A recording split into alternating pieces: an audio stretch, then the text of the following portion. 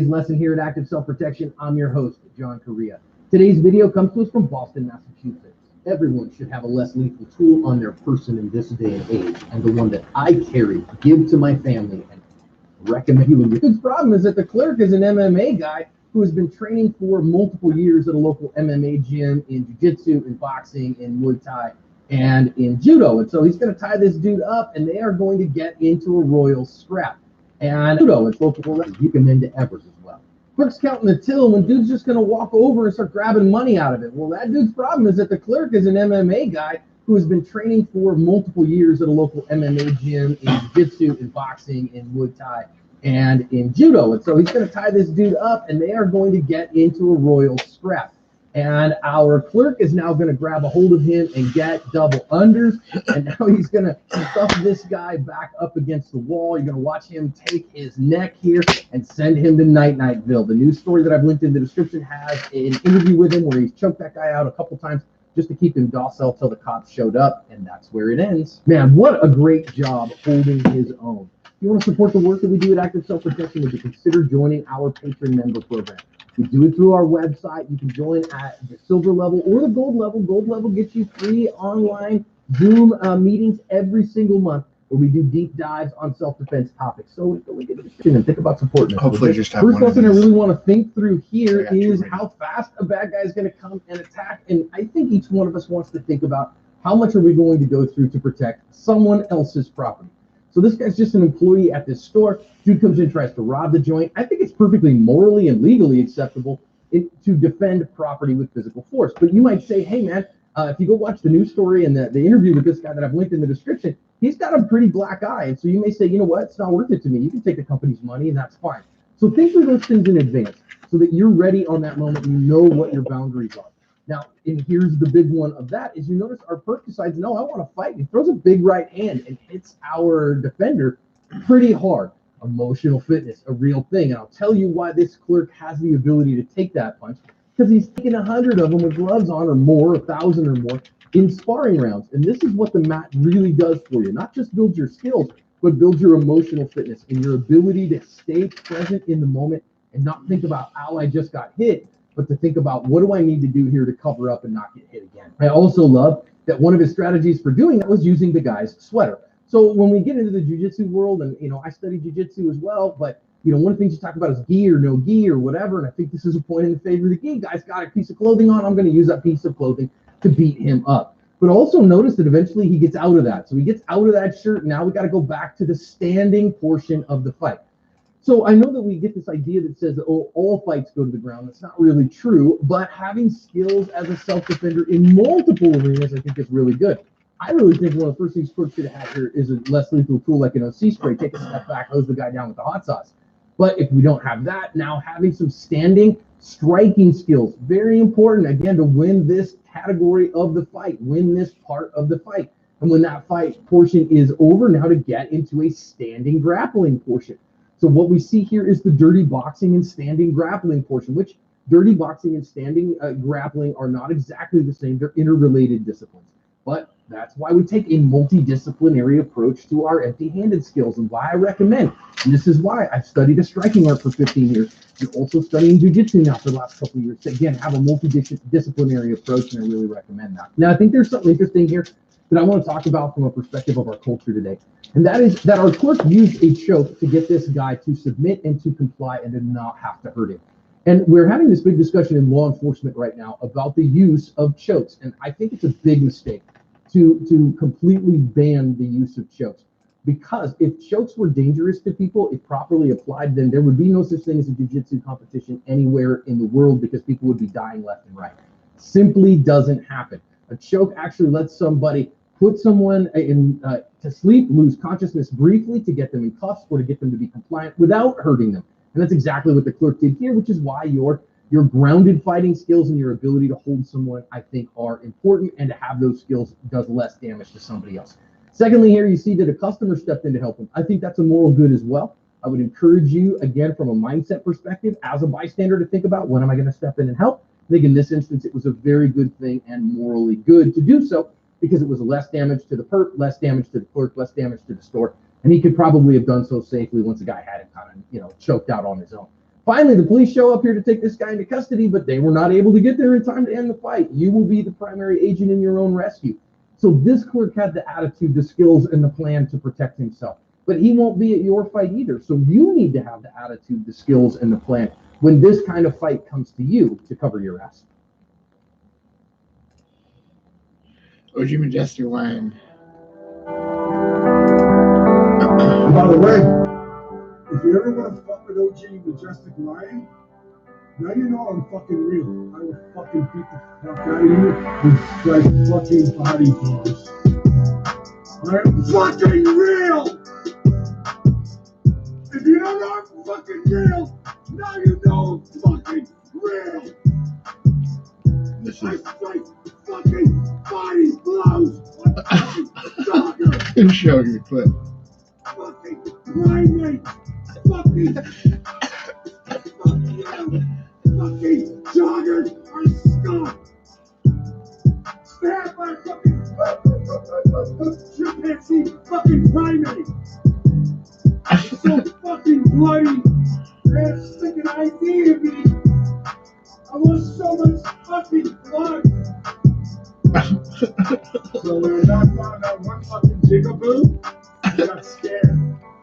I knocked on that fucking jigaboo 2 times. That's when he pulled the fucking knife on me. Because he knows you can't fucking fuck with OG Majestic Lion without a fucking knife! If you see a fucking jogger, they're all fucking filthy fucking criminals and violent fucking scumbags. All fucking joggers are fucking filthy fucking losers. Fucking mega fucking joggers! That fucking ape! That fucking shit fucking jogger! Thank God you are okay, brother. Nice punch to the joggers, yo. You handled yourself well.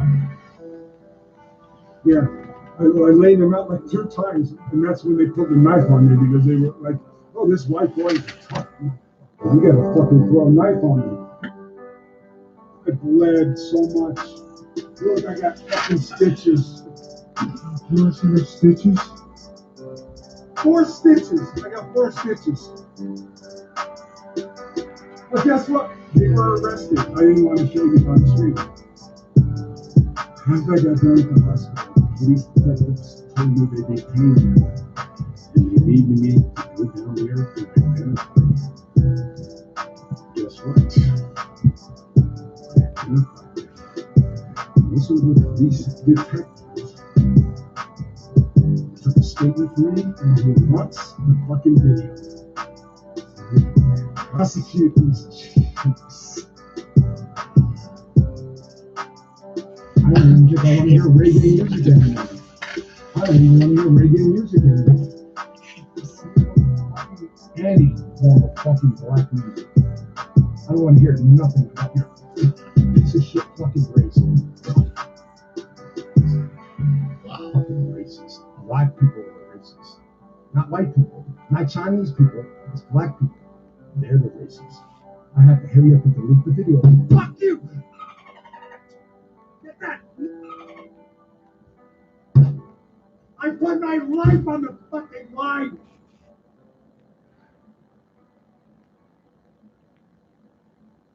Wow. Wow. Quite the masterpiece. This channel doesn't have any content. What does it say? This channel is not going to go to videos and I got tons.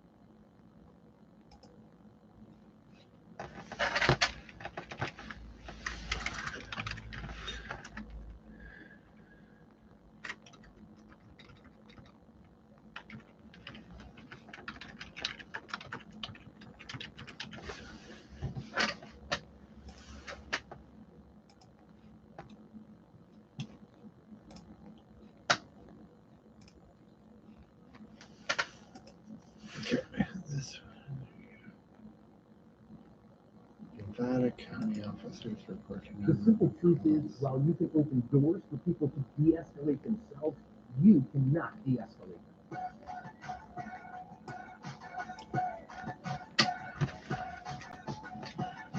Hi, everybody. Welcome to today's bonus dash cam lesson here at Active Self-Protection. I'm your host, John Correa. Today's video is actually two different dash cams out of Nevada County in California. Now more than ever, you need trusted coverage to help you win them. Offer discounts on older plans at the link in the description. A press release from the sheriff's office, and you'll see that this woman is walking down the street, kind of the middle of the road, with her two young children. It's cold outside. They don't have coats on. Somebody approached them about a missing dog they had found, and she acted really weird towards them, and she knocked on a neighbor's door and was incoherent towards the neighbor. And so both those folks have called 911 because the woman has stormed off with her children and is acting incoherent and is walking down the middle of the road. So deputies respond. We have badge cams. I do want to warn you, it gets pretty loud here. I've moderated the volume, but let's listen into the badge cams. You're not in trouble or anything like that. I'm not going to touch your baby, but I need you to put your knife away. Tell me what you're going to have a knife. Don't point you have a knife. I'm not going to hurt your babies. Hey, I'm not going to hurt your... I'm not going to... Everyone knows every single thing, Hey. every single name. Hey. We haven't seen my babies. Okay. Everyone in the whole world. Listen. You're not. Yeah, Beware graphic content. Here's what I'm watching.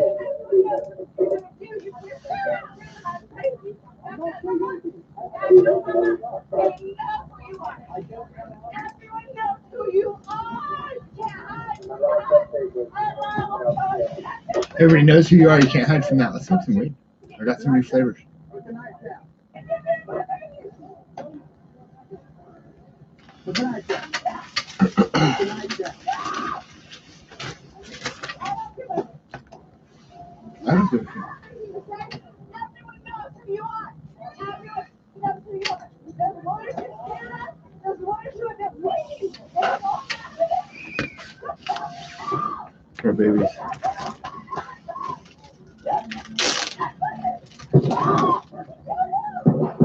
Holy fuck. What is that? Oh shit. Shit, she was going after him fast with the knife.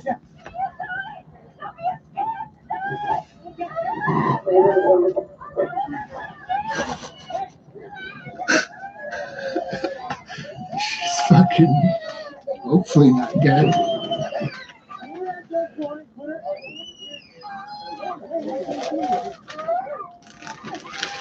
They grabbed the kids just like she didn't want them to. Oh my god.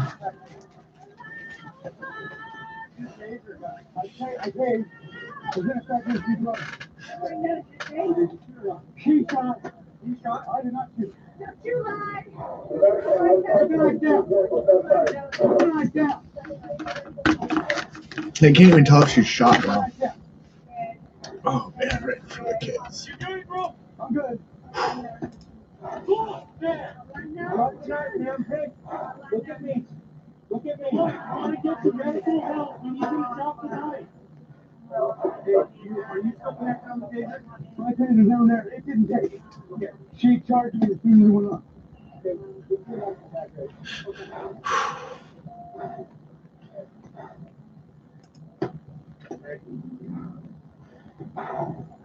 Put the knife down. Put the knife down. We want to get you medical help. Yeah. Hey, inside my bag, the water bag is a green little bag. Sit down. Lay down. Put the knife down. We got some new flavors. New food. I don't have gloves on. Yeah. Run her back.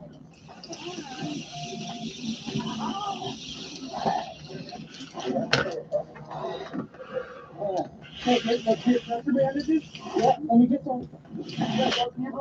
Yeah. Officers did everything they could to provide emergency medical aid to this woman. Unfortunately, she did not make it, and there's a lot of lessons coming from this.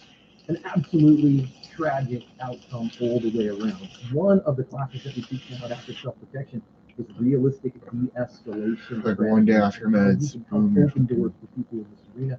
Hit the link in the description below. It'll take you to my website, and you can find out when we'll be in your area. Pretty soon here in 2021, we're going to do it as an online seminar as well. So keep up with us on that. Let's think about lessons. There's been some backlash on this one in the community because they say, well, wait a minute, where was the community response team on this one? Well, frankly, it's not my favorite flavor, the community response team wasn't available that day because of budgetary constraints, and I think that's a problem. And I think maybe a crisis response team or a community crisis team might have been a better solution in this particular case, but that's not the officer's fault. They got to respond when they're dispatched, and again, look after the welfare of this woman and her children, who apparently had some problems with the shelter and all kinds of stuff. Now, I think that the officer does a good job here. When this woman pulls a knife, and he does a great job here of moderating his tone and saying, ma'am, I don't want to hurt your baby. I just need you to put the knife away so that we can talk. And I think that his tone was very respectful. But I know me at 317, I'm addicted to this situation. A couple other things that we really want to talk about as a perspective shift to the other dash cam is that I like the fact that he gave some space here. When we talk about realistic de-escalation strategies for police officers, one of the things we want to talk about is maintaining discretionary space and time when you can. Now, again, you can't de-escalate somebody. Only they can de-escalate themselves. However, you can provide some space so that you have discretionary time to continue to talk. Now, clearly, when this thing gets going, this woman is high emotion, non-compliant, and contaminated thinking. And so you've got to respond with crisis communication in this case. That is trying to establish some contact with her, but getting her to put the knife down. She's not listening. She's not responding to what you're doing. So sometimes you've got to use this kind of crisis communication. You know, you can put the knife down or whatever. I don't want to hurt the children. I want to be here for you. But sometimes even asking someone's name, giving them your name might help in that case. But when you're seeing a high emotion like this, really difficult. Again, I think the officer did a really good job here of backing away, giving some more time and some more space, kind of thinking she's not really a danger to her children, but she can be very quickly a danger to the officer. My sponsor tape, 12 years old, did a pretty good job of maintaining space with each other, having one officer on less lethal, one officer 2004 on cover. And I think that was really good because of the volatility of the situation. You got to have less lethal. You know, if you're going to have less lethal like a taser out, you got to have the lethal cover. And so I think he did a fine job with that. I should show the content for us to think about as she turns around here is the effectiveness of the taser. We see taser fail all the time on camera. It's not a unilateral solution by any stretch. And again, she's turning on him and jumping in with this knife. So a couple things. You got to recognize, officers, that when you use a taser, you have escalated the conflict. It's not going to negotiate much anymore. Now, I'm not saying that that's an escalation. I guess I should say that very well could escalate the first. So use it when you need to, 100%. Just recognize that it's kind of a definitive moment. Number two, you're probably not going to get prongs inside that coat. That jacket is not going to do it. Best bet is probably to try to get them both in the thighs. Very difficult. Now, the officer's on lethal cover here. Is he justified in his actions in shooting her? I think the answer here is 100% yes. She's charging his partner with a knife. He is lethal cover. His partner has a less lethal tool, doesn't have a gun out, shouldn't have a gun out. So absolutely, he has to protect his partner. This woman is a deadly threat to his partner in the moment. So this is kind of the justification of deadly force. Although, of course, it's terrible, right? Her children are around. She's having a crisis. Nobody wants to do that, least of all the officers. But you got to do what you got to do in the moment because the first action is determining your action. Now, as she keeps going, we see the officer that is on the taser do something that I think is really good. And that is he turns his feet to run. He doesn't try to back up. You are never going to backpedal as fast as someone is running. And therefore, when you go, okay, wait a minute, she's got a knife and she is charging at me and my tool is not working, that's the time to turn your nose in the other direction and run hard. And I think that the officer did a good job of that in the hope of buying himself some time, whether that's to get his gun out, let his partner work, or those kinds of things. You got to know when it's not time to back up anymore, and that's kind of like playing quarterback in football. Now, we saw here, if you're listening on the badge cams, that we heard here 2 quick shots, a hesitation, and 2 more quick shots. And I'm sure some people are asking, why did he take those last 2 shots? I'm speculating here. And I know it's speculation, so hear me on that. But I'm almost positive what we had there is we had 2 shots and then a trigger freeze. In other words, he didn't let his trigger reset all the way. Because if you look at the cadence of his shots, the first 2 shots are the exact same cadence as the second 2 shots. And it's split by a median that would be a 5th shot. So my guess is he tried to take 5 shots and one of them he didn't reset his trigger, and that's why that is there. So he didn't, pause to think about what he was doing and going. He shot until she went down, and one of them was a trigger freeze. And when she did go down, he stopped, and I think that was the right answer. Now, next thing here, I think this officer shows some heart here, trying to get the kiddos away, trying to keep them away from the problem. Of course, they're distraught. They just watched their mom get shot. But I think these deputies did a pretty darn good job of trying to get these kiddos to a safe place. And also think about the bystander who came out of her house here, let me help these children. Dangerous to do, but I think very morally responsible to do, and I'm glad that she did. Now, of course, the officers have to get her to drop the knife and approach her while she's still got the knife, and she's still yelling at them and those things. She's a danger to herself, to everyone else. They don't want to shoot her again. So as soon as they get her into custody, they're going to start first aid on her. And I think these deputies did a fine job of that. As soon as they could get her into custody, because they got to get the knife away from her before they can safely approach her. And as soon as they have that, they do their best. And that means they had to have their medical equipment in their patrol cruiser with them, which they did, and they used it to the very best of their ability. So I think, obviously, friends, this is a terrible outcome. This isn't the kind of outcome that we want to have in this situation.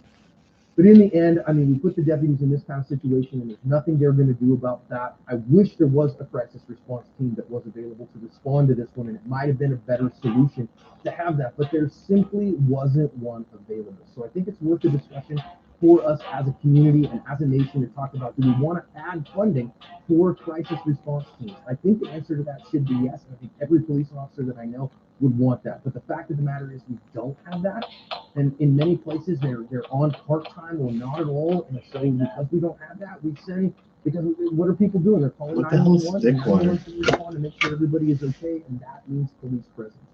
And unfortunately, outcomes like this happen when we do. So let's think about that. I think our answer is not to defund police, but rather to add funding for things like crisis response teams and add more for that, so then that way they can respond. Is used for patients with gag reflex issues, swallowing water down the correct tube. It's really terrible, friends, and I think everybody says that all the way around. And again, I hope we pray for this woman and her family in particular.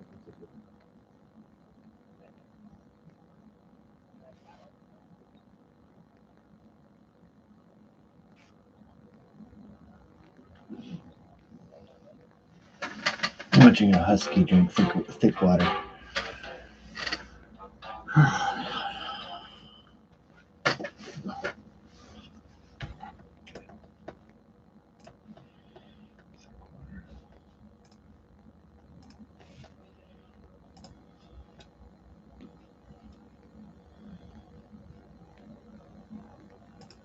Man, that was... There's a rule that we see on the main channel all the time. If you see him press the trigger on the gun, he is willing to use it when he's pointing it at you.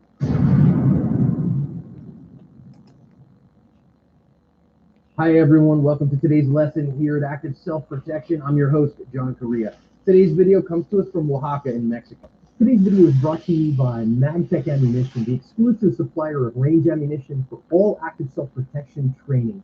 Get yours from Lucky Gunner for fast shipping and great prices. So I have no idea what the argument is, but look on our left here. Guy in the red hat and shirt is our big perk.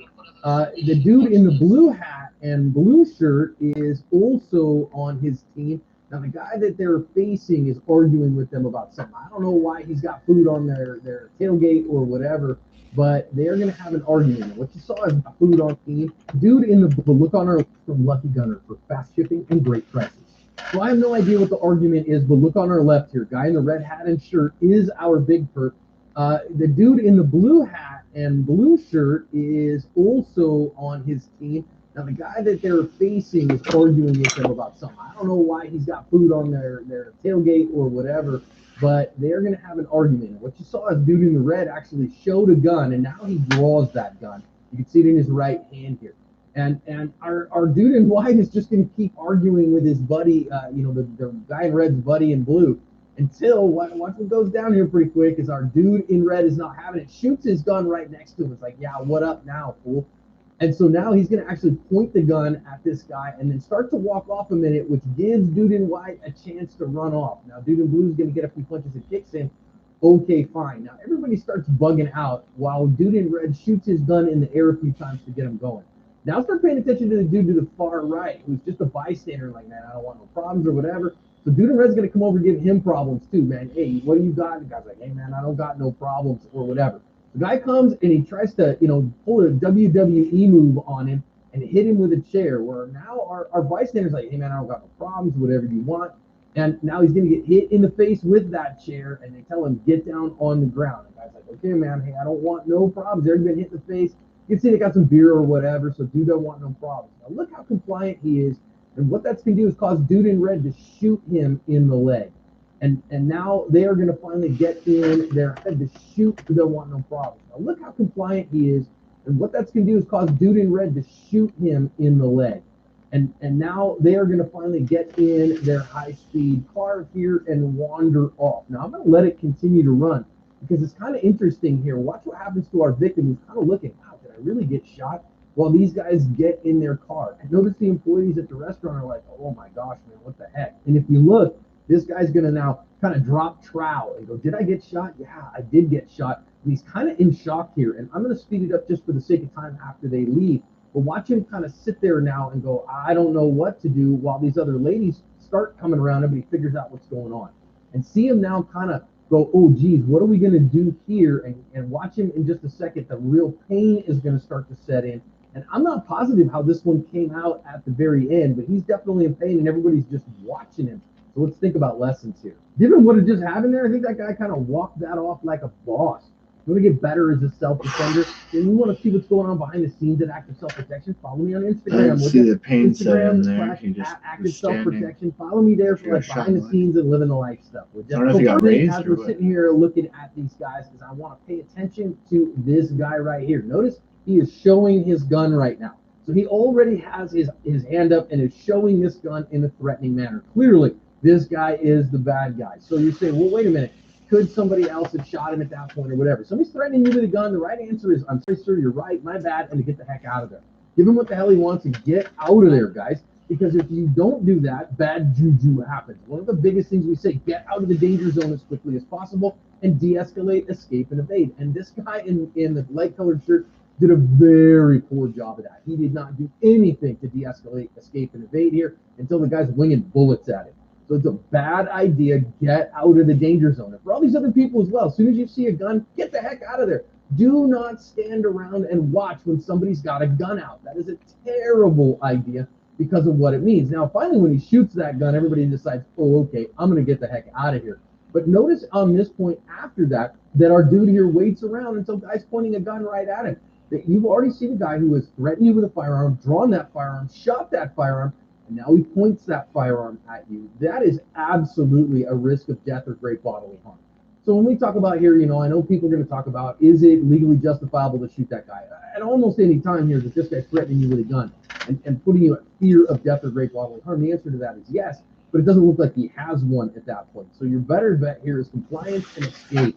It's probably your best bet in this instance, and as soon as he gets the opportunity, he does. Then he's going to get some slaps and hits him. Okay, fine, whatever. If this is how dangerous this is, you guys shooting up into the air simply to scare those guys. It's intimidation tactic. Now, that's obviously also incredibly immoral because those bullets are going to come down somewhere. It's a risk of death or great bodily harm to someone. So we'd never do this as good, sane, sober, moral, prudent people, but then recognize you are not among good, sane, sober, moral, prudent people when this goes down. Get out of the danger zone. Now, this secondary guy over here on the right, same thing. I think our big lesson out of this one is that compliance by itself does not guarantee your safety. This guy is completely compliant. He literally does nothing other than try not to get bumped in the face with a chair there and gets down on the ground like they want and gets a gun pointed at his head. This dude who's already shot at other people and already intimidated other folks and like, oh no, man, and he has been completely compliant, but compliance does not guarantee your safety. One of the reasons that I say here, I want you to have options. I want you to maintain your tools, because what happens there is, my guess is that our bad guy wants to do the same thing to him that he did to the last guy, shoot next to him to intimidate him and show him that he's lost. But what he does instead, because he's intimidated, he's bad with firearms, is he shoots him right in the leg. That is absolutely great bodily harm, and again, that is aggravated assault, maybe even attempted murder. And assault, probably a bigger charge. And now listen, what is that guy going to do? The answer is nothing. His answer was he needed to get out of the danger zone as soon as the bad stuff is happening, because he's stuck right where he is, and he wants to get out of there now. Now, big things here.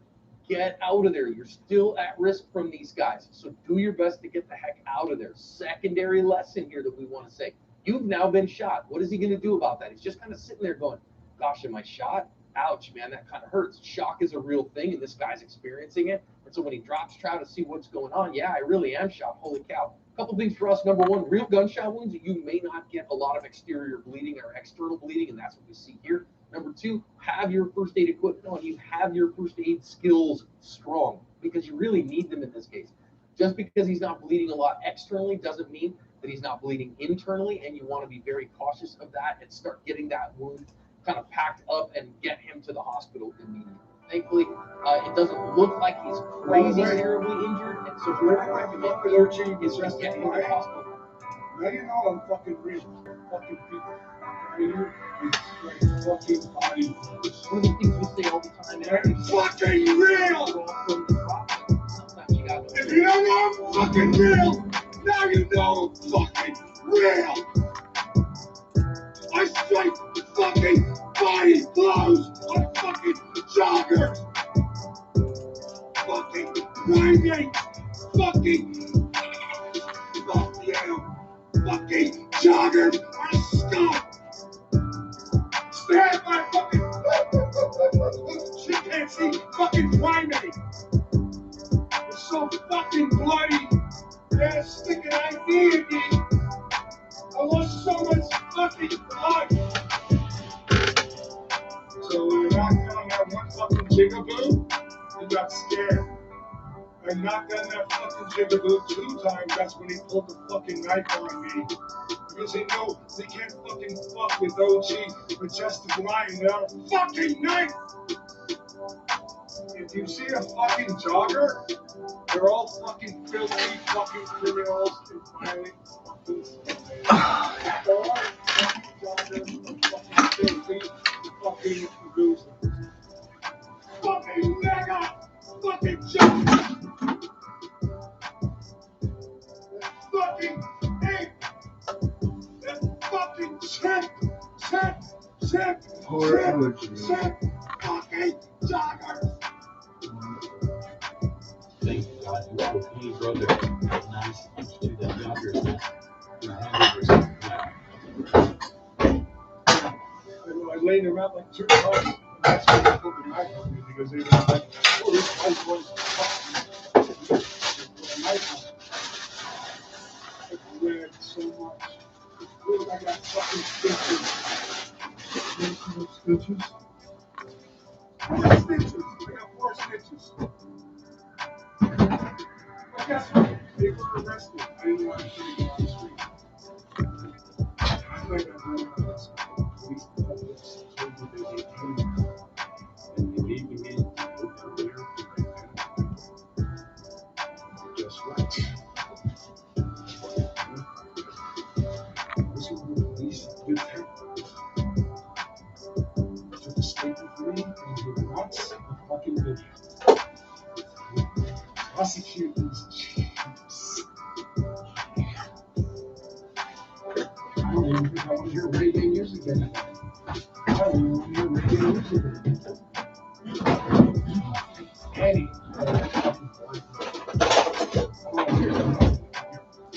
Piece of shit fucking racist. Fucking racist. Black people are racist. Not white people. Not Chinese people. Black people. They're racist. Ah, fuck up. I have to look at the video. Fuck you!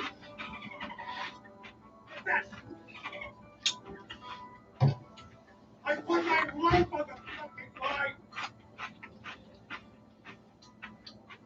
Put my life on the line.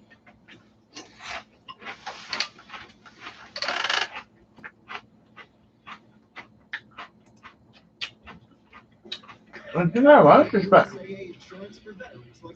must have spaced out. Watch a funny one for all these dark videos you're watching. What you're made of, we're made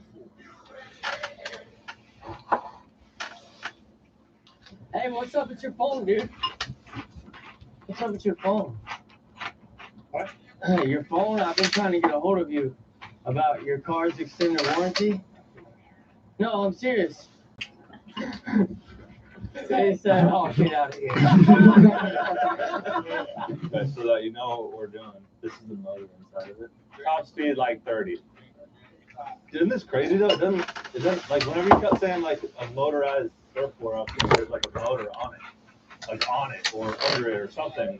And look, dude, look how thin it is. Get Surf isn't sponsoring us, by the way. Oh yeah, we should cover all the labels. No, it's sick that they even made this board. That's awesome.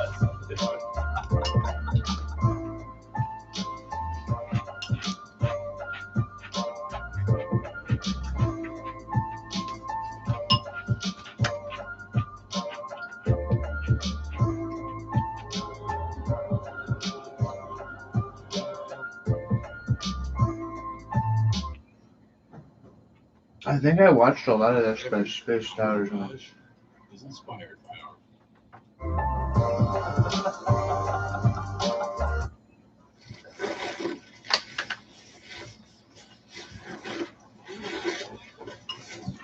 Hey, is your phone broken? I've been trying to get a hold of you for your car's extended warranty. I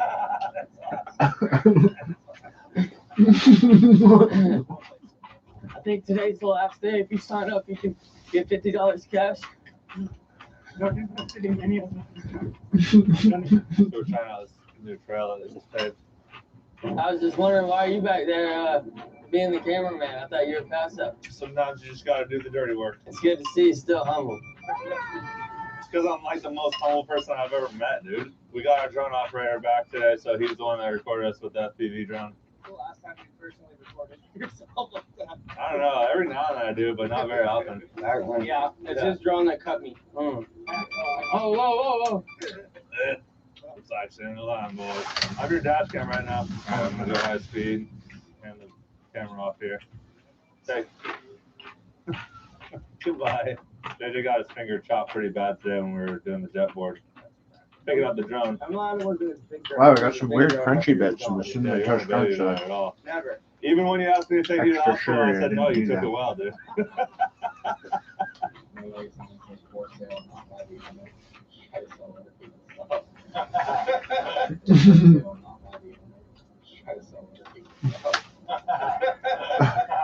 For sale, not by owner. Just all that.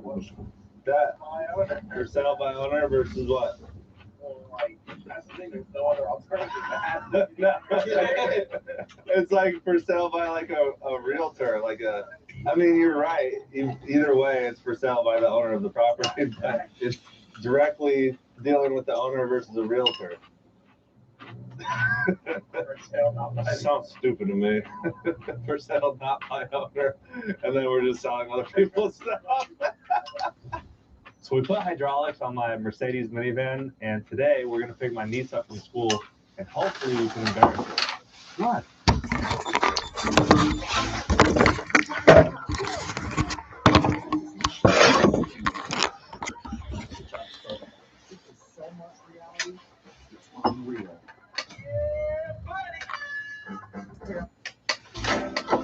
So let's lock it up, boys. They put hydraulics on the thing. Oh my God.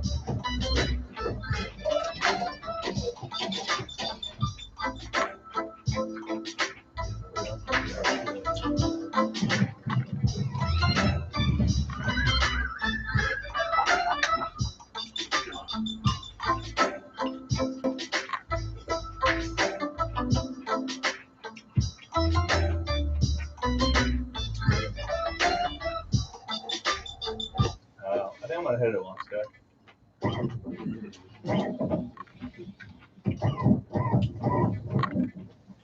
Do we need to tell him to pick up load? Yeah, or we will here in a second. He's picking up his kid, trying to embarrass him. Hey. Look. It's okay. Come on. Shut up.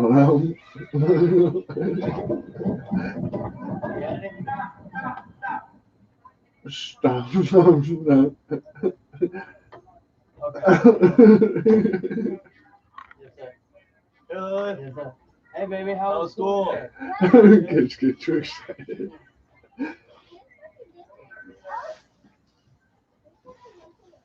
Mm-hmm. Oh my gosh, stop. It's okay. Should we bounce a little more before we leave? No, Yeah. that's in You're here. not gonna like it. Stop, that's in here. No, stop. We have to go up. We have to go up to drive. Really? Yeah. Go up. Go up.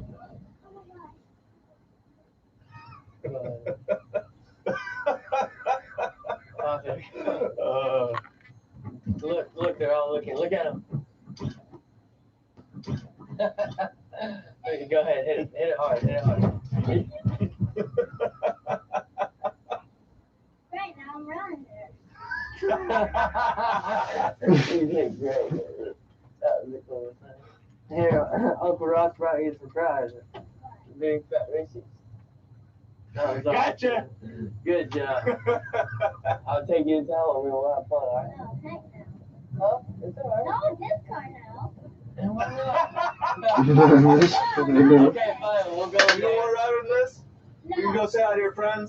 no, no, Come on, it'll be fun. Your friends will no, think it's cool. no, no. I guarantee you, tomorrow you go to school, they're gonna be like, dude, is that your van? Yeah. I never got pranked this good.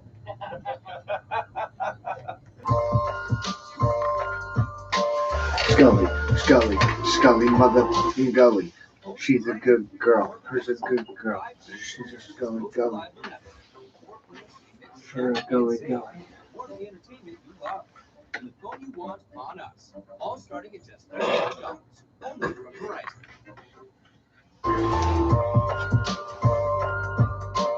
Where's a Scully? Where's a Gully? Where's a Scully Gully?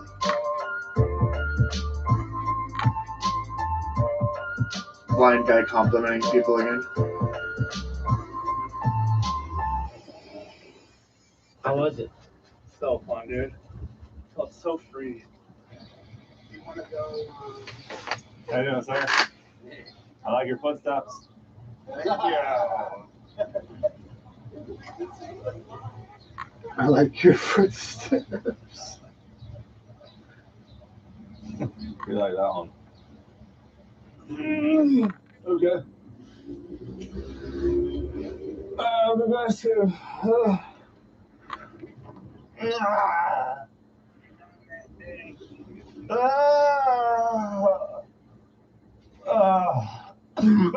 That was a great stretch. Holy cow. It's not stalking myself to watch my story. What the heck? I don't know why people say that. Not to be creepy, but I've seen a lot of your videos. What do you mean, dude? I think I'm creepy. I looked at a picture on your Instagram. Oh my god! Oh my god! I like one of your photos.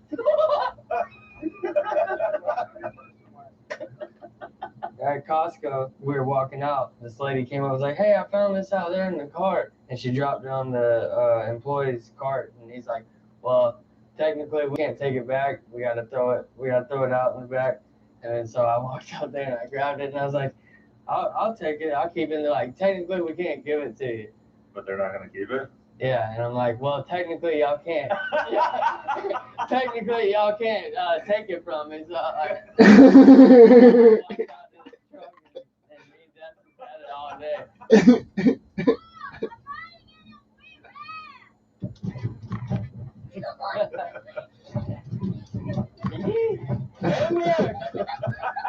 Amber. Yeah,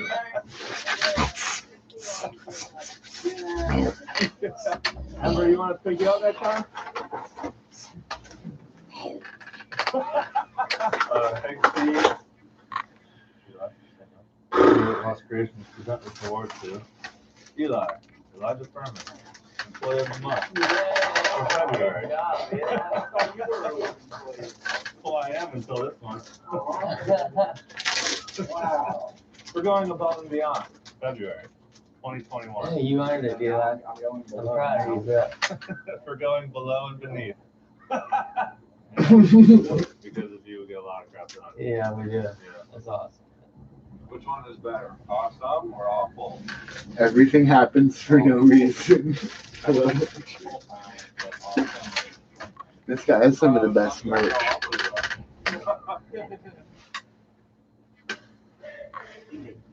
Yeah, some of the best merch. Make the most of your space and money. That's why Unity is easy to cover the stuff you love for as little as 33 cents a day. USAF, which you may not work Where's Hoverboard? Boy, you're adventurous. Stop bullying me. I'm bigger than you. Yeah, I don't joke about your weight. But for real though, Eli has lost 25 pounds because he's been on a diet. That's freaking great, dude. It's been 2 weeks. Yeah, Don't joke about yourself. Let us clap for you. Don't clap for yourself. That's actually really cool, though, dude. Good job. Don't clap for yourself, but we'll clap for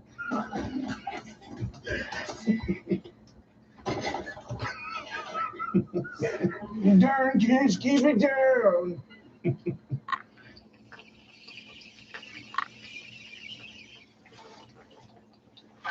Oh man, he's got some great content.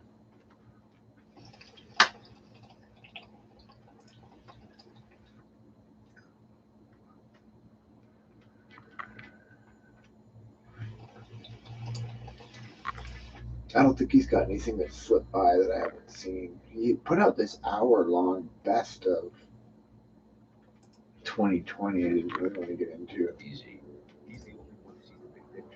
Oh, look who's still alive. Milo, sleeping in a little ball.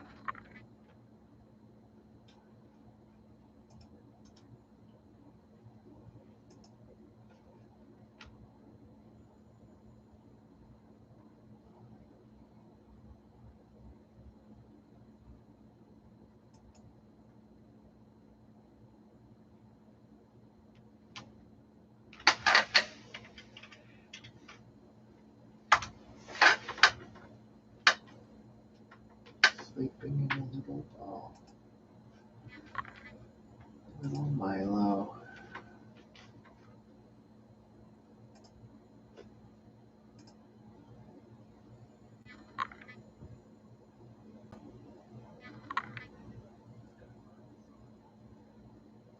Fuck this guy.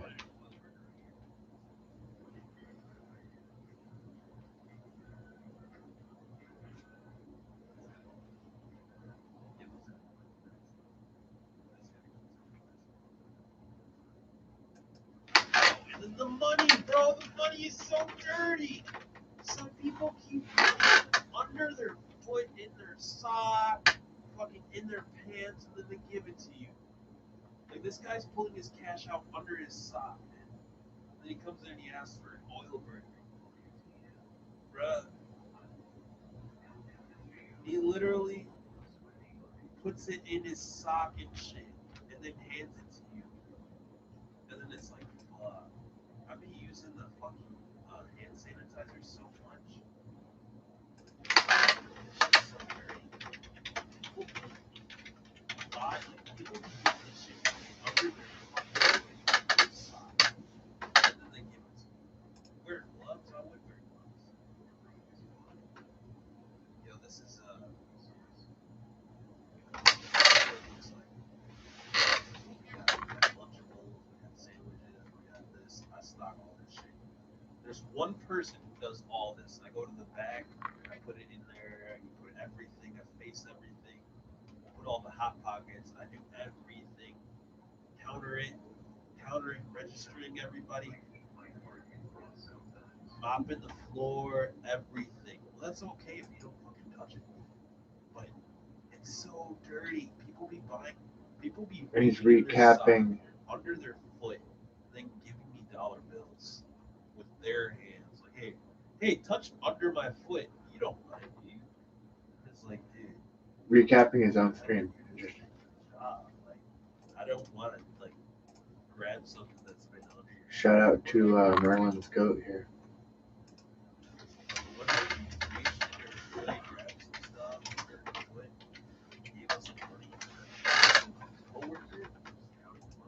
Thanks for coming in, guys. It's nice. Nice to not be on zero.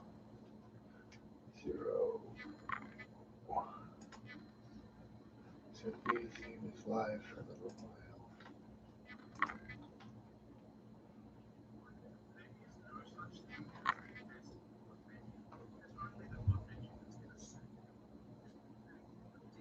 while. Quiet stream.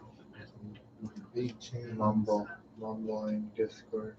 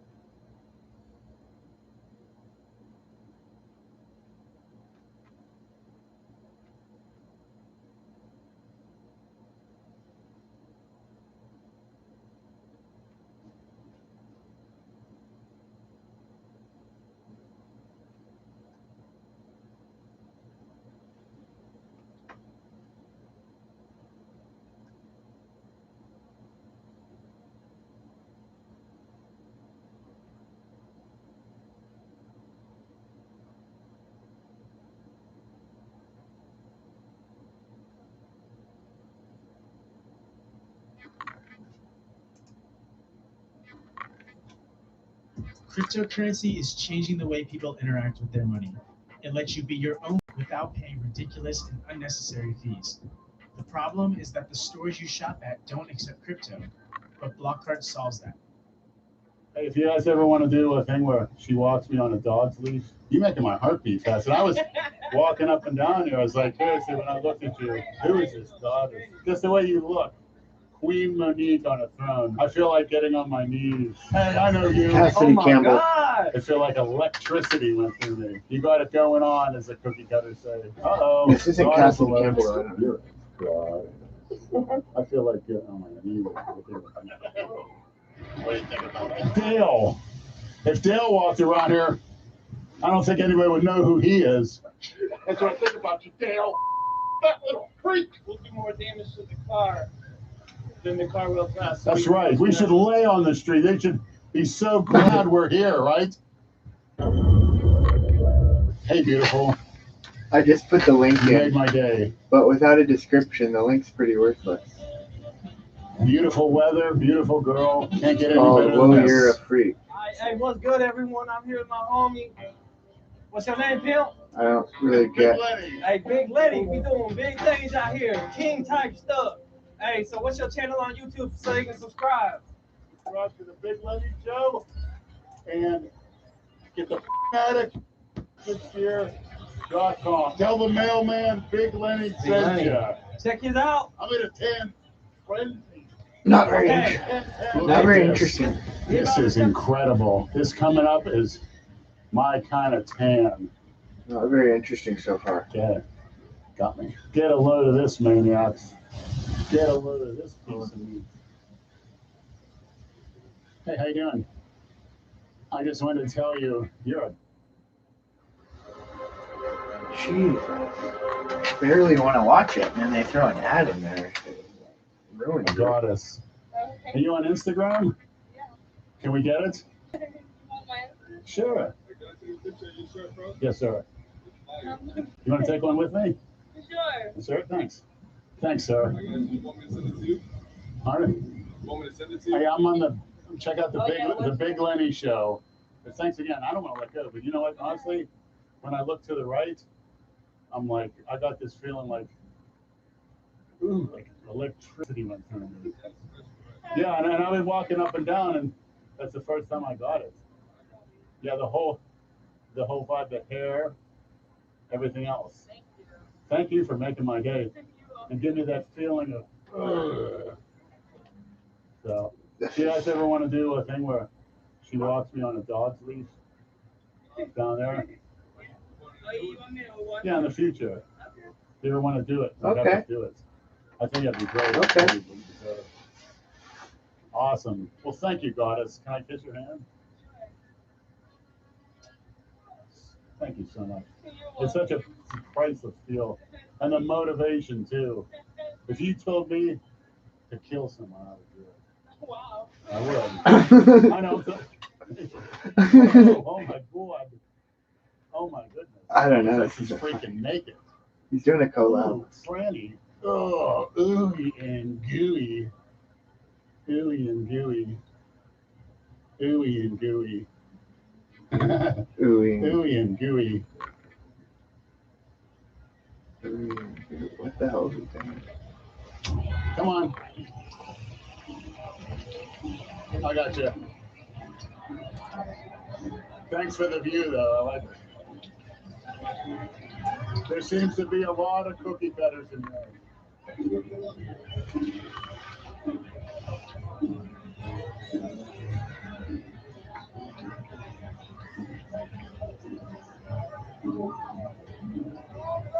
People are pointing and looking like crazy. Pointing and looking. Cookie cutters. Where are the gals? Rob, I'm going to walk this way. There's no girl. Whoa. I see something I really like. Well, hello, hon. How you doing? I actually had to walk by. I like your look. Oh, thank you. Cryptocurrency. This isn't funny enough to be watching ads. So what are you doing down here? I thought he was going to be calling people freaks. Who calls people freaks? Wow, a southern girl, a southern belle. Really? What part? Oh, what's your name?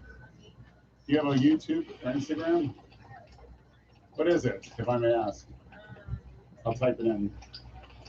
How long are you going to be here? Oh, well, you'll be coming back, right? Yeah. Good.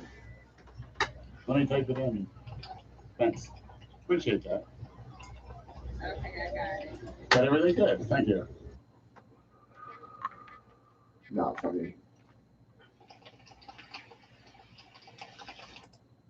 Looks like Milo's moved around a little.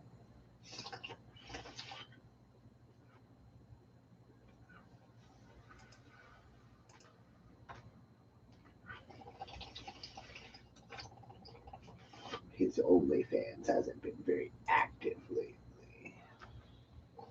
Got him.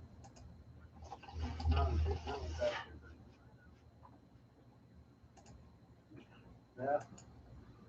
This is the first time he's been put under, because he has to be put under to actually get his butt shot.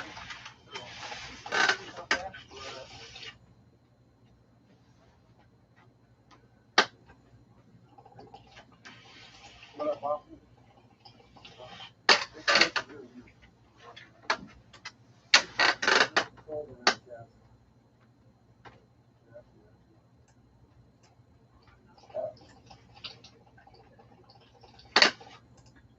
Whatever.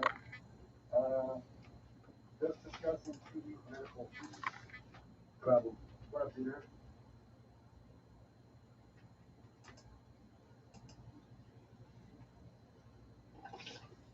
Yeah, see.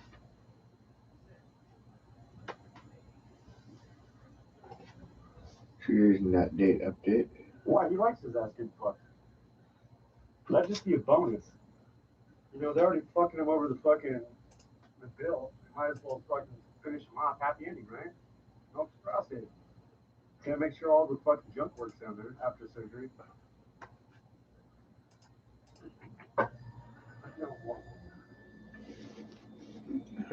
What up, you guys?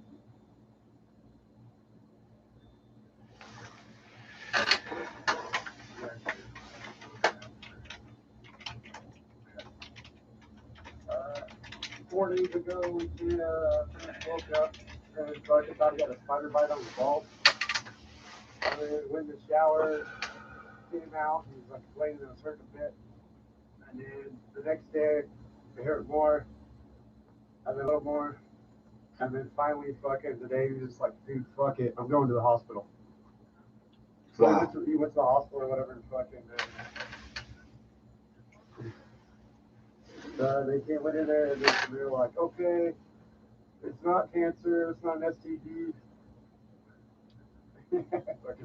He's like, it's not cancer, it's not fucking STD, it's not this, it's not that. So pretty much he's determined it's for sick or whatever, fucking an absence or whatever. Shit. Anyway, it's a clump of fucking, like when you get an ingrown hair, it's crazy. So yeah, first been pregnant. So then from there, he came back, and they're like, when he was at the hospital, they're like, well, we could transport you through helicopter. $100,000. Just for fucking flying 45 minute ride. I would think how fast you're going. Then from there, like, My day was good. I went on a night ride, and I did an IRL stream out in the woods at night, and it was really dark, and it was kind of pointless because Red Bull. It was really hard to see anything on Red Bull, give my balls wings. the video. It was really hard to see on the Fucking, stream. yeah, so there's But many I like think came I back after that. An IRL yesterday, that was really good. Head out in the pit, blah blah blah. So And I think I did an IRL earlier in the day that was really going good. on, and then pretty I much forget. had family members drive them up to fucking the next city over. Yeah, so they can cut his nutsack open, drain the cyst, or whatever, and then fucking repatch him back up, I guess. Yeah, but at least not nut cancer. But he's all happy. He's like, yes, no STDs.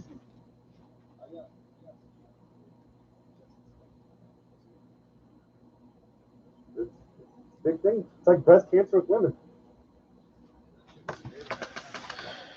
I just woke up.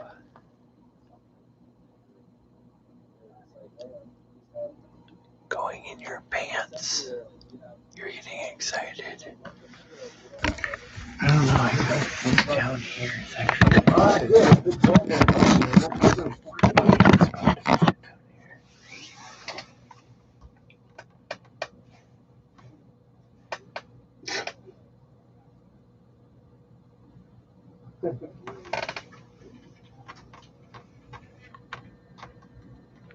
What up, you guys?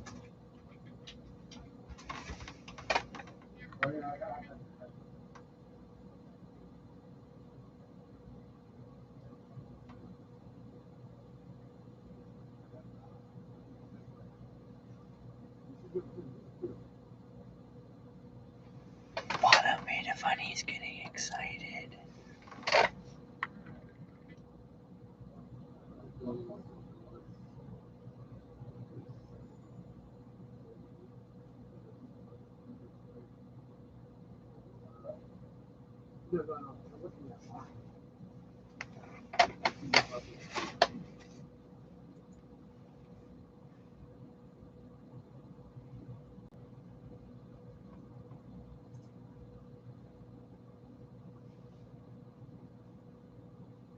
It's live right now, that's kind of fucked up.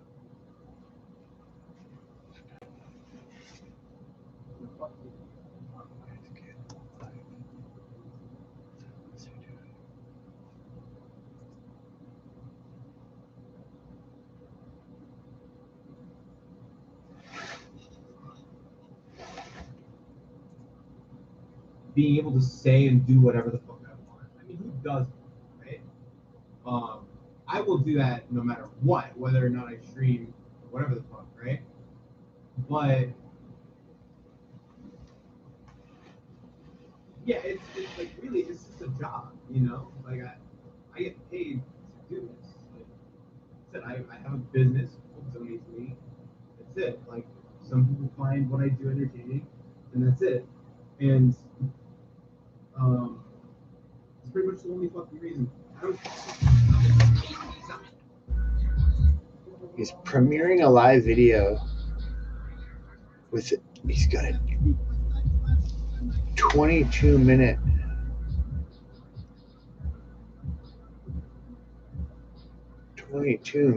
intro. Your neighborhood is just a payphone. I do not get caught. Cause a bunch of advocates do as I say, so I haven't taught any of these rubies. Feel them cause I'm not. I am a god. That's how I feel.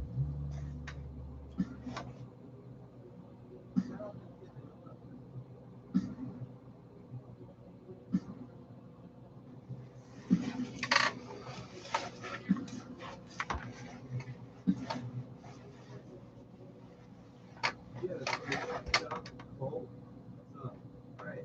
Look, this is very specific. As we all know.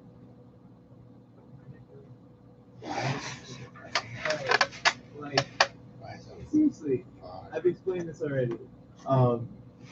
First off, why the fuck is my name everywhere? Secondly, why am I getting a message to my buddy being like, you need to do public live titles? You might have heard about me on No Jumper, and it's all true. Okay. Yeah, I mean, like, fuck, I gotta watch this shit. I'm gonna. Yeah, you all know that I fucking hate Aaron. You all know why specifically. Oh, he got on from Aaron Carter's shit? Oh. Leave me the fuck alone, right? I don't give a shit. Being famous is gay. Aaron is a pedophile, and yeah, I mean, keep saying my name, but so let's go through this. I'm having a great fucking day today, and I'm hanging out with my boys. We're gonna have a fucking victory night after this. I'm litty as a fucking titty.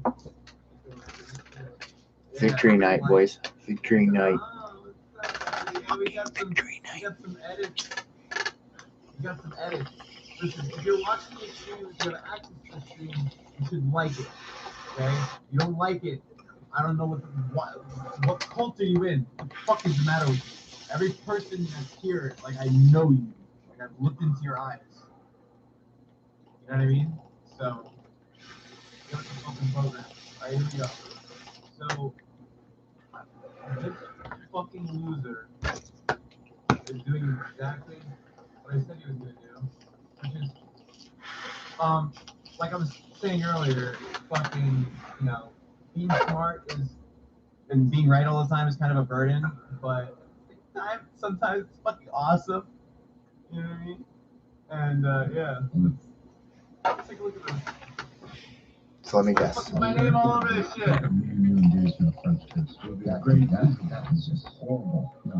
Do you know why that's horrible? Because Aaron would much rather make out with me.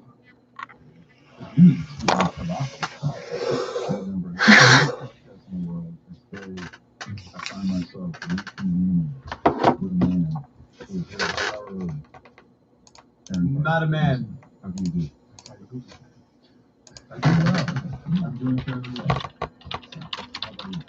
Right, yeah, so for context,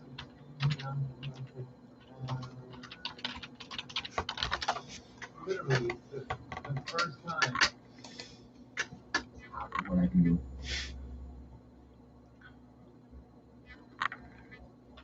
Aaron Carter on top. Aaron Carter.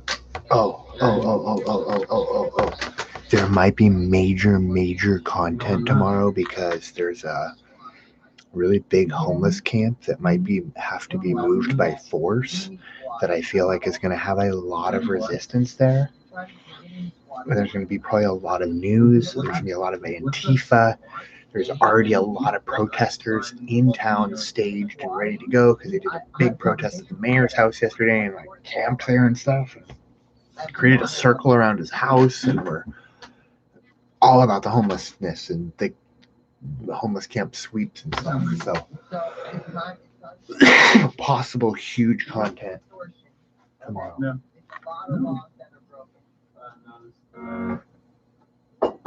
You sought me out. Remember that?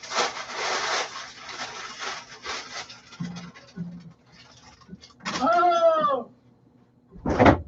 Aaron, we back, baby. Wait! Hold on! Hold on! Aaron commented on my live saying you look like you're on meth? Wasn't he crying on No Jumper saying, how do you feel when they say that you look like you're on meth? Or you look like you have AIDS or HIV? He's literally saying I look like I'm on meth! Hello? Are you fucking kidding me? Okay, anyway.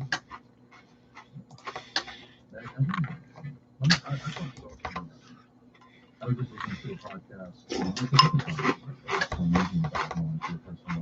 was just listening to this podcast with Stephen Pressfield, who's an author and a big fan of him. I hate how loud he is and how. Doing well in the chat. You're getting me squatted. I have all the proof. You know what? I find myself reconvening with a man who's here a half hour early. Not a man. How do you do? I do well. I'm doing fairly well. How about you?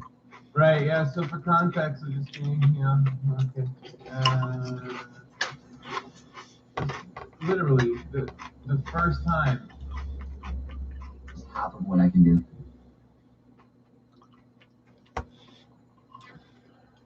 Eric Carter on top. Eric Carter. Aaron. No, I'm not. Again. Doing well in the chat. You're getting me squatted. I have all the proof. You what? You're getting me squatted. You're working with Ice Poseidon. Ice Poseidon. What? A and B, fuck Ice Poseidon, Albino. Squatting?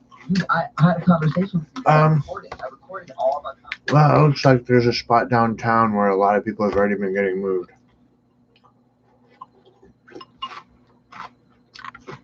Like a big empty lot.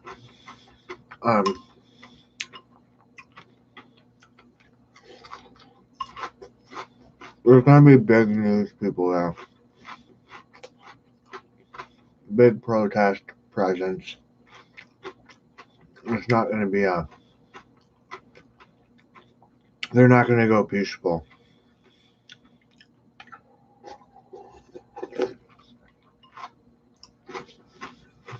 So apparently there's a couple of rules. People can have small camps. They can't have these massive ones that are like hundreds of people there's what's happening. Because shit's getting out of hand. There's propane fire explosions. Multiple sexual assaults on young children that were near the camp.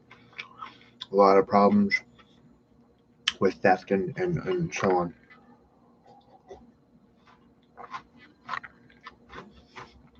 Not to mention it's COVID. There's no bathrooms. It's just a dangerous situation altogether.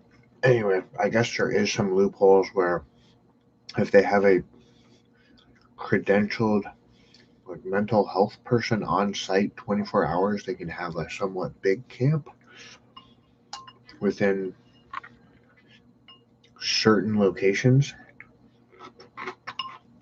So what happened initially was there was like this protest camp at City Hall, and it got moved to like another spot in town, and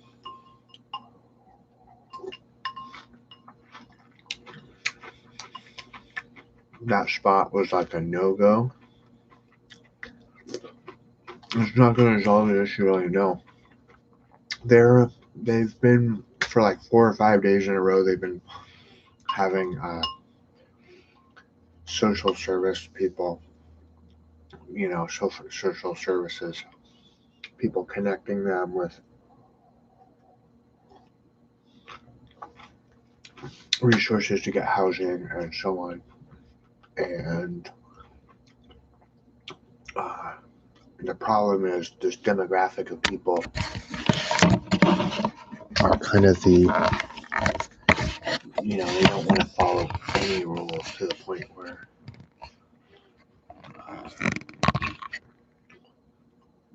you know, they could get an apartment, but I don't think they're like. It tends to be a lot of this demographic, and I mean, and I'm not just assuming that. This is like coming from notes out of city council that has acknowledged these are like habitually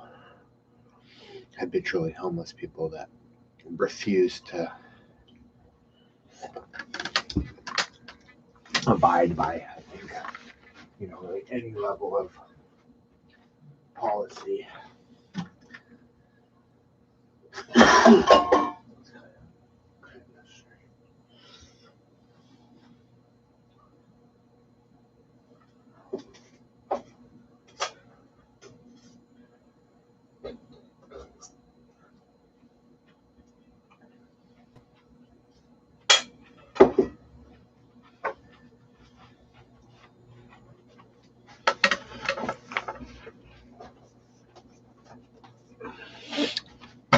And there's tons of people from like Seattle, Tacoma area, down to those bigger cities that have been riling up, and people as far as Portland, I guess, are coming up to different protests just in the recent past.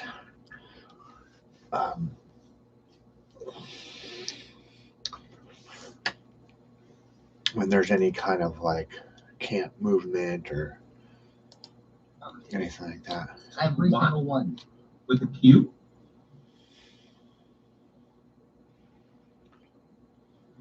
So it's time to put a stop to this. It's extortion, okay? No. It's a lot of laws that are broken. No, this is you sought me out.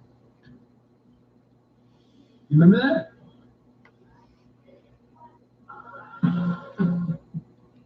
Oh! Aaron, we back, baby! Wait! Hold on! Hold on! Aaron commented on my live saying you look like you're on meth? Wasn't he crying on No Jumper saying, how do you feel when they...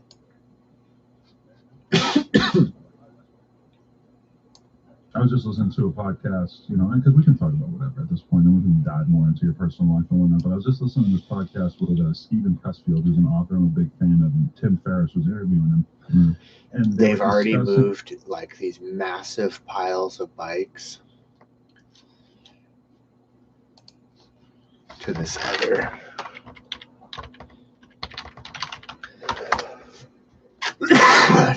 location. Really bad.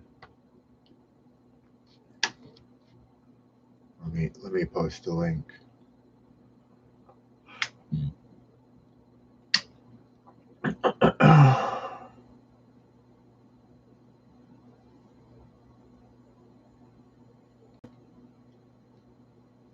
If you're missing a bike, you might want to check your 215 outposts.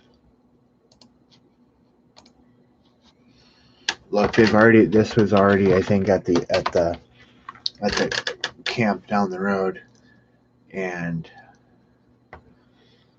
this has already been moved to another place across town. If you look at this, if you look at that picture, and if you look at the second picture and zoom in, you'll realize in the background, oh my gosh, there's the bike park.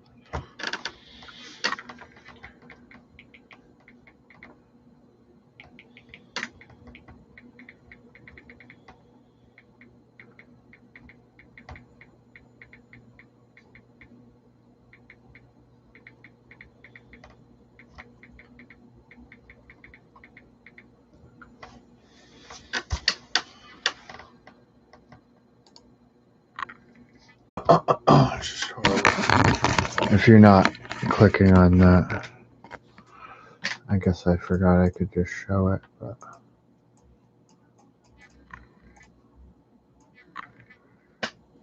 so there's the bike park, and here's tents already being set up in the middle of a parking lot. This big blower that somebody took and put left in the middle of the friggin'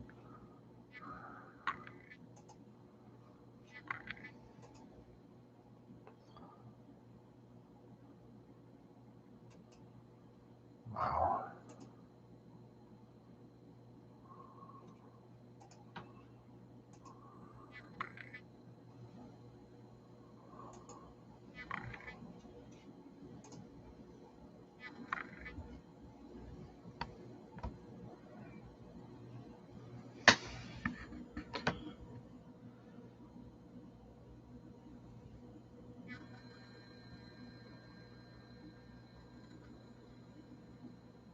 Message retracted.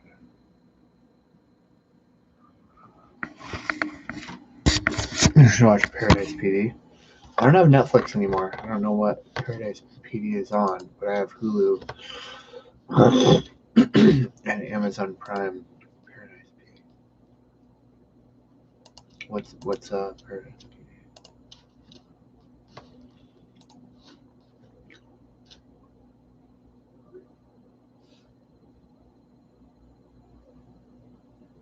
I'm gonna be real. I'm kind of tired, but I'm still watching shit. So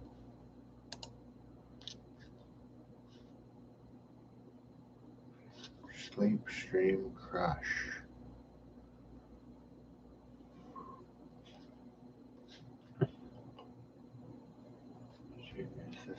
It's just in a ball. You don't want to just watch Milo together? Let's watch Milo.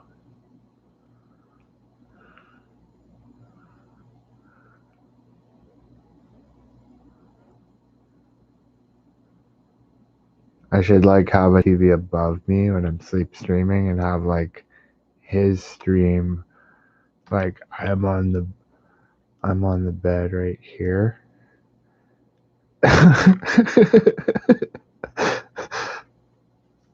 And the TV's like right here with his stream on it. That'd be the perfect angle to line up. It would be like the best collab. Until he wakes up and gets frisky.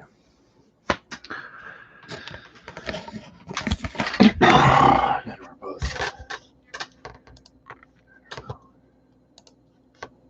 saying this theory that I found very interesting. And 2 more seconds of when you wake up in the morning, the directive of this the until thing that Gabe you're will trying start to do screaming again. before you start to be creative or get into your stuff that you want to do for that day is you're trying to create keep your enemies succession closer. of little successes in the sense of like He's the competition. You brush your teeth.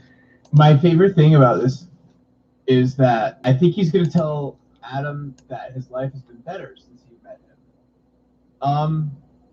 Well, I'm proud to say that Aaron cannot make money in public in front of little girls or anybody anymore because of No, I like Milo. I'm not really a viewer, but I'm not a reporter or anything like that anywhere in their establishment or like attached to their brand fucking at all. And I wear that as a badge of honor. I'm interested because my viewers, like you and Salvatore and other viewers that I've seen in my chats, are in his chat. Ain't nobody fucking me. I'm freaking dumb and that. This is a defeated man who is trying to backtrack and trying to be like, I can't. You guys are in his chat. You like him, so I'm intrigued. I want to be part of. I want to be part of the community. Keep doing these fucking. I didn't even know I'm part of. I fucking love it. This is amazing. Okay, you got that. God, this is an hour and 43 minutes long. I'm gonna be here forever. You go for your little morning. It's an ordinance. Morning workout. Yeah, it's an ordinance. Get that done. Make breakfast. Get that done. It's an ordinance. What does that mean? What What does that even mean? What does that mean? It's an ordinance. What does it mean? That's interesting. Because that's pretty much what I'm doing at this point. Okay, what is your... Let me give you guys the premium experience. You know, just trying to get my mind right, my soul right. So just, you know, I see a psychiatrist. No, he does not. When he says by he sees a psychiatrist, he means he gets prescribed Xanax by somebody. That's it. He does not see a psychiatrist. He does not see therapists. He does not sit down in therapy whatsoever. That is a lie.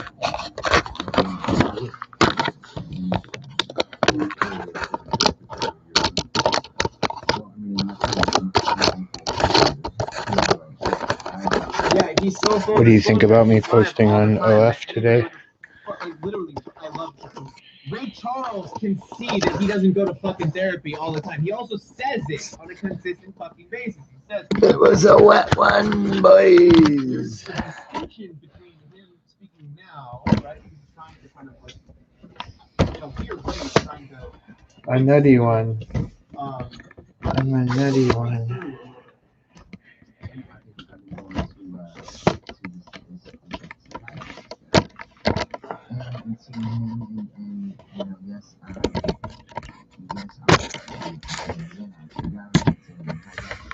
You're prescribed to.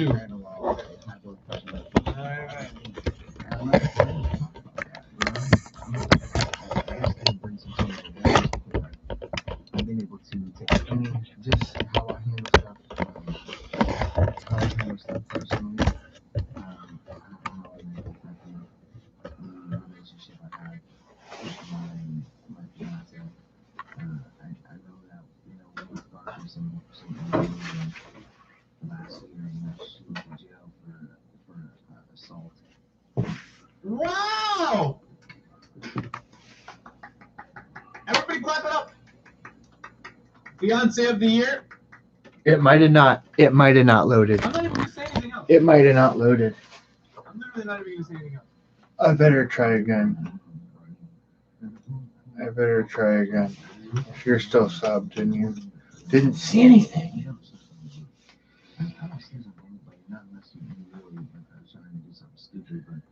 Aaron's called the cops on me so many fucking times.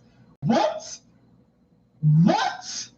Hello? How many fucking times has Aaron called the cops on me? Are you out of your fucking mind? It probably didn't post. Reddit, for the love of God, sift through something. I don't even know of how him to post saying a he's video calling the anymore. police on me. Please. Please. Cause Snitch king. I don't snitch. Oh, there. You never snitch in your poo. I posted on the stories and then it just like froze at like full 100%. No, now I you're figured not. out how to do it the You are old not way. in the hip hop world. What? I'm reposting it. I don't think it posted. I had to No, go it's for a not. ride. You don't have music. You're a pedophile. Oh my gosh, shut up, Gamble. No, you didn't. You grew up getting raped by Gamble, so okay. Hulu time. I'm reposting it. It's posting pretty fast. It's posting pretty fast.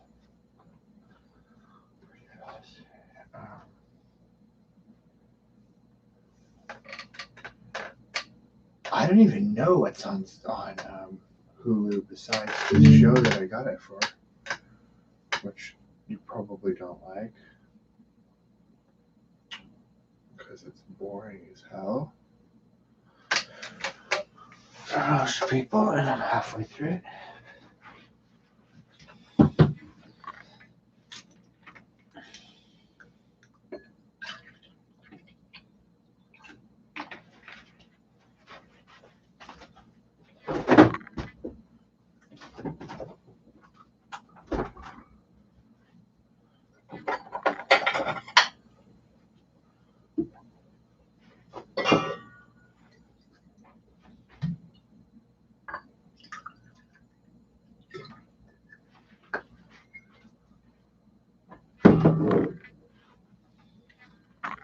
here's to you being subbed for this content drought.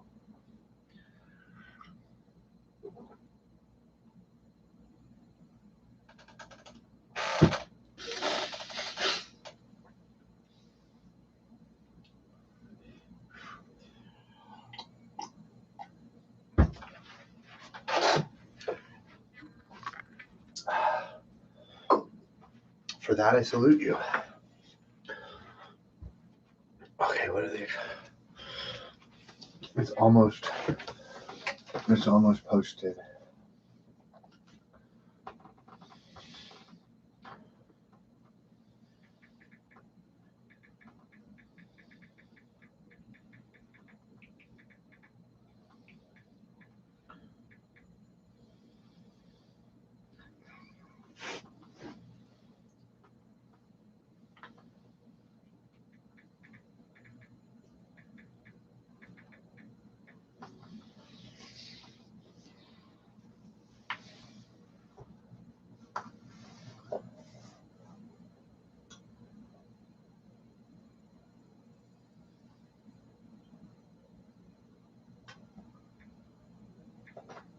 Okay, what's to watch?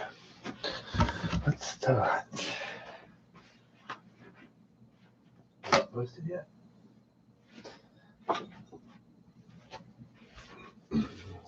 worried about getting it on camera. I think I liked your idea of the store one. Naked and Afraid is on here, nice. Ultimate Survivor, World War II. Superstore is how he says.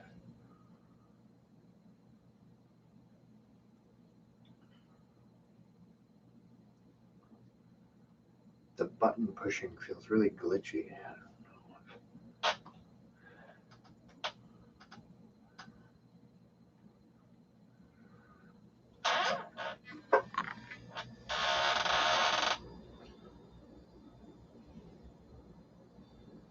Media is currently processing.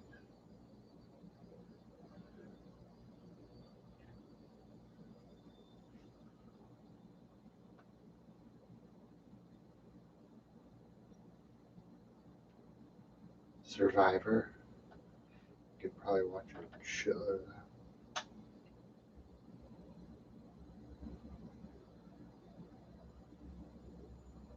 Oh shoot. Now I started typing in Survivor and I don't know what I'm looking for. Oh, SUP.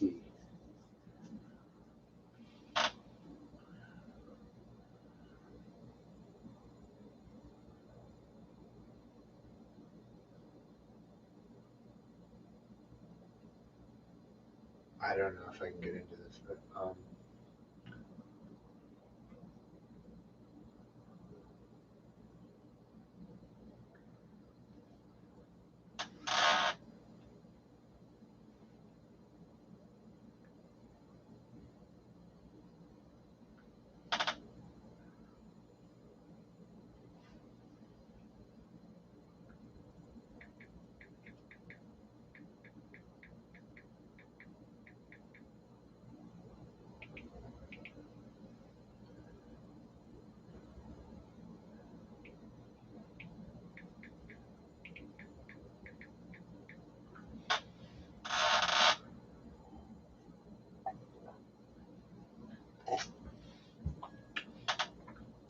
wow.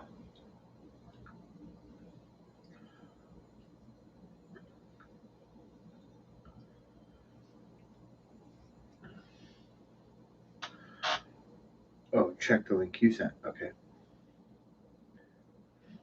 Oh, I already saw that bottom. Old news. I can't believe that. I can't believe that one.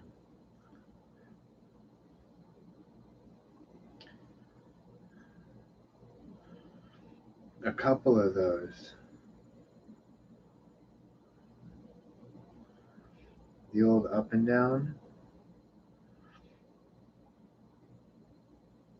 Relaxing with VR. Dude, that's an interesting house he's got there.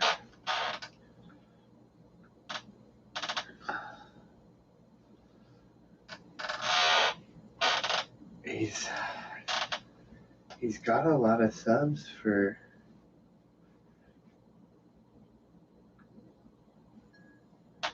one of these underground channels.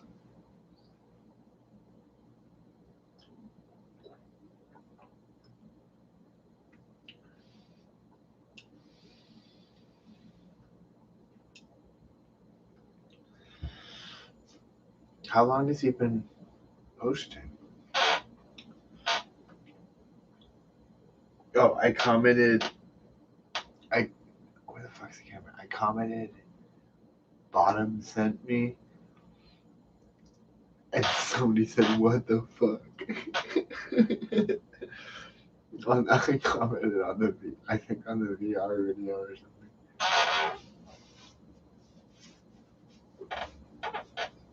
Sorry, I almost deleted the name because it was somebody that watches all the sleep streamers. Okay, I'm looking at seasons 5 of Superstore. I don't think I can get into this shit. I'm having flashbacks. My mom watches this. I've watched this with my mom. I remember simping on the Indian girl in the story.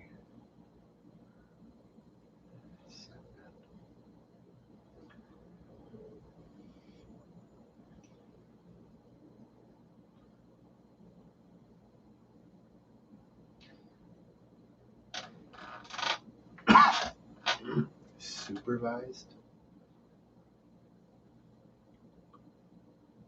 Deadpool 2? Nice.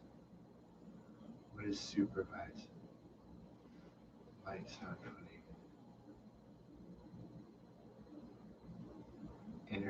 Former international superheroes trying to adjust to retirement. No.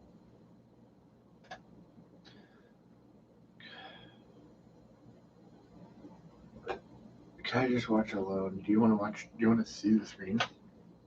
That's probably a bad idea. Probably a bad idea for copyright.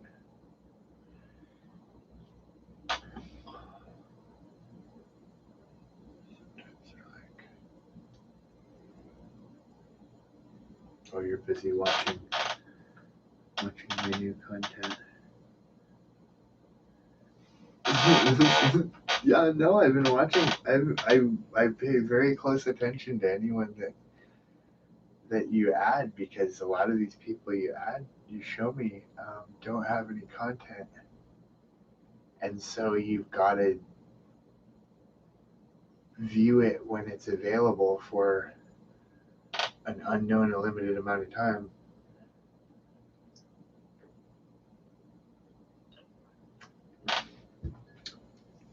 Like, he's had that VR one up all day. Probably,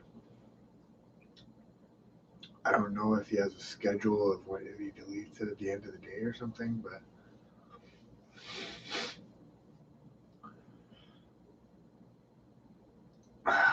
the big duck at the end.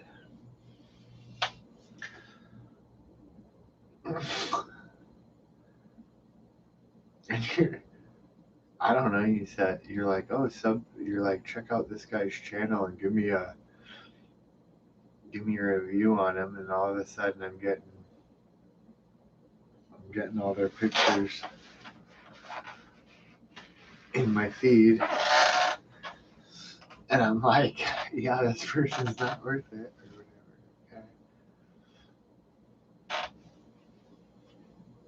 Okay.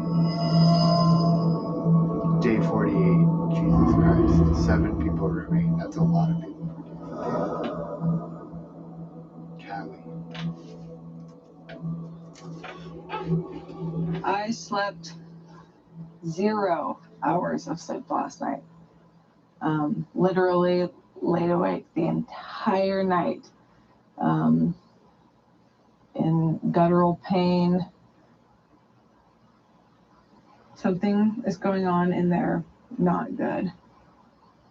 And then I woke up this morning and I have 2 very swollen glands in my groin. Like big swollen ones, which means that my infection has turned inward. So that's really not good. The gut pain, that's one thing, but a systemic infection I just cannot around with. Poor girl.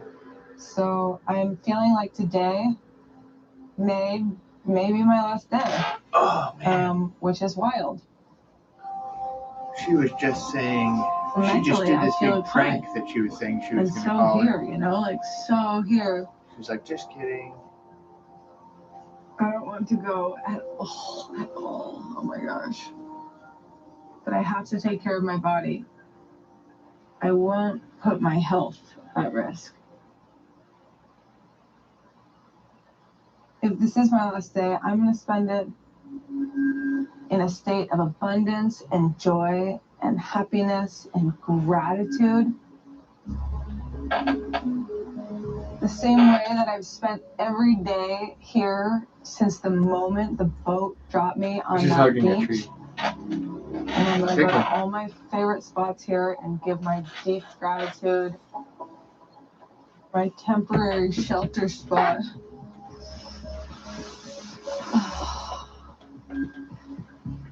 Where it all began. I want to just enjoy this day, and I want to be present and be full of gratitude because this journey has been so profound. Oh, that's cool. Usually people are like, hit the button. I'm so grateful.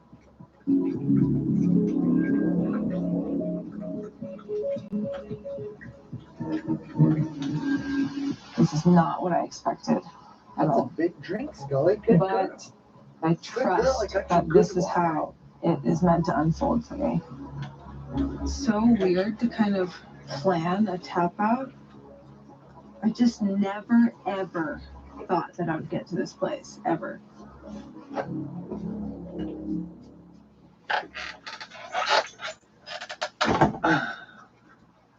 I'm watching Alone We'll see when season we 3. wake up, but I am feeling like this is probably my last thing. So, I'm just... Episode 7. I think Scully wants to go out. being present. I just feel like I need to knock out super quick.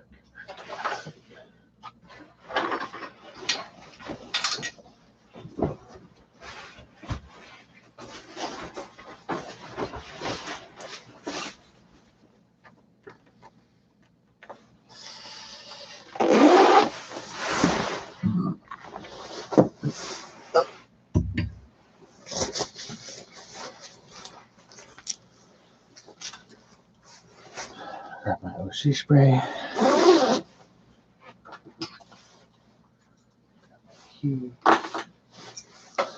That was nice having a shot of vodka rather than 2 shots of 1.5.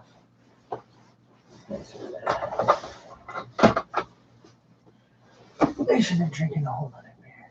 You can say it that way.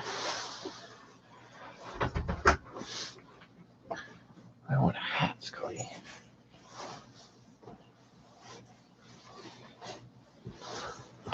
Okay, reel it back. Maybe if you can find something better to watch. I like all the survival stuff. I like stuff that's like real / reality, maybe. Non-fiction. Non-fiction.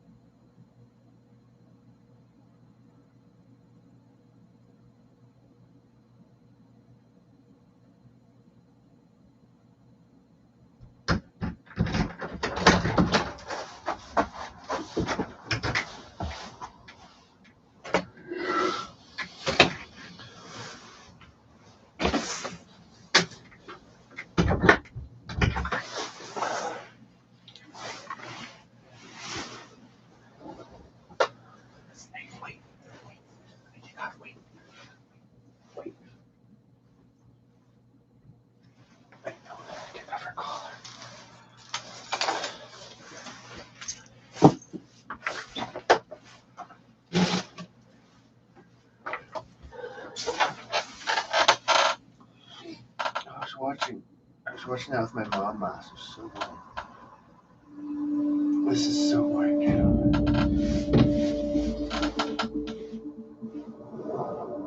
Problem is, I'm so ready for bed.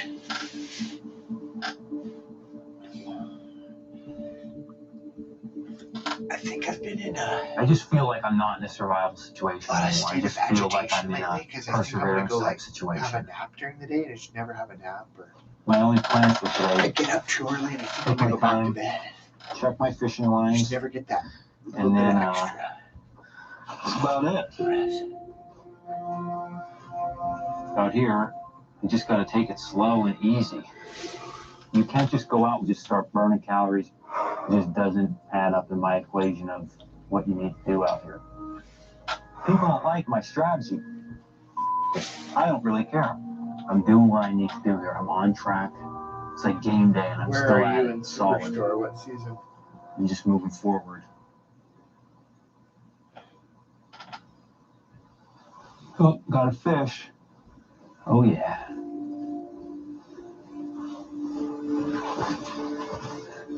Look at that. Got myself a rainbow.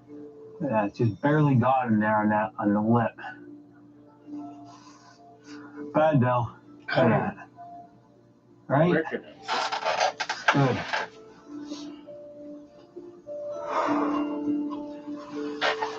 Yeah, look how good that's looking. That's what I'm talking about. Oh, that's so...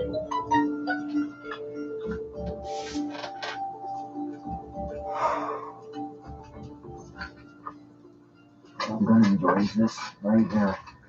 My mom makes fish at home. We always just make them in butter.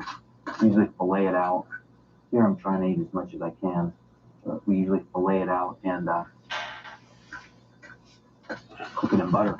Just fry them up.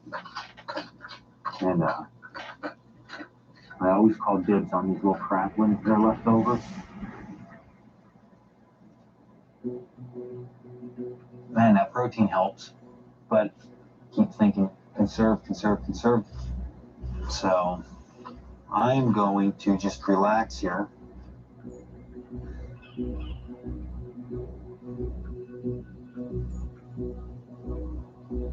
Whatever my little man's holding up. Jacks. It just hit me for the first time. I miss my family. I think because I was eating that fish, I fried it up the way my mom fries it up, and I was just thinking about eating dinner with everybody. It just hit a nerve in me. For the first time, I just wanted to be home.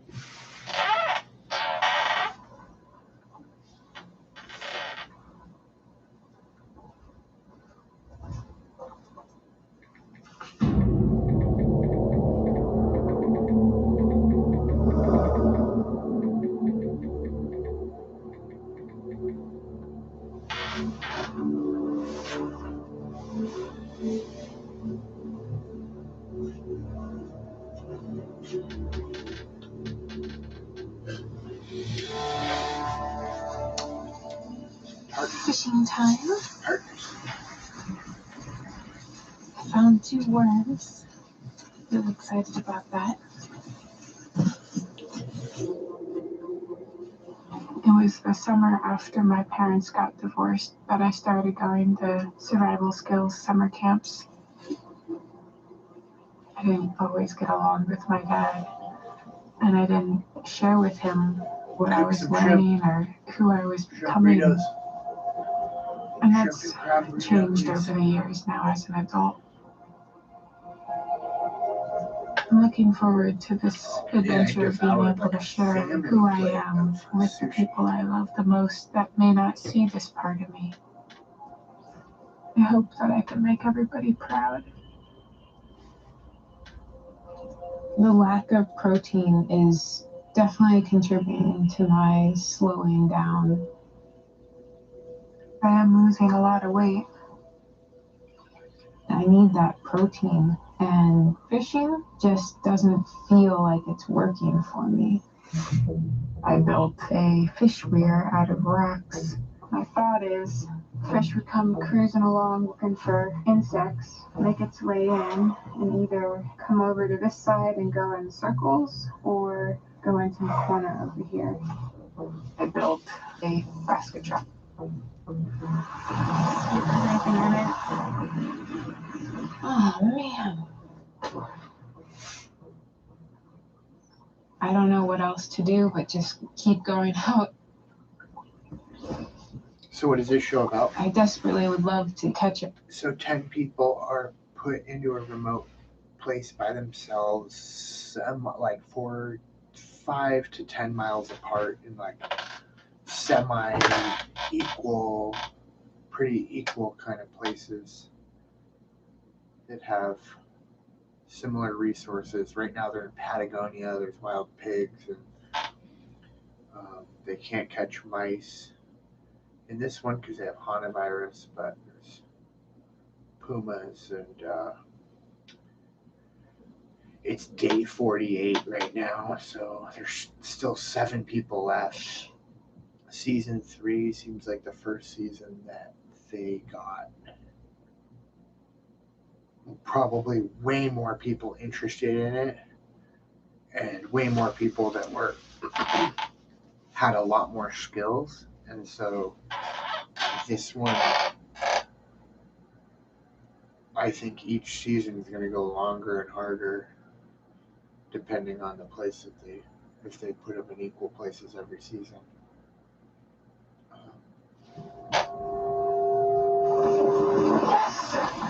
But usually there's little emergencies, and they have a radio that they can beep people out. I don't know why it is that I struggle so much with it here. But if I don't catch a fish, I may not be able to stay here.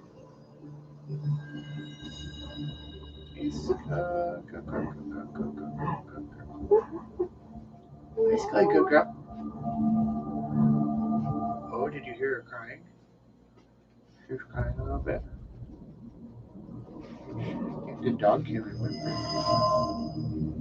Day 48, 5:42 p.m. 7 people are made.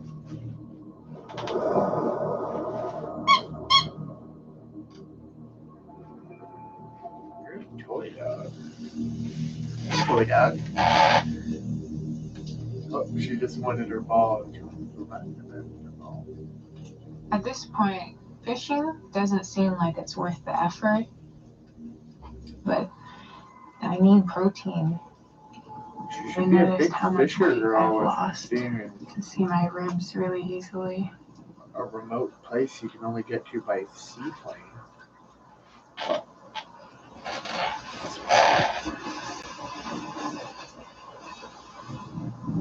Oh, there's a fish.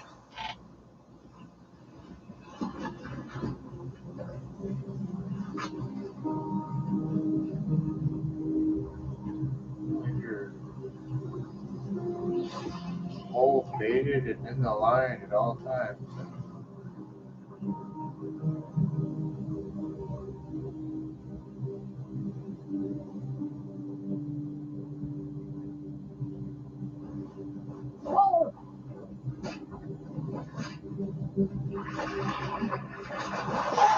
Flimsy bamboo stick.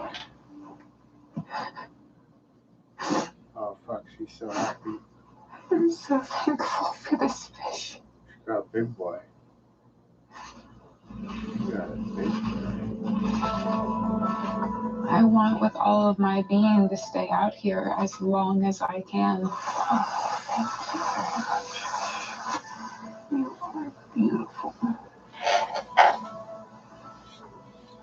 I am stubborn and have an exceedingly strong will. And maybe I'm a crazy person, but I'm going to stick to that. I want to be the first female winner of Alone. And I want to be a role model for young girls out there. I'm thankful for each day that I have. I'm just thankful.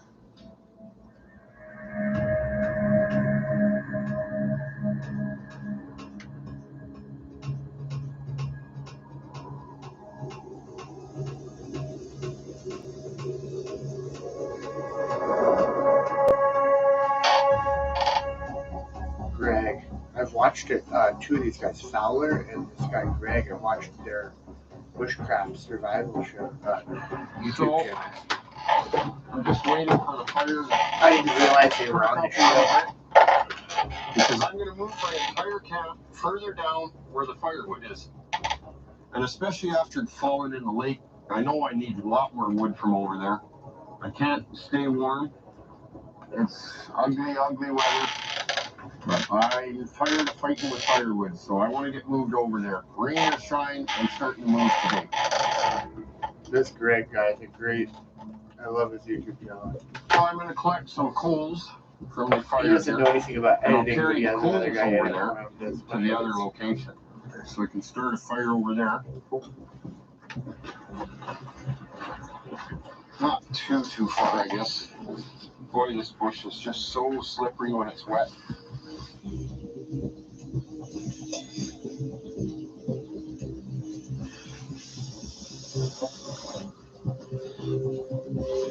I got the tarp. I got to get that set up because now it's clouding over. It looks like it's going to rain again.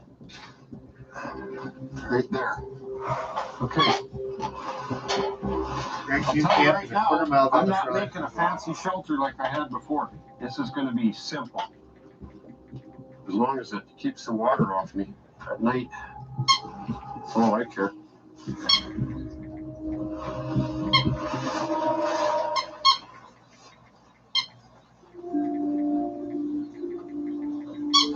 So I'm just going to pack everything up. I got to organize it, dry it out later.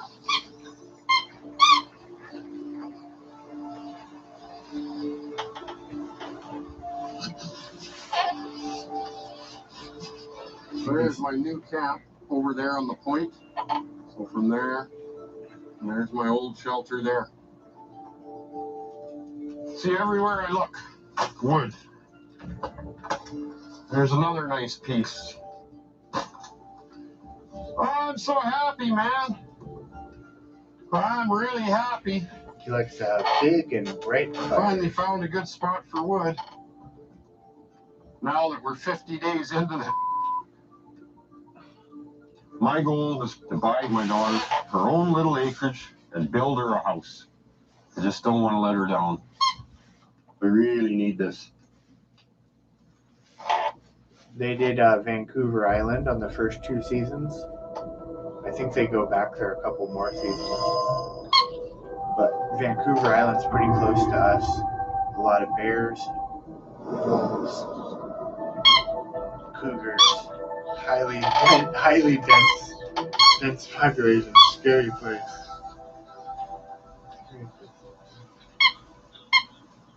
Dan, this guy's a trapper.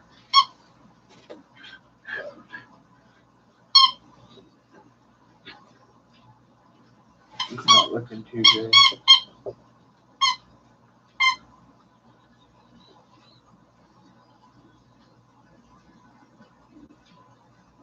I literally don't even know what to do at this point. You talk about boredom. There's nothing.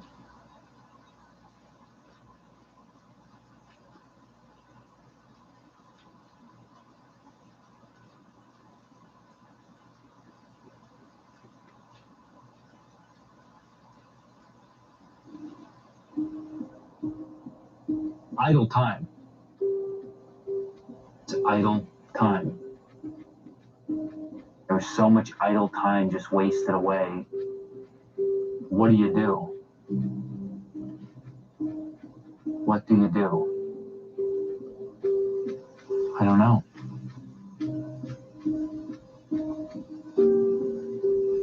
I think about winning $500,000. Me winning was going to make me do more for my family. Scratchy, can you get you? They're the most important thing in my life right now, by far. And I just always took it for granted. And I don't think I ever realized that when I was out here. They're the hugest part of my life. I miss my family. It wasn't like before I left, I wasn't a father and I wasn't a husband. I was. But I got out here, but it made me realize where my true values are and where they lie. Maybe it's not about $500,000. Maybe it's about just finding yourself and doing what you need to do.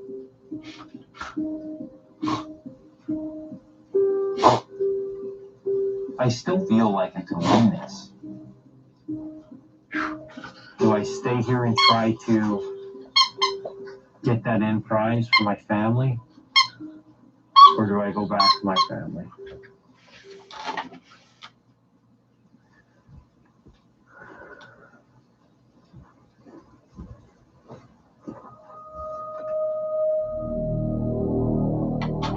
Oh, one guy tapped out super fast because he's like, "Oh, we're adopting 3 kids this summer." I can't stop thinking about it.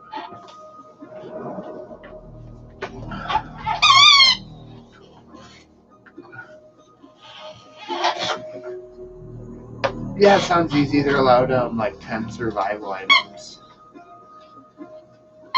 Well, it looks like it might be a nice day tomorrow. It'd be nice if they showed that on the show, but they didn't say go to the website. Finish the shelter. Get the shelter arranged a little better. Something's squeaking over there near my old shelter. Somebody misses us already. Something's squeaking over there.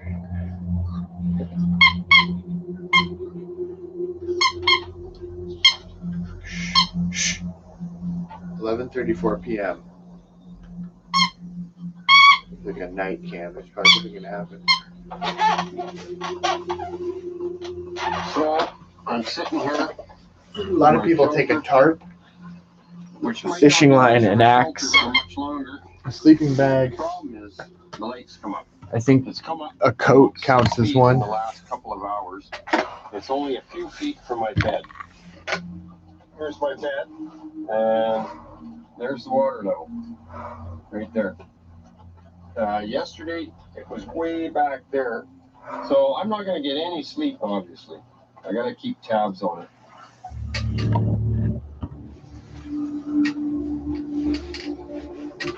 Would you sign up to? I would sign up to do the show. I don't know. Oh man, I don't know if I can win, but It's coming up a couple inches every. I would try my fucking hardest. I think I could make 30 days. Look at how close the lake's coming to my fire even. I think psychologically, oh Since my I'm god. in the lake, I'm cold all the time. Psychologically, you're When going to you be start to get hypothermia, battling you make yourself. stupid mistakes like this, and this was a mistake to move when I did. I have a waterproof sleeping bag, so I think the only hope of probably staying somewhat warm. Oh, he has a waterproof sleeping bag. I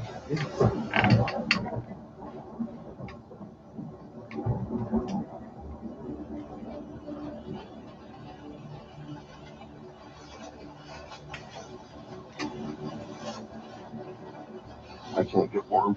There's no way of getting warm. I've got hypothermia, probably 2nd stage. This is not a good situation at all. Oh, fuck. I don't want this to happen. There's just no way I can stay warm like this. Oh, I can't deal with this.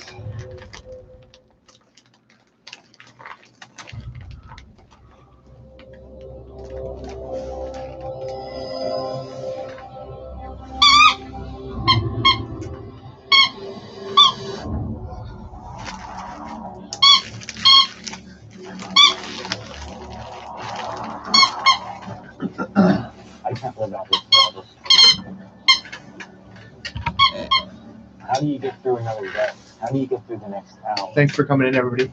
Please drop a like, share, subscribe. The best of us have a breaking point. Your mind starts to give up on you. The sooner this ends for me, the better. Oh, fuck, you tapped. But it's like the next morning. Wait a minute. It's done. Him? I'm tapping out. There's a man. Wait a minute. What did I miss?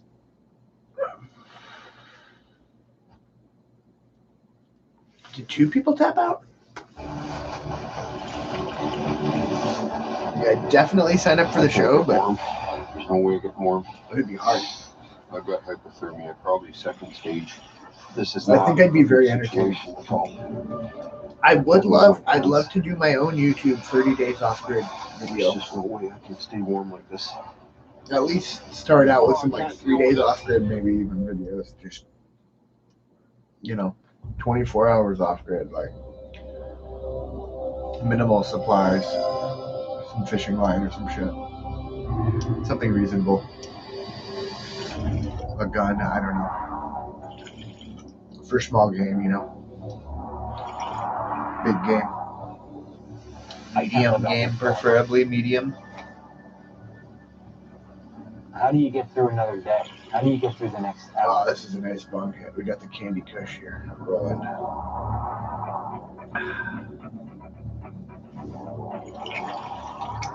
The best of us have a That's break. not my favorite flavor. Your mind starts to give up on it. Sooner this ends for me, the better. It's a good indica.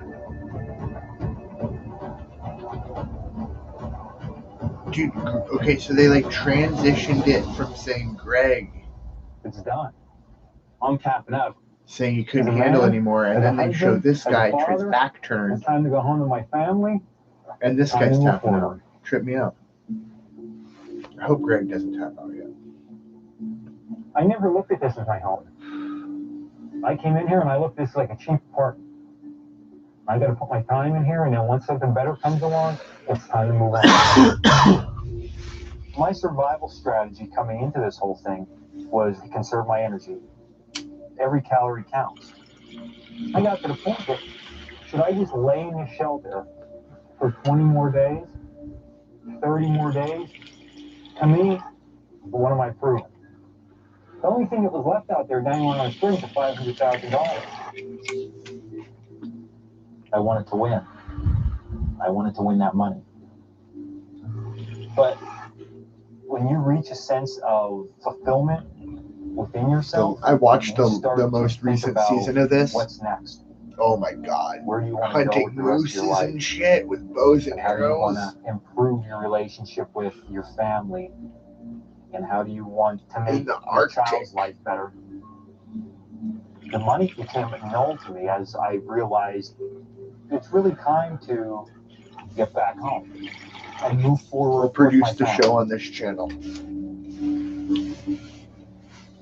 I just need a drone. I sat and shivered all night. Hypothermia set in. Every time I get up, it's like I'm gonna faint. Having in Australia. He's the roadrunner. There he goes. He's in the trap. Oh, they just came up my path. That would be a lot of good eating right there.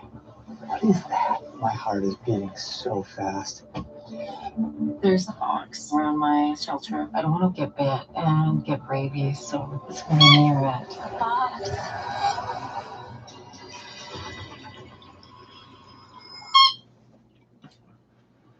Yeah, you got it. The timing for signing up for those shows and the like digital applications is kind of yeah, you gotta be right on it. But yeah, I'd love to have like an agent or something and like just have someone else kind of divvy me out like modeling gigs in a sense, or voiceovers or whatever the fuck they do. Okay, so there's always an inspirational quote at the beginning. If you don't hunt it down and kill it, it will hunt you down and kill you. Flannery O'Connor.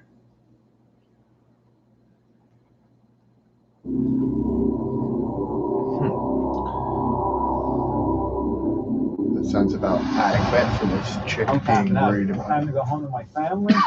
Being worried about. I'm so excited for this. My legs come up. 6 feet in the last couple of hours. I've got hypothermia. I can't move my hands. I could fall in this plant, so it really sucks. I'm a maker. Making is my knack. The inner walls are done. It is looking good. Do I have 3 spider bites where I can feel it moving to my glands, which is not a good sign. This is probably my last thing. This is the hardest terrain. Patagonia, it's a different environment entirely. Everything out here is so hard. Patagonia's no joke. Are you willing to give up who you are for what you will become? It's Patagonia, for God's sake. It's tougher than I ever imagined. Makes my heart right now.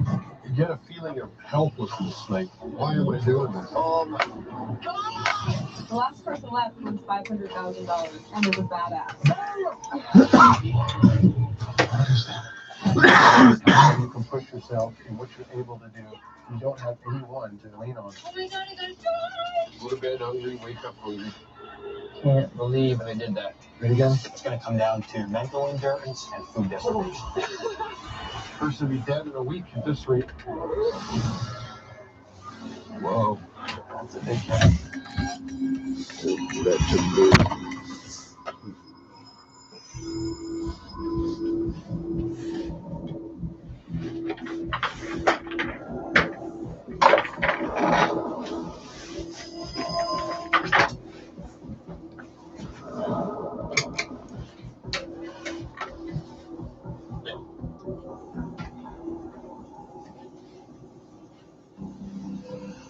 I'm freezing. I can't stop shaking. Everything's been soaking wet all night. It's still going, but I gotta get up. Try to keep the fire going. See if I can get back. Can't move my hands. Hard to stay warm even by the fire. Rain keeps putting the fire out.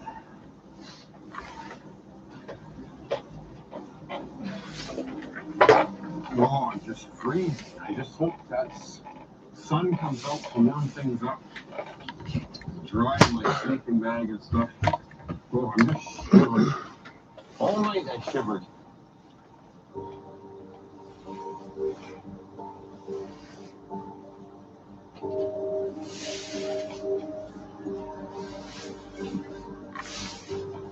I just can't seem to warm up here. I've got hypothermia. So what do? My clothes are wet and I can't stay dry because of the rain.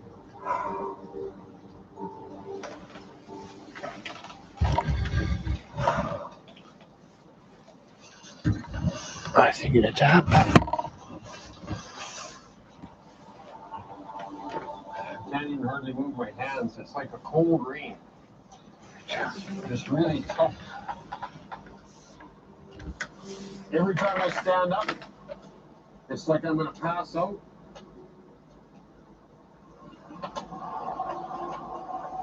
I'm getting weak. Very weak physically.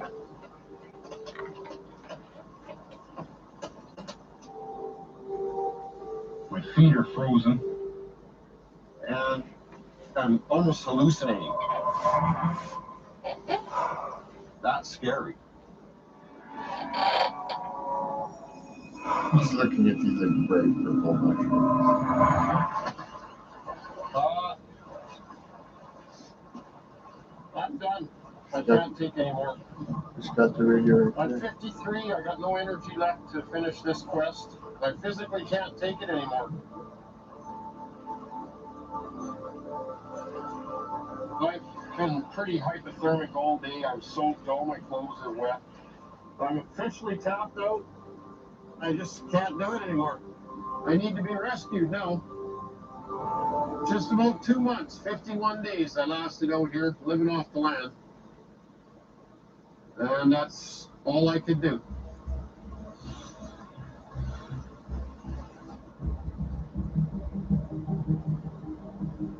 I'm sorry, Jeanette.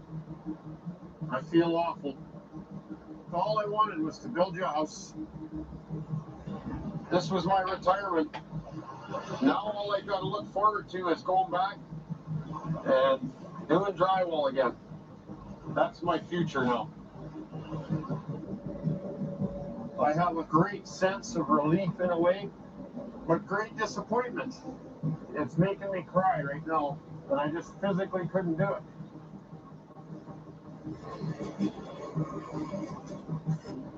There's my ride.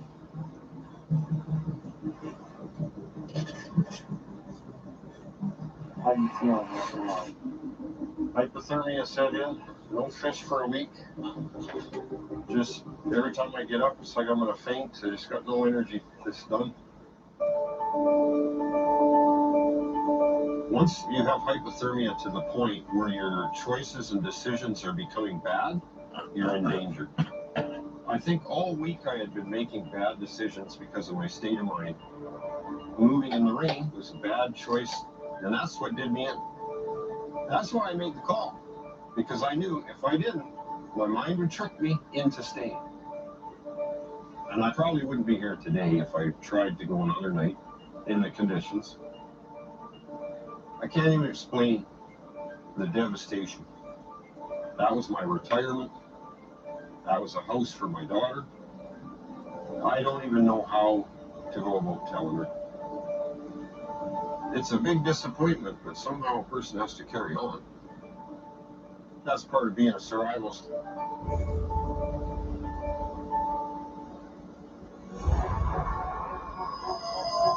Wrapped up in a big blue tarp, and he was looking out over the water as they vacuumed him. It was boat in.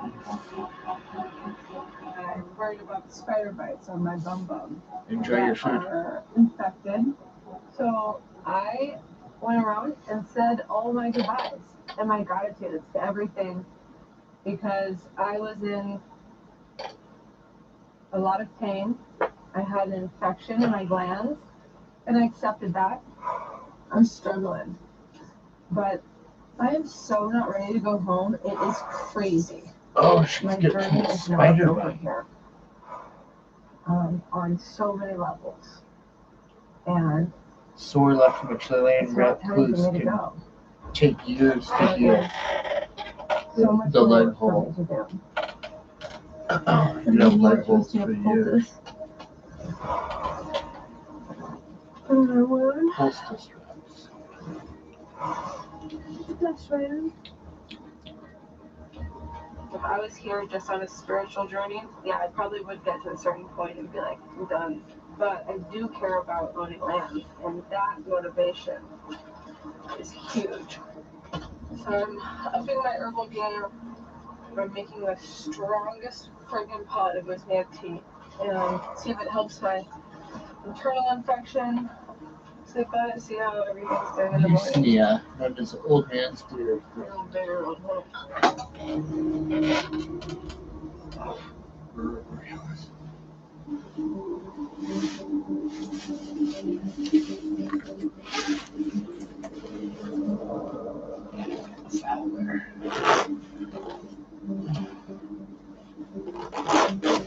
Got my new shelter up.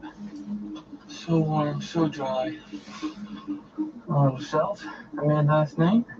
All nice and neat. Chopsticks are poked in there nicely so they don't fall out anymore. I got my blower, my spatula on the back, and my sponge for wiping things down. Smoking sticks are looking awful sparse. Got fresh fish heads and half a fish. Not a lot. I really need more than just the protein and fish soup. Today I saw a little bird. Like Fowler, oh my gosh, his house looks so cool. One of my goals is to catch him. And have him for dinner. Each participant plays motion. I haven't had anything but fish. Cameras around there. A little bird would be quite the boon. I don't know if there's as much on one of those shells as there is a fish. But I intend to get him before I leave. Even if it's the biggest land game I ever get the whole time I'm here.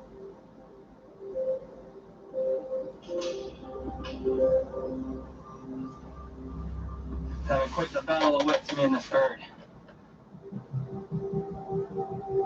He's the ultimate target. He's the roadrunner. So, got a new plan. I'm build a bird trap.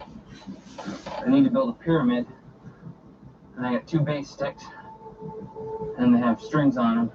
So when you slide in the other ones, it stacks up and the 2 strings hold the whole thing down. Nice and tight. See, but you gotta keep it tight. So that is one beautiful bird trap. This is exciting. I wish I'd made a bait and trap like this from the beginning. So you got a little piece of gut hanging in there, and a string, so the mice can't reach it. I've never seen a bird go into one of these and not touch strings that make the thing drop. It's so sensitive. Traps are set. Little bird will be mine. Walk away. Hopefully I'll catch a bird. I always feel hopeful on days that I set a There's trap. like a little pyramid, and then it's like You know? propped up like a normal kind of peyote deadfall. Oh, booger.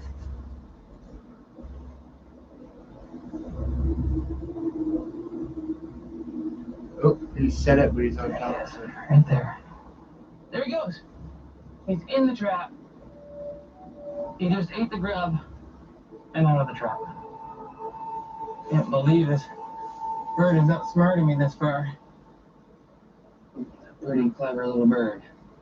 Man, a lot of these guys haven't had good Bird's luck on the with menu their one of these days, I'm telling you. snares and bait getting eaten.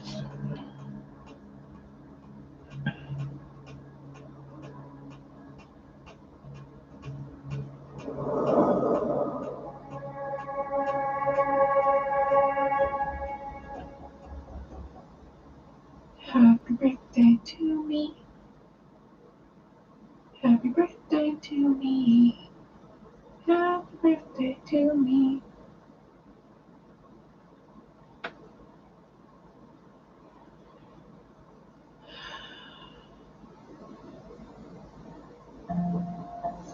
My birthday gift to myself is I'll go for a wander this morning and try to find something to eat. My awareness of edible plants started at a young age and has evolved. I like to be able to provide for my own needs. Dandelions, just what the doctor ordered. And even in an unfamiliar country, like down here in South America, I'm finding plants that I know from back at home. I found nettles. This is awesome. That's nice one. And gross. Take it back home and have a feast of nettles. Feast of nettles. It's a lot of greens, but I'm gonna cook them all up. Ooh, she's touching them all with her bare hands. I simply make green soup. It's gonna be a feast. Stinging nettles lose their ability to sting when cooked. To me, the difference between living and survival is an attitude. Living is about enjoying the moment. Surviving is about getting through that moment. I want to just continue living day by day to many more great days in Patagonia.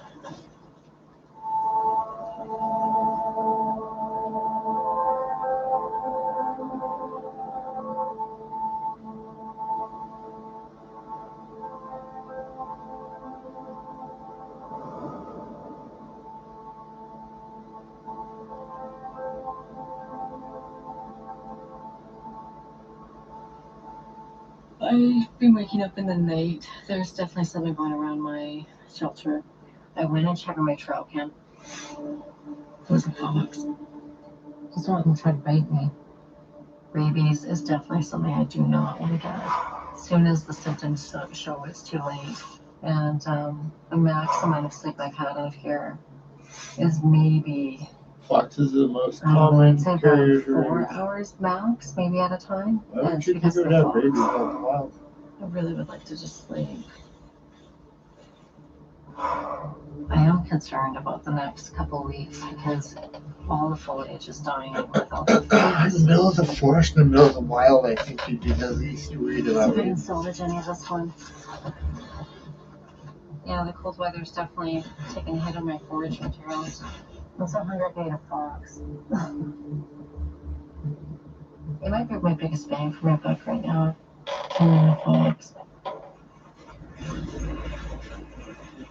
I've never killed a fox before. I've never. technically wanted to, but it does have a lot of meat on it. I would prefer not to wreck the pelt, so I'm going to try to do a hanging trigger trap. And foxes are really sensitive to smell. They can smell a lot of things, and they'll also pick up human scent. So I'm going to try to be really careful with the scent I get on the cord. I've brought gloves, and at least I'll get some meat, and I can use part of the pelt. So I'm going to try to scent his head, and I'm going to try to funnel the fox into this area. I'm going to be making the noose out of paracord, because on my trail cam, it looked like the animal, that fox, was about 40 pounds. I guess if it's going to get really aggressive and go into my shelter, then it's going to be me or it. Because I definitely don't want to get bit. And this thing sounds like it's hungry. It's definitely digging, scavenging around. I've fenced in this whole area so the animal is encouraged to funnel over to the side. Then there is a noose tied to the sapling, which comes on down, is propped up, is about the right size for a fox head, about the right height. And there's a trigger line running back from the sapling over to the top peg with some bait. So that is my trigger noose system for fox, and if this one doesn't work, I can do one with spears. I just want to wreck the pelt. If I can get it this way, then I can have a full intact pelt to use. I'm just going to set some more traps, and we'll see if this actually works.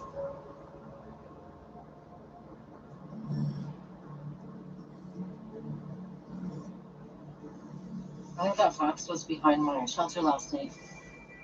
That'd be my luck. He'd come over and sit beside me and then freaking bite me in the face. Full of rabies in 3 days, straight to the brain. Insane in the membrane.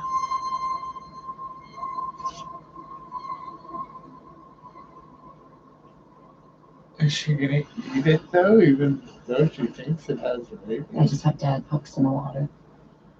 I have no bait, but at least I get the sunrise.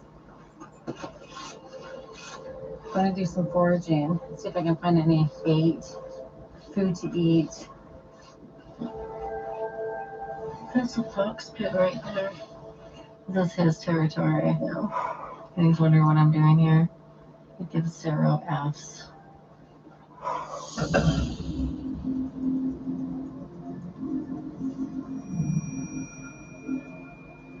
I'm surprised the fox hasn't come up here. I wonder where that little girl is.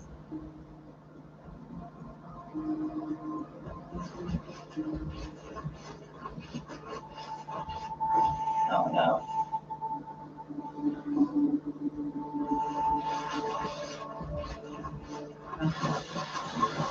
So at least I know this height is a good distance to have them. That was completely chewed off. It was wrapped around some animal.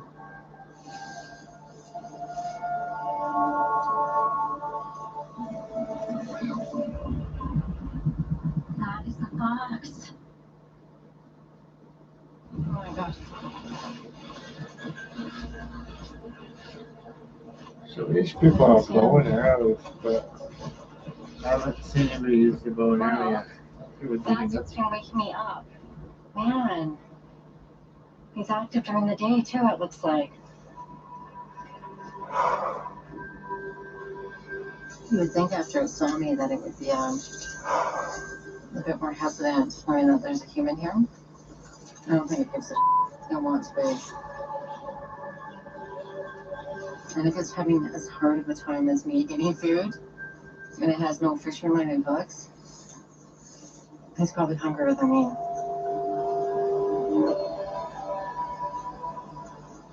It'd be a battle of the hungry beast. Me and the fox if it got into the shelter. That's for sure.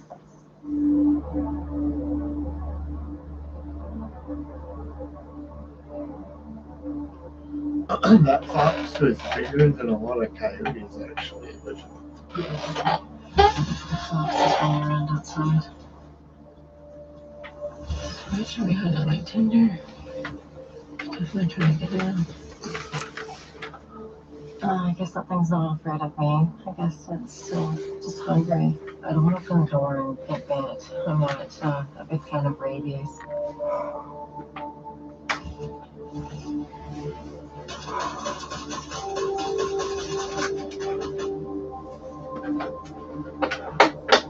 I don't know. I might have to stay up all night tonight. I'm really concerned it's gonna try to come in here when I'm sleeping and bite me.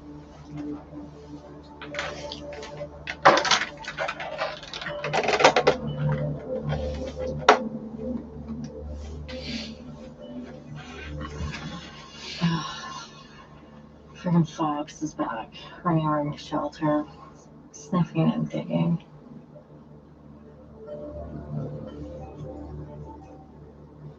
I don't know, it's gonna be a couple hours before dawn. Get. I hate the recaps. This doesn't last. Yeah, 5 seconds.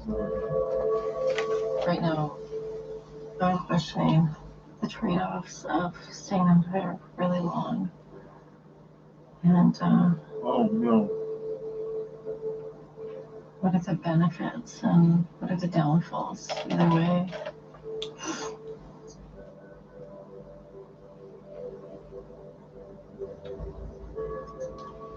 I'm just really starting to think, you know, I'm the only mother.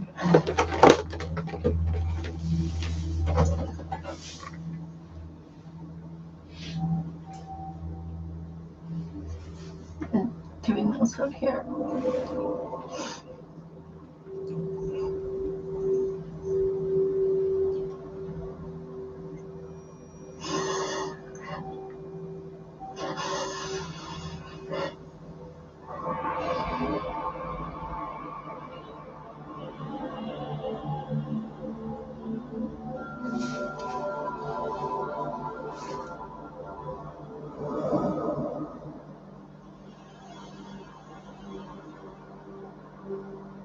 Fowler. Let's start the day off with a clean start. He's a clean front yard. He was getting really depressed. He didn't get any sunshine. Get a little bit of raking. And then go get some new firewood. He figured out a spot to get sunshine. He's all Start it all over again. And it's just an excuse to use my rake. It's just so much fun.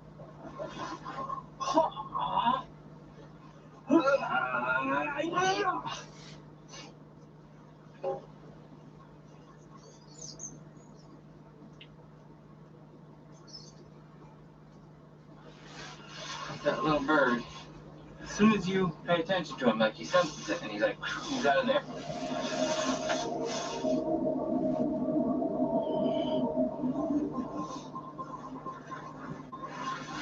Alright, all packed up, head down, check on the situation, and what was that?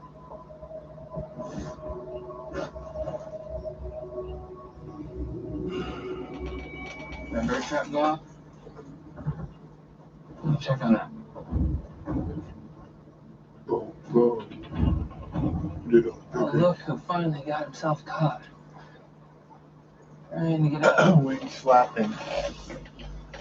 The jacket goes around here to cover the trap, just in case another piece of this wiggles and opens it up. Because, man, this is, you'll finally catch something to eat, and then it goes and slips out on you, and not the way to win, you know? Get your hand in there, Covering the grab your shack. catch, Covering pull him out. Fast. Oh, jeez. Grabbed him and There we just go, broke his neck. spinning his head around about 5 times. I got him. There he is. Not much. Just a little handful. Thank you, little fella. Now I will eat something besides fish. I gotta strip the feathers off. I'm gonna utilize every last bit of them. And I will have a nice, delicious soup tonight. Oh my goodness, is this gonna be delicious. You can use the feathers for like fly hooks. It's all of them. Oh, There's it's the bird. like a mouse-sized chicken. Not very big. Couple mouthfuls, but it'll make great soup. His head in the soup, Bird and of the the feet in the size. soup, and the Like liver 20 calories. and heart right there. Not wasting a thing.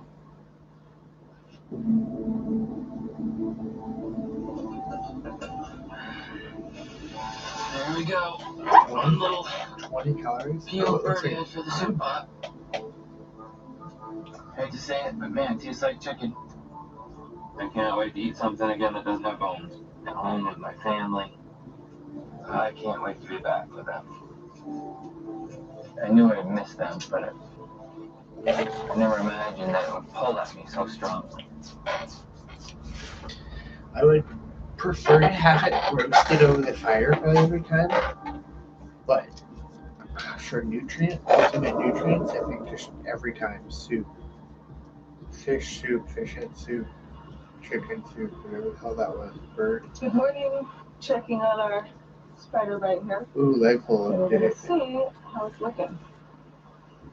So I've been working with my spider bites with the plant medicine and also taking this hand internally. Leg pull up, did.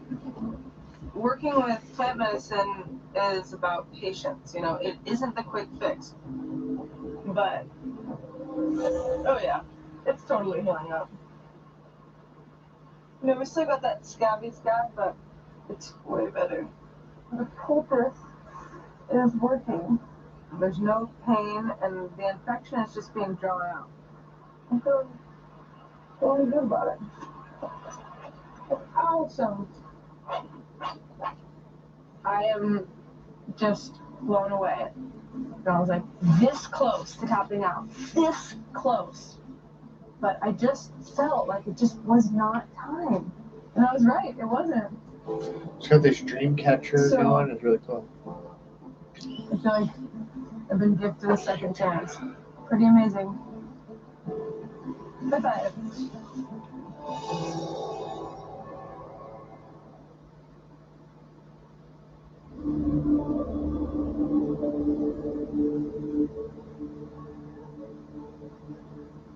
I am a mountain man. Dave, Salt Lake I City, am tough. Utah is where he's from, 49 years old.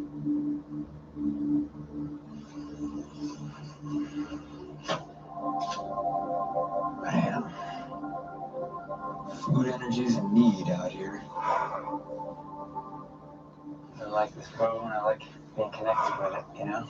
Okay, it's gonna shoot something with the bow now. I want to be able to know that my shots are going to be clean when I go hunting. Gotta give my body some needed energy. Gotta figure these animals out. There's boar around. There is boar.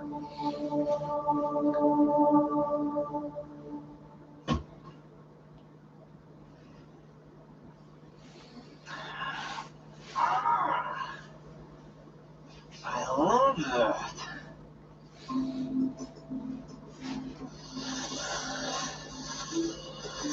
I'm gonna start setting snares. I'm gonna see if I can snare some of these wild boar. Why are they trying to get a boar on day 50? Doubled up one. Whoa! Killing a boar would give me a lot of Participants are able to use anything they find, and you just found some crazy fire. Didn't find, nobody's found anything no else other so far. area this thing wants to go through.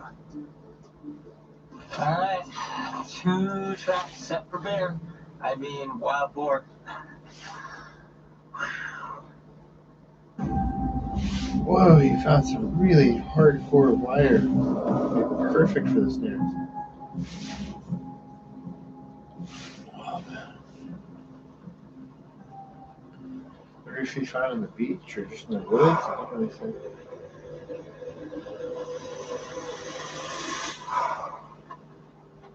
This identifies as a humal deer. Short legs and tall ears. Wow. The deer just came up my path. Unfortunately, I think it's the deer that is not huntable. The humal deer is an endangered species. Right there. Not permitted to hunt. Bummer.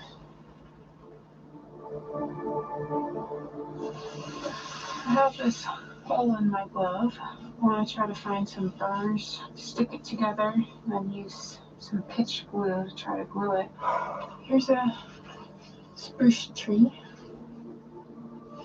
There's these little bump blisters all over the trunk that have sap in them. Made some pitch glue with sap from the spruce tree and mixed it with ashes. Cut off these burrs, so I'm hoping they'll work like a Velcro, pull them together. I don't know how it's going to hold up to daily tasks, but Really, Native Americans use pitch glue to you see secure the patch right there. arrowheads to arrows. Fingers crossed.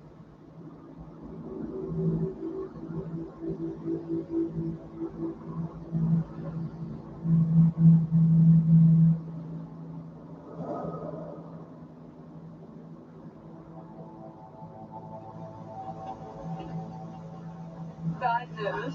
We have been living with a mouse in the house, and the mice down here have hantavirus, which is not good. We're living in a haunted house Oh, that's bad. with a haunted mouse. And we were seriously warned. If you do have a mouse in your house, you need to get rid of it or move. And I'm so sure I'm gonna move. I'd rather go home. I mean, yeah, I'm gonna build a new shelter. No mother effing way. I actually felt it run across the top of my sleeping bag when I was lying awake. That sucks to have to worry about coronavirus. Energy to make a mouse job, because I don't think no Auston on plantain is going to cure hantavirus. I'm working on making my little figure 4 trap to catch the god mouse. You can't let something like this stop you, because I'm motivated by something really deep, and that is my land. This prize money that I saw, as being a means to buy my property. Owning land is a really important thing to me. I want to create a long-term home, and in order to do that, in order to really homestead, you really have to have a piece of land to work with, and that motivation is huge. So I'll show you what I have set up. It's a little figure 4 trap. So Mousy comes along, yummy, bam, hopefully smashing it. Hopefully we can catch ourselves a little mouse tonight. Not for eating, but for disposing of, because we don't want to get no hantavirus.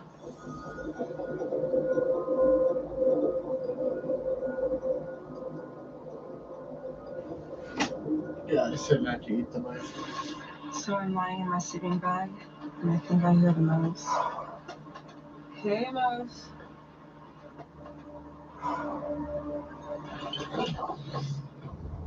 Oh, the trap go. But it only moves. Alright, well, I just heard my trap go off. It's very, very early in the morning. And we got the mouse! Da, da, da, da, da. The one mouse. See the tail? Right there. Oh my goodness, I cannot believe it worked. I have to say, I'm very happy that we killed the haunted mouse. Haunted house, no longer haunted. Let's progress with mouse removal.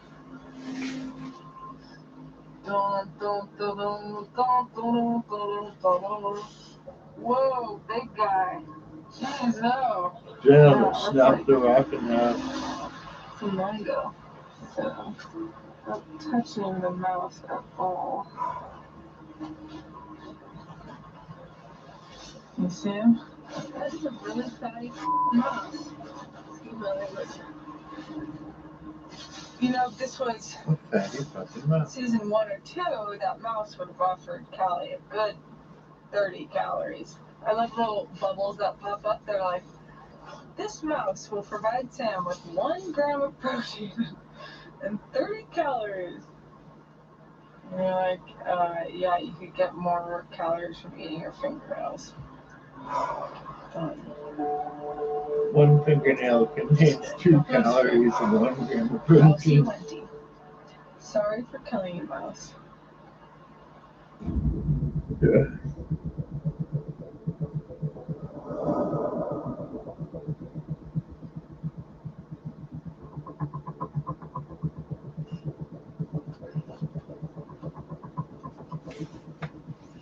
Back to Dave.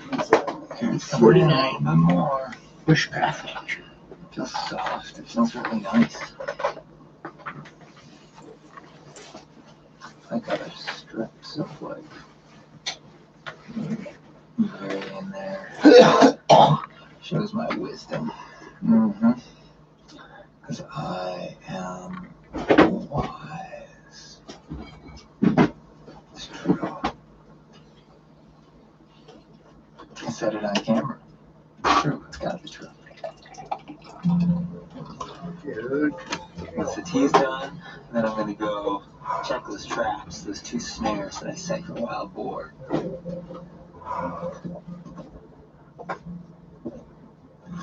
Alright, so checking my traps. Not disturbed yet, but I've got this spot right here. It's a great natural blind. These are boar trails. One follows through there, now one that sort of cuts around here,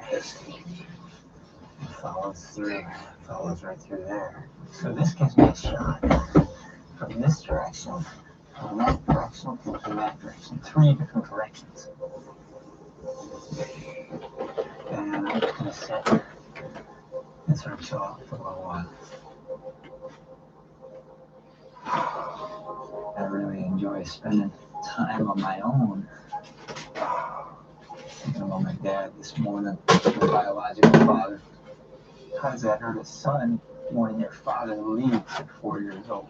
You know, he moves as far as he can get from New York to California. Yes, I think I have some bitterness still. For the longest time I thought, well, that's why I'm not in a relationship, you know? I start realizing that's not why I'm not in a relationship. I found somebody I want to spend time with more than I want to spend time with myself, you know? What is that? I wonder if my trap got set. I'm gonna go take off up there, check my traps.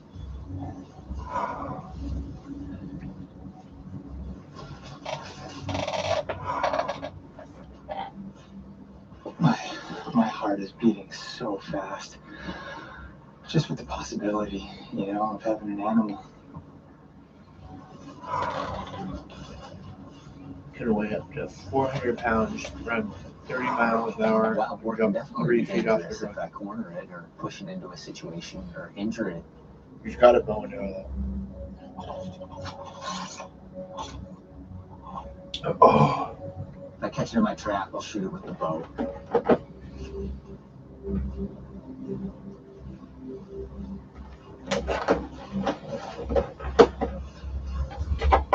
Oh my gosh, I'm freaking out.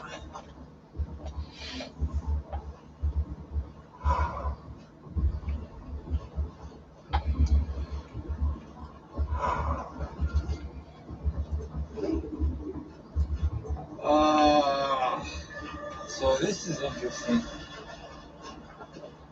There's sign all over here, right around my trap. In fact, fresh sign all through there. Oh, I hope they continue here. I want pork steaks so bad. My trail camera's been knocked over just from all the foraging. So I guarantee I got bored on this trail camera. They're freaking mocking me. They're like, this guy's an idiot. Hard snow is falling. I have on every single layer. Oh my so God, I can say hard snow. No! The colder it gets, the less fish stay towards shore. I've lost a lot of muscle since I've been here. Oh my God. I'm skinny. That's your too. So if I could catch a goose, I'm gonna sneak down there and try to catch one. I have 2 throws. When you're out here by yourself, think about family. Oh, be with them. It's so hard. In the most recent season, maybe in some other seasons, if they lost so much weight, they would get periodical medical checkups. If they lost a certain amount of weight for their body height or whatever, they would be removed. We are all sentenced to solitary confinement inside our own skins for life. Tennessee lawyer. Hypothermia set in. I'm tapping out.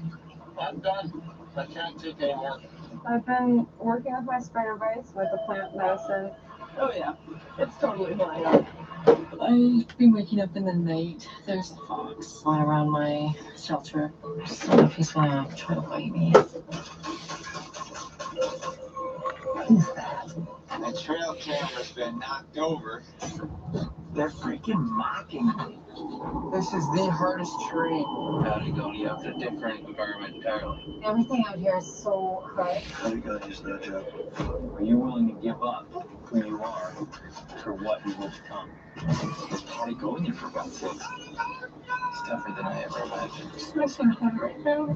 You get a feeling of helplessness, like, why am I doing this? Oh my God. The last person left wins $500,000 and is a badass. What is that? It's just how far you can push yourself and what you're able to do. And don't have anyone. Sometimes people have medical emergencies and they ask them if they're quitting, and I don't know if I can't believe we did that. It's gonna come down to if you get like, if they have to come and give you stitches or something. At the end of the week, this week. I think they have to take you away to stitches, but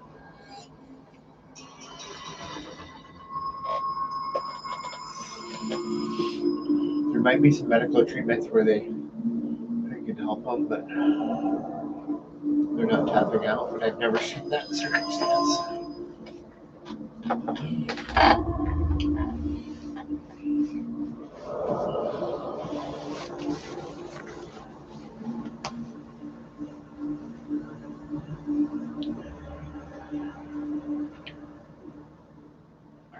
This isn't very good.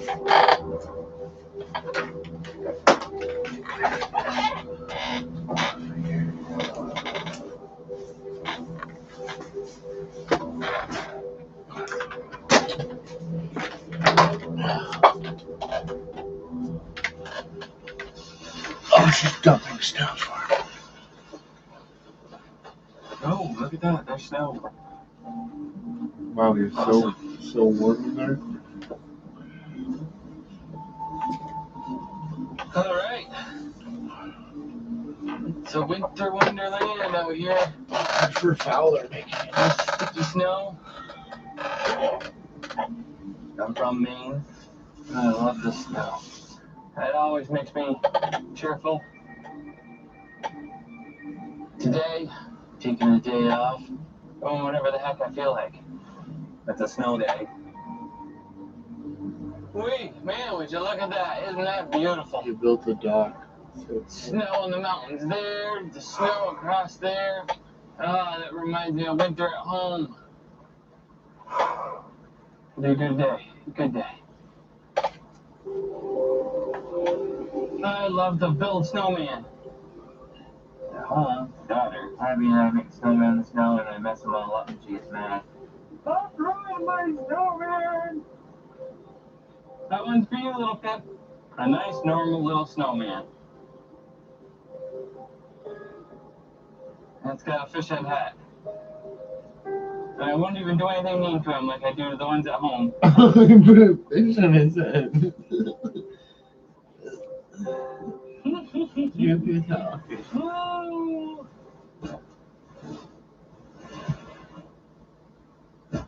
Oh yeah, right in the nose. Oh, sorry, Abby.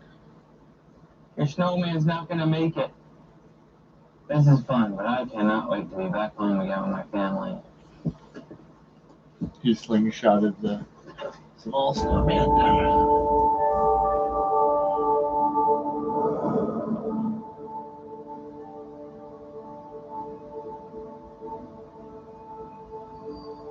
Talk about cheese. I freaking love cheese. I love cheese.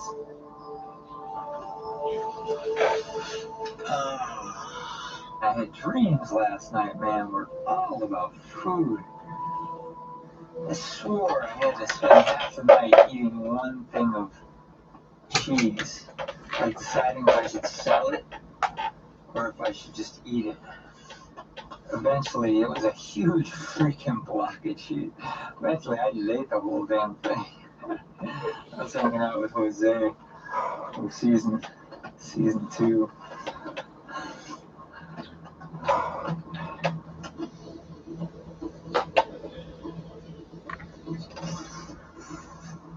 Oh, he reminds me of Jose. Look at that. There's snow on the ground. Woo! Snow! Is this amazing or is this amazing? Wow. Wow.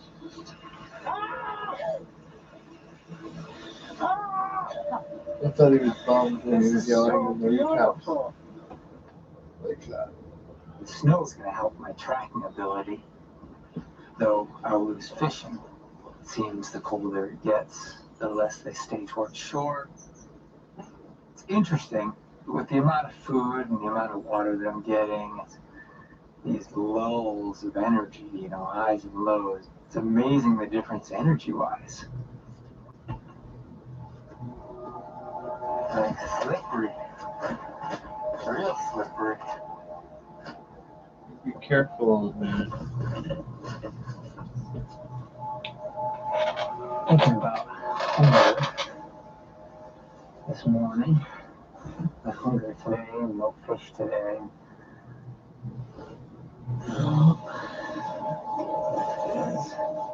It amazes me how much I think about food. You get that food is life out here. Mental fixation on food may be an early symptom of starvation. Good food. That's what I'm missing.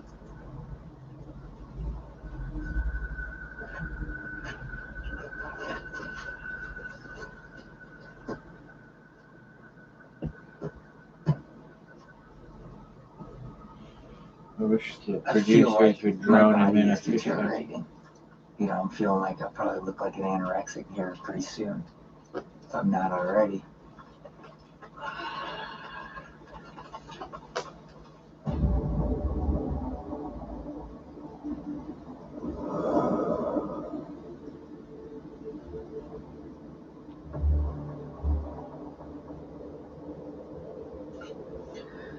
Alright, well, I thought I would take us on a little winter wonderland walk. You can see I have on every single layer I own out here. So I can say super cozy warm, which I am. And yeah, it's just absolutely stunning. There's something so peaceful about snow falling, My spider bites are practically all the way healed over. My glands still have swelling in them, but it's going down every day. So beautiful! Her glands in her private part were swelling, possibly from a Chilean recluse spider. I believe that my body will tell me when it is time to go. She's got leg holes, three leg I holes. want to just be strong until the end. That maybe Milk and 5 cookies days, are so maybe good. 10 days, 20 days, I don't know. But whatever it is, I want to feel good about it. Milk and cookies.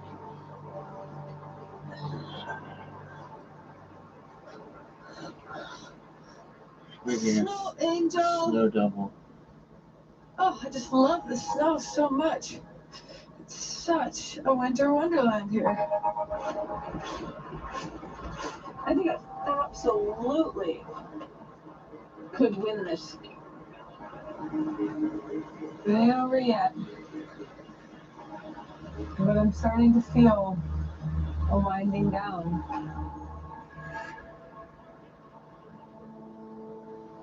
Winding down of the lumps in her crotch. She says she has glands that are swollen in her groin from internal infection of, I'm guessing, a spider. Something at the same time as a spider. She's trying different things. How skinny am I is the question that everybody wants to know.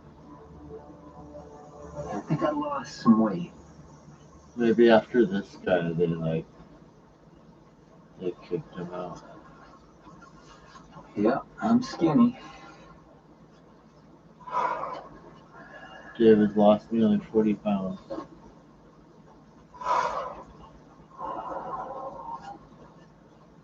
I wonder if this is the first season we'll start pulling people for getting food. Too much weight. Hoping that I can come up with some substantial meat. If I can get a boar, then we're solid, right?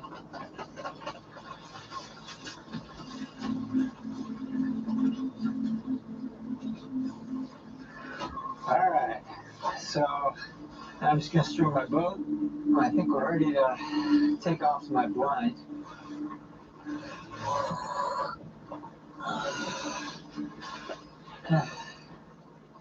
I got so many clothes on. I just tuckered myself out. Okay, let's get it ready to go. Hopefully, I might not be going to my blind. I can't string this bow. Come on!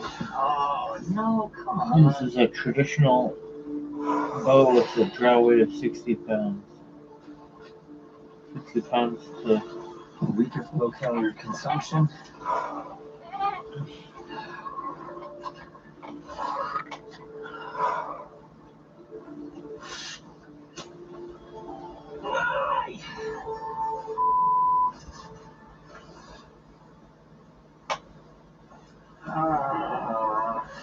That's sad. You can't string his bow because if I can't string my bow, that's so weak. Hunting's out. Damn it!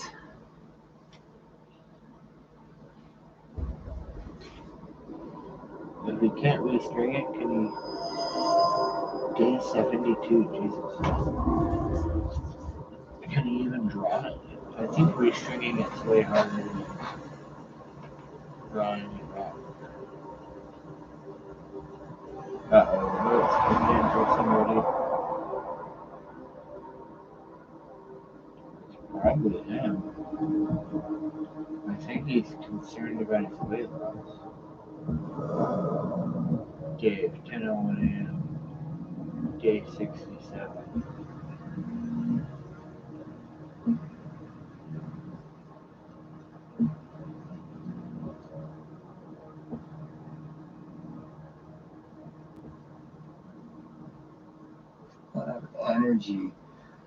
Energy so that I could work out and do something and like build my muscles again.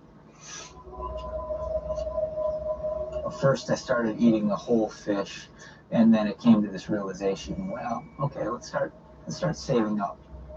Got a couple of nice fillets right there. I fillet them out, dry them. 2 fillets, 1 body, head goes in the stew. Each fish lasts me 3 to 6 days. If I have food stored away, then I know I'm doing well. And I know I can continue here. I've got 33 halves of fish. Filleted or stew. That's 33 days. If I can make that go every other day. Are you kidding me? You can't have it fish? If I can do every other day, anybody else? 33 fish. That's 2 months. 2 more months that I can be out here. Oh, great. But I His do want plan to be would out give here. him 200 calories every 2 A days. lot of food. Ouch. That's not very much. Maybe a green soup. Having this once every other day. Where she found that kettle? I want to stay here. I love this land. Third of the fish. Greens. Mushrooms.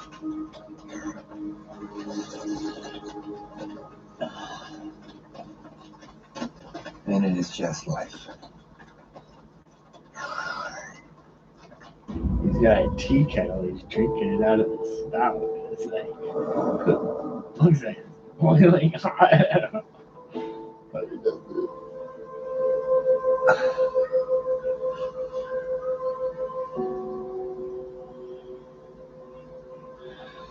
thought they were showing a boat going in.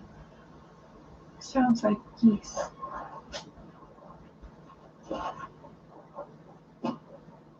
They're around the island. Looks like they're eating on the bulrushes. It'd be really, really awesome if I could catch a goose.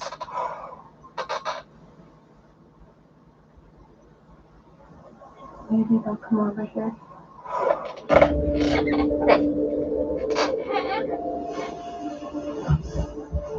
Oh yeah, she's gonna go. Preparation for the geese coming back. I'm gonna make 2 bolas. Got some rocks. I'm just gonna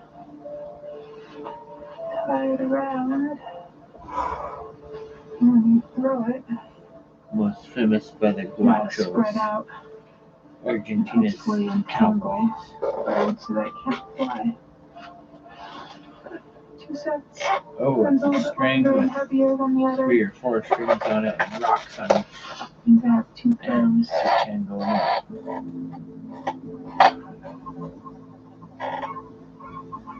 Just heard the geese and I looked down my trail and they did just come over here.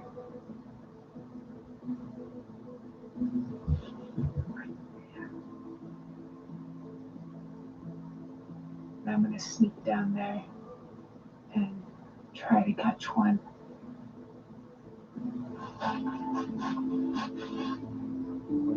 Guachola. It's gonna be quite a task. Sneaking around. Just has to be the right timing. Got that sweaty nervous armpit feel.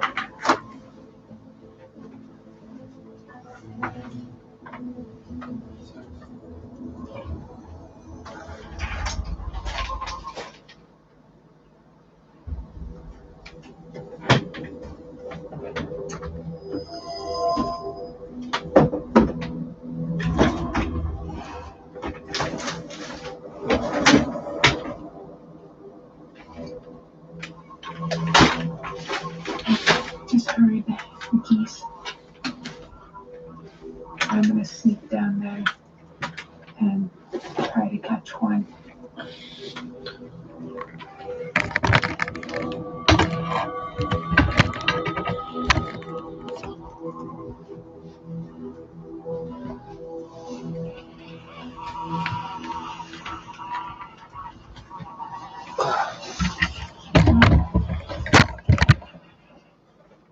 I didn't even hardly get within sight of them sneaking around, and they spooked.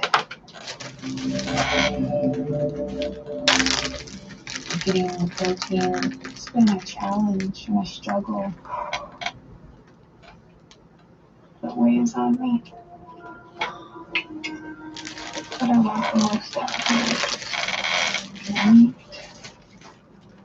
Without that extra calories, I don't know if I can keep going on plants alone.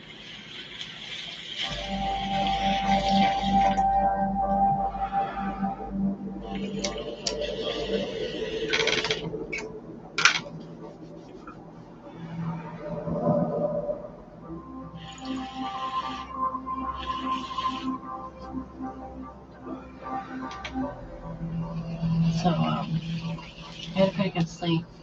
The fox hasn't been around for the last couple of days, or else he's just not being aggressive, trying to get into the shelter.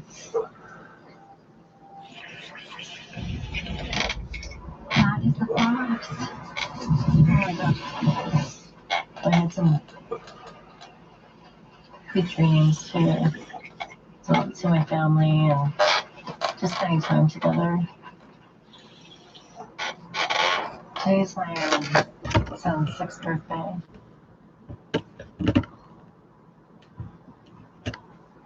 And it fully breaks my heart that I can't be there with him. Hey buddy, I miss you and I love you so much. And your sister too. I'll make it up to you guys when I get home.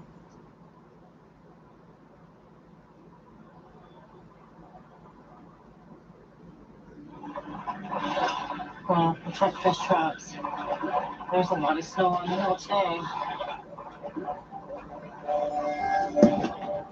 No fish.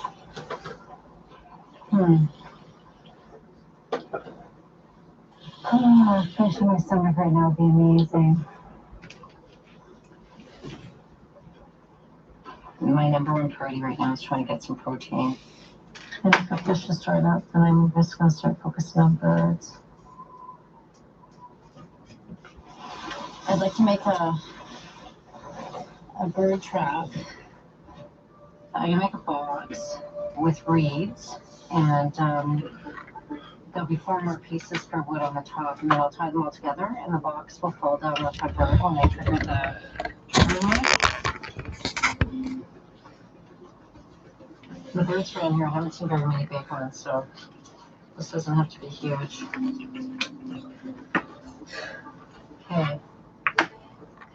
So there's one side of the box.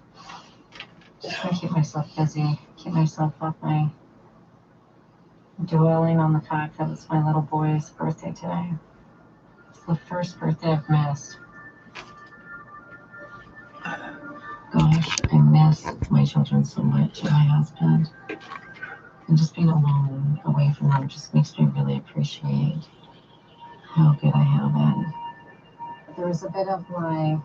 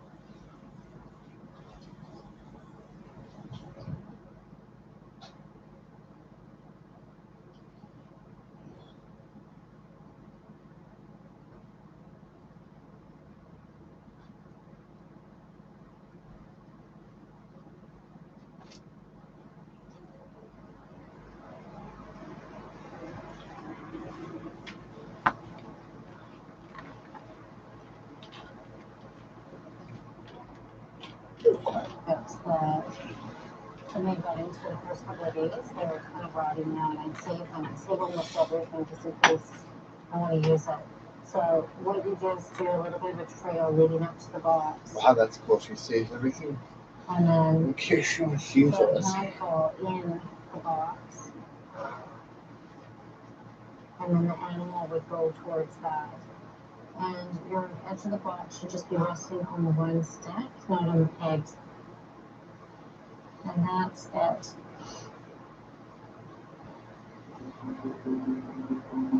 That did not look as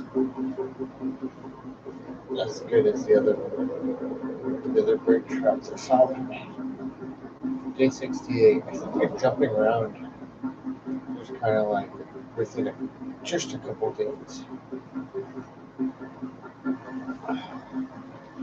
It's like top moments. Okay, Dr. Fowler.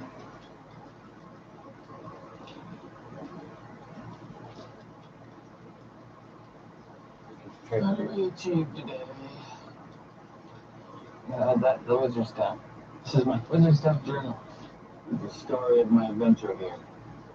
Special things that happen for the symbol, if I can remember it. Alright, today. Wow, that's really cool. Oh, yeah, keep it going. It's got like one little man and his cane. Grabbing his back, going, oh, my back. It's my physical field. So 50 symbols on there. Making things makes me happy. Keep myself from getting bored. Smoothed out my thimble. I find that it is very important to keep your mind busy, especially after 4 o'clock. 4 o'clock, you're used to going home and doing your family. And a little wizarding on I'm making her.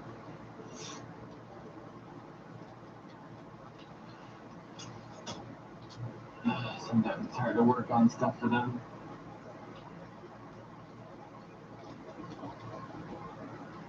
Wizarding away. Miss them all so much. That was pretty cool.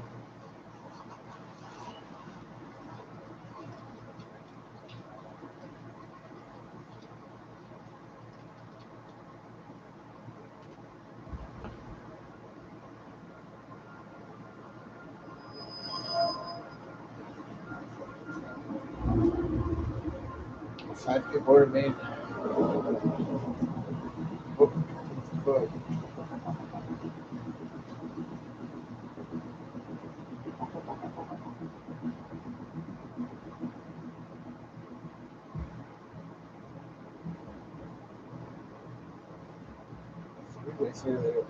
I think Dave's gonna get day 69, 11:37 a.m. Megan. Well, I know what wildlife goes through when the weather gets rough. It's really scrounge for their food. I have a new appreciation for what animals in the forest have to go through. You can tell things are changing. The fish don't seem to be biting. There's no mushrooms left. Some of the forest material is turning. And now I'm going to focus just on birds. Finished bird box. I have to go back to see if they were triggered. Get away. I just checked my bird box and something triggered it, but managed to get out because all of the bait inside is being eaten. I'll have to fix it or reset it. I'm going to check out my hair snares and my fox snare at the top of the hill.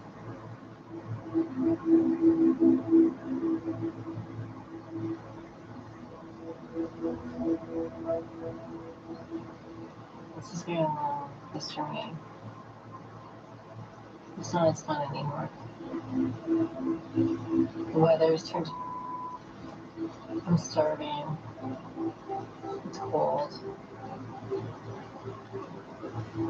I'm running on very, very low energy. Oh, it'd be so nice to get rabbit.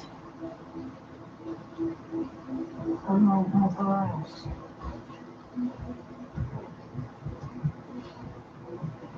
I did have it. Oh. Man. Jeez Louise. Look at that. What a fluffy, fat rabbit. There's all this new fur from the rabbit. And I thought maybe it had just bumped into this bush, but it ripped out. There's a snare here, so it obviously got stuck in the snare, and I ripped its way out of it and got caught up in there for a bit. Super frustrating. I almost had that rabbit again. Or something else here. This is definitely one of the harder days I've had. It's really raining. I'm running on very limited calories right now, and I'm trying to really conserve energy and also just be really careful about getting too cold, which will drain energy from my body as well, and I don't want to get sick.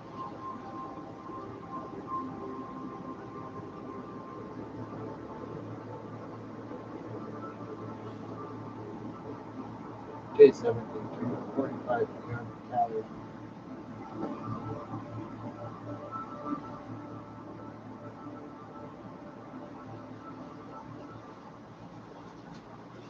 Yep. We got one. Booyah! Booyah! Booyah, baby. We got fish. Hey. Oh, beautiful fish. Thank you so much for your life.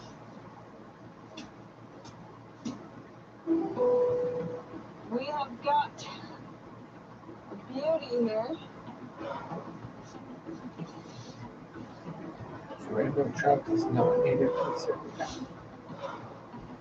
As they were introduced for recreational fishing, it is 20th century. Whoa, lots of eggs. Oh, I'm sorry, Mama.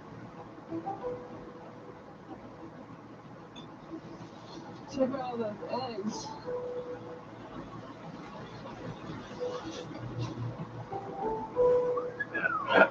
The other guy was slurping them up raw. Whoa.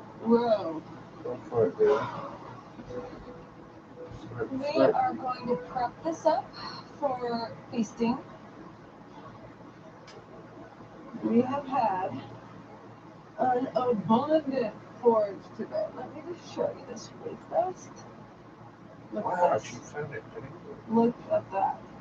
We've got our fish roe, a ridiculous amount of greens, and lots of mushies.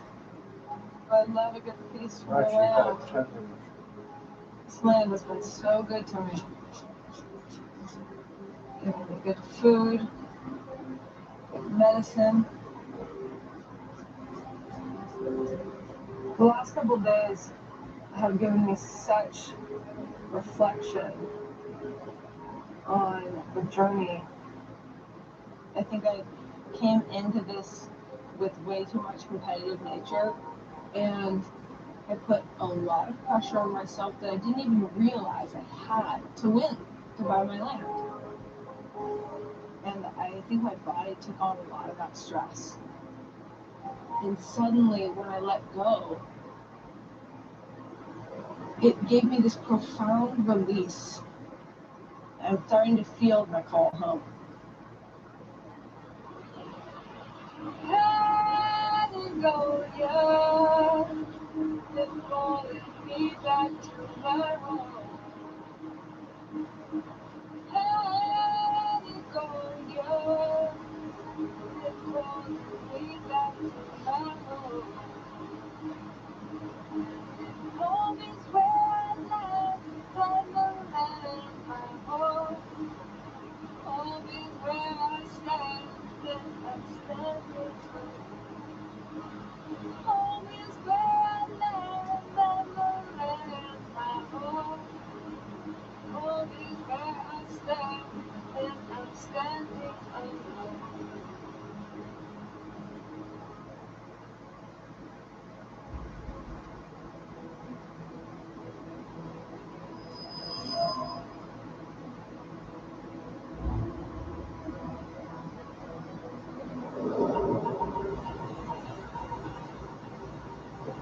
Keep trying this boat.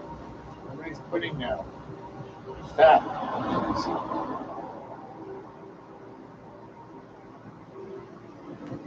He was showing the boat. 24-hour trip. Like, they said,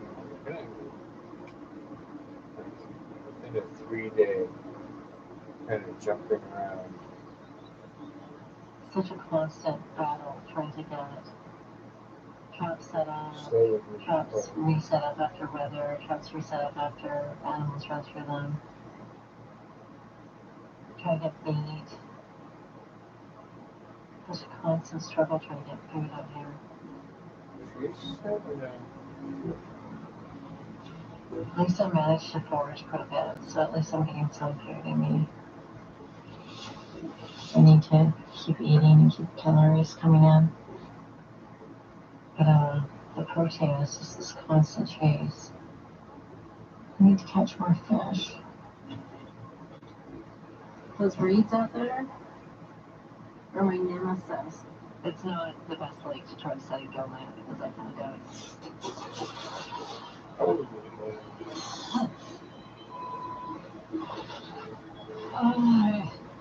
You brought a gill net? I was looking at my gill net and nothing appears to be in it, so I'm going to pull it and probably use it for some other stuff. So I'm just making this dip net, taking my gill net, which I cut in half, and then I've sewn up the sides here to make a bit of a pouch. This is the 20-pound test net that I just cut down that I did that never caught me fish. I could pull the string to tighten it up at the top. I could stuck on reeds so the fish doesn't get out the top. And when I go to use it again, I just loosen it. I did that.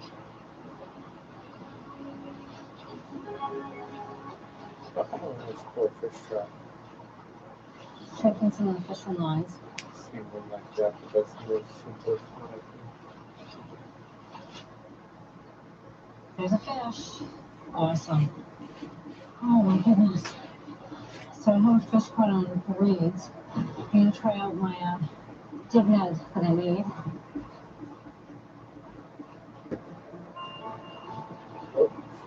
Oh, it's cold. Definitely do not want to fall in and get wet. Oh, that's so deep. It's not very huge, but definitely give me some protein.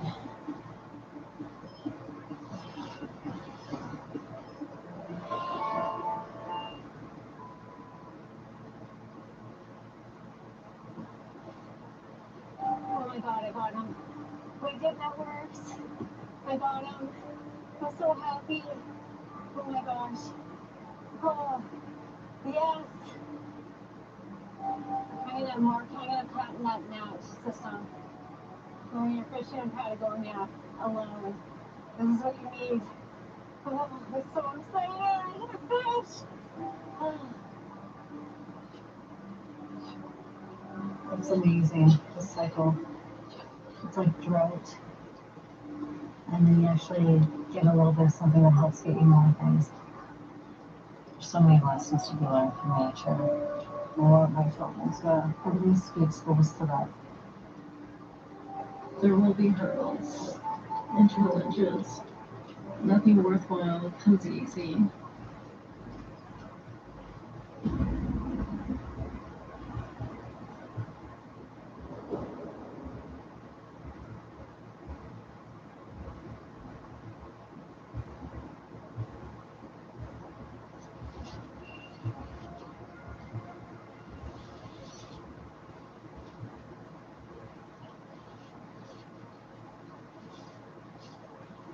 Every day I feel, yay, it's a good day to be alive, you know? This is great. This is quite the adventure. And as night draws on, I become more tired. And it's like, can't wait for this to be over. I want to be home doing my thing there.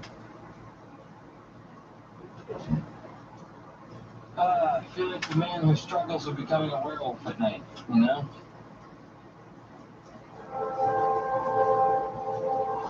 Firewood land.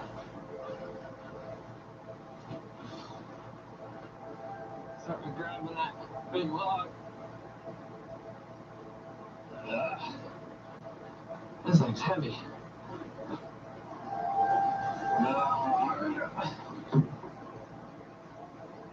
Missing the comforts at home even more today than I have for days.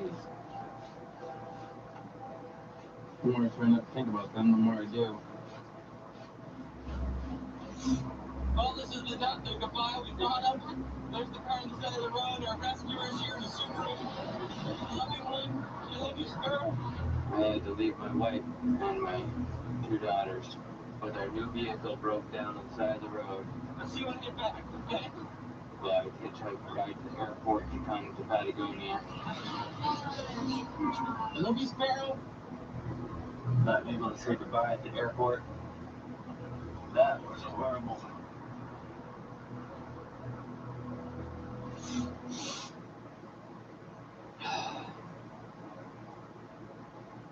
When you're out here by yourself, you think about family, how much they mean to you. The weight, gravity on your chest is just so strong. The pull on my heart to be with them. There's 2 little girls of mine and a beautiful wife. It's so hard.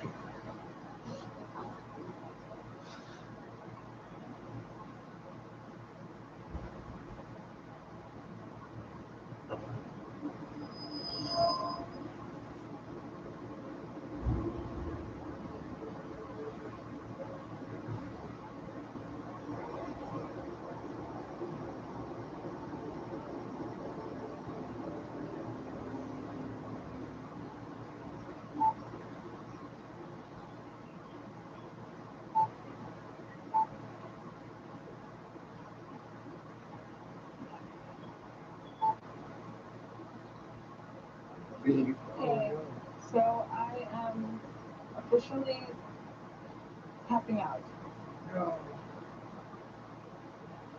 Thanks. Okay, bye.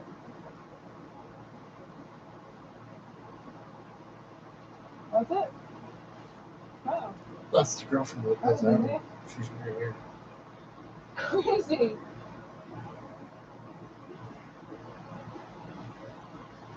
Whoa.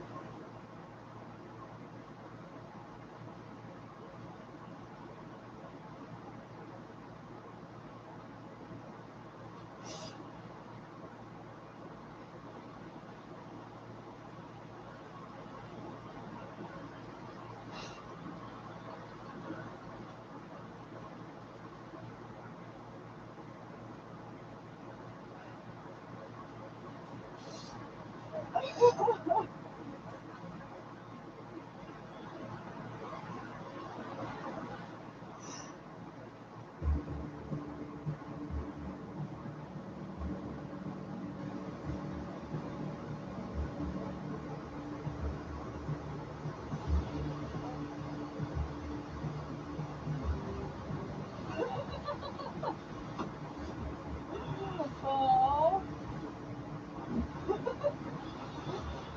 Hey guys. Wow.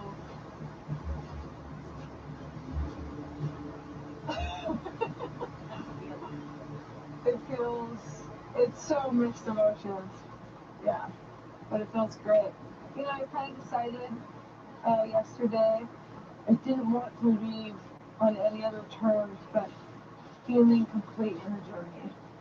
And I do. From the beginning, I saw this experience as an opportunity to buy my land and to have this outcome with me with.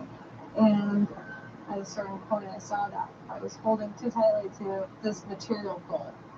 But when we hold so tightly to something, we don't allow other things to come in. I had to shed that. And when I did, I realized it doesn't matter what the outcome to any situation is. It's about being in this moment. It's about the journey. Finding a deeper sense of my own voice, finding a deeper sense of my own self-worth. And by being out here for so long, truly on your own, you develop this relationship with yourself that is so profound. And I communicate with myself in a way that I never thought possible. I only can imagine how this is going to serve me for the rest of my life. Yes, yes, oh my goodness, a fish! Was not expecting that. I'm gonna eat tonight. Oh no! Things are not going well. I'm getting quite thin. I definitely feel like I'm living each day here as if it could be my last day. Amazing how breathing is so difficult when you don't have a lot of calories.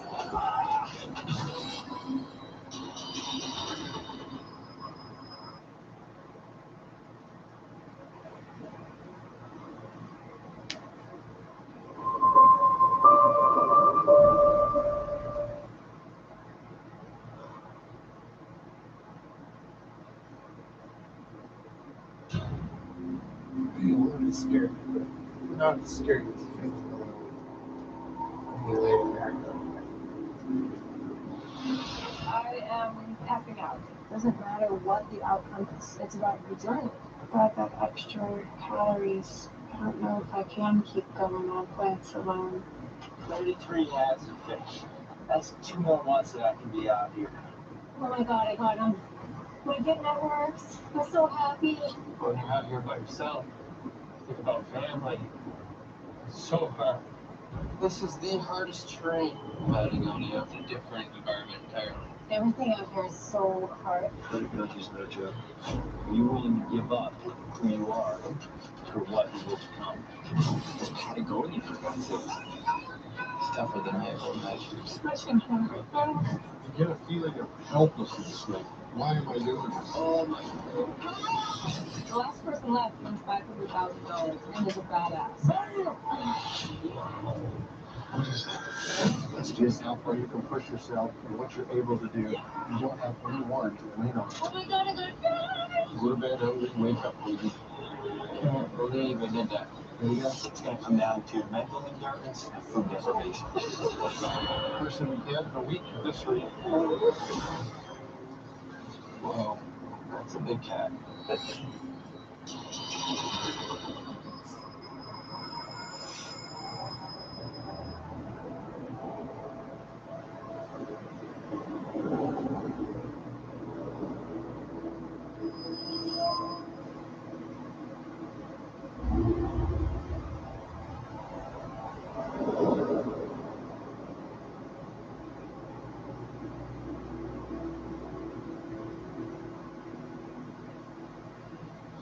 Then we got stoked the fire. Day going. 41 days of keeping the fire going without a fire starter. Because I bent the fire. Not burning the firewood all night, just burying it in coal so that it burned an entire night. Nice hot coals in the morning.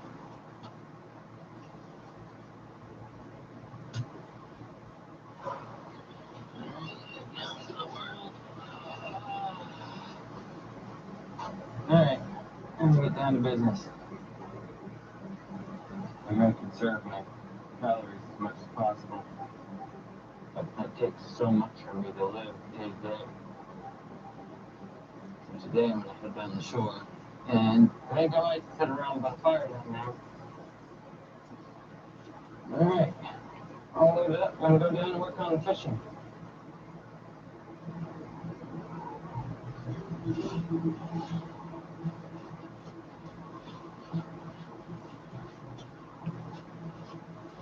I made it, only just. Took the wrong fire stick. I don't want to stay going. It's enough of a breeze that I get my hands wet, I'm going to be cold in no time. So I'm going to get the fire going and then try to see if I got a fish.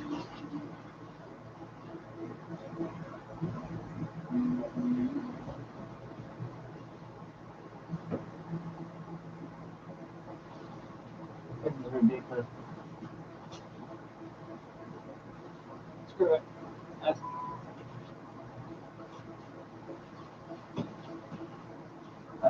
messed up. Discombobulated, head's all ringing.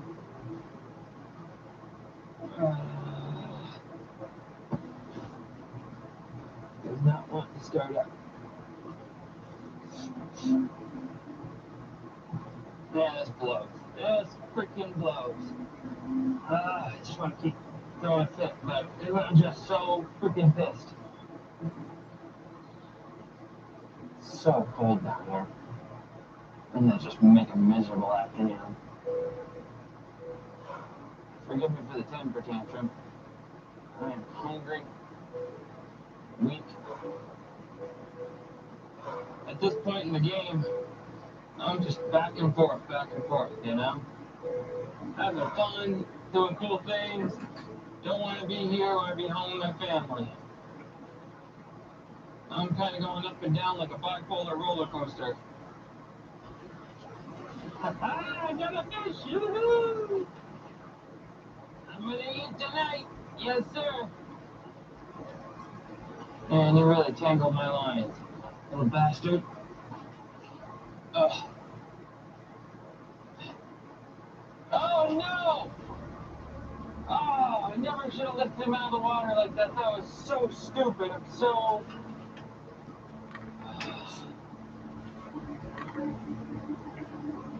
Not my day. Not my day. That was the dumbest. Why did I... The stupid lines are so tangled if I just swing it over and get him ashore.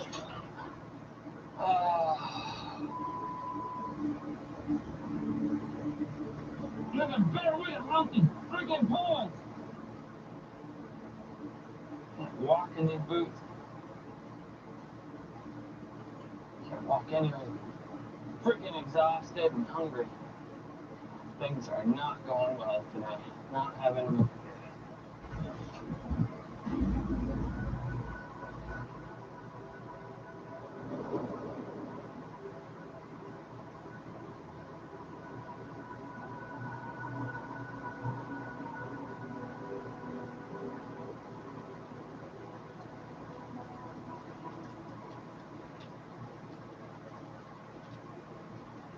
I just started thinking about swimming in chocolate pudding.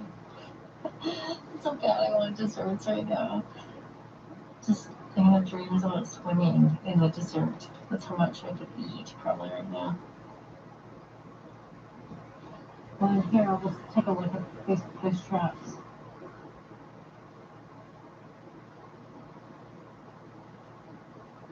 There's a fish.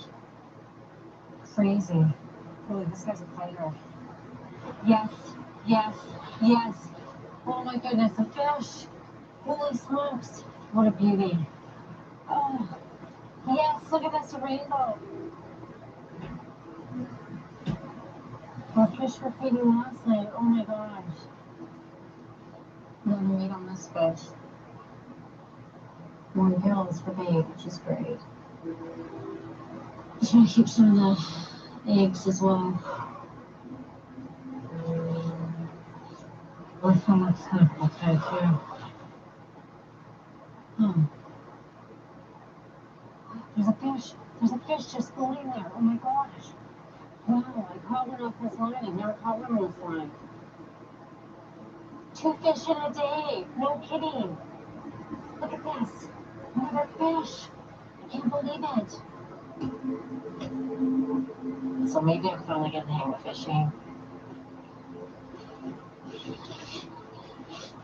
Oh my god, you gotta be kidding me. There's a fish over here. God, another fish. Yes. Oh goodness. 3 fish in a day. Was not expecting that.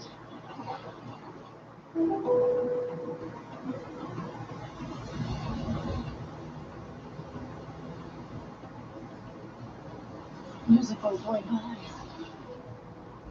Maybe one of these medical checks.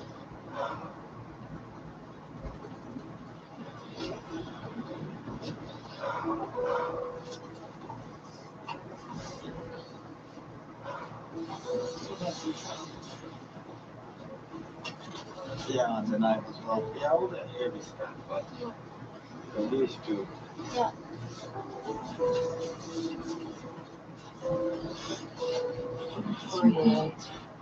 That's helpful.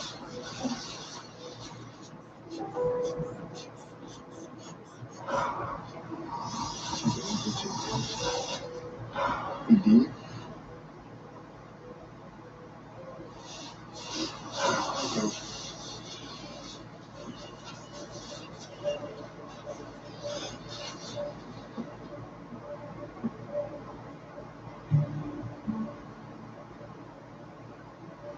Yeah, I'm back down to like my marathon running weight.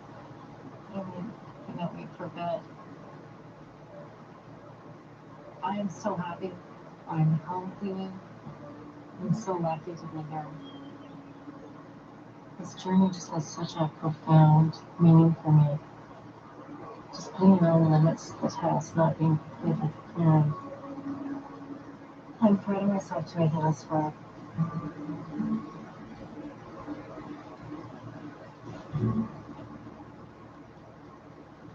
Food definitely makes that so much better.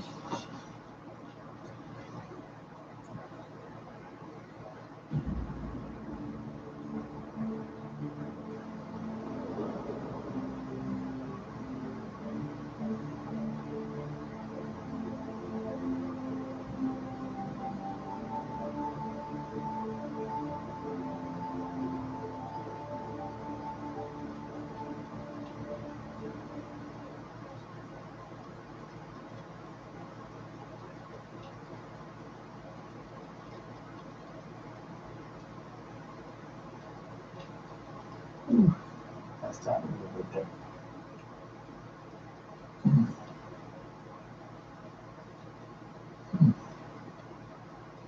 I feel a whole new level of hunger.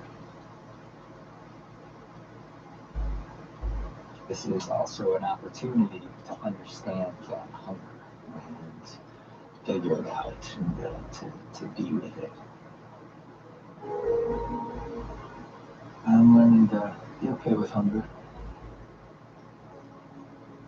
Back home, I try to do vision quests every 6 months. 2 or 4 day vision quest where I won't eat anything and just go outside, hunt for the land.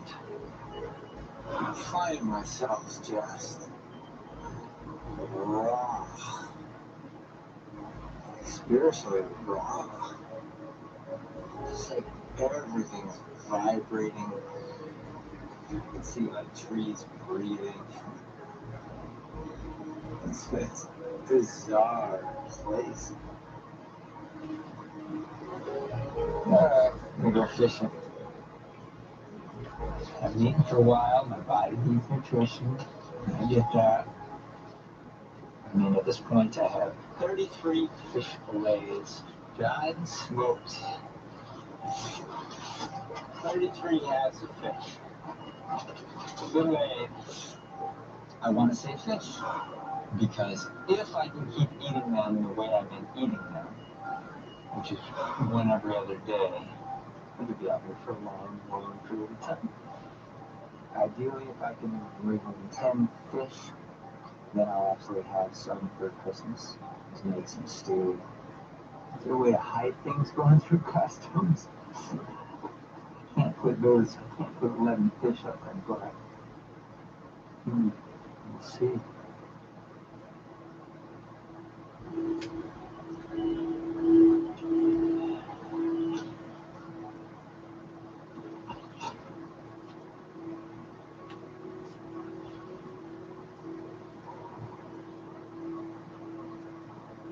Amazing how breathing is so difficult when you don't have a lot of calories. So I'm gonna move slow today. Nice and slow.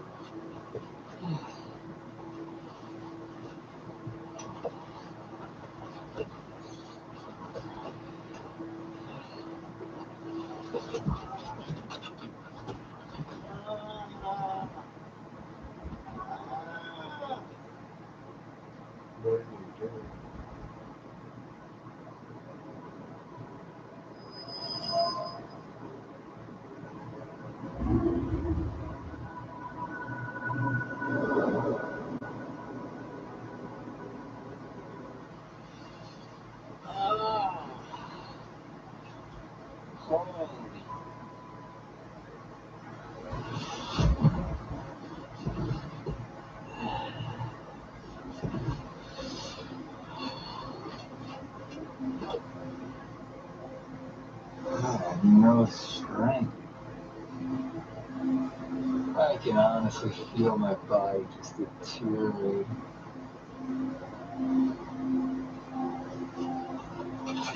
I've lost about a third of my body weight.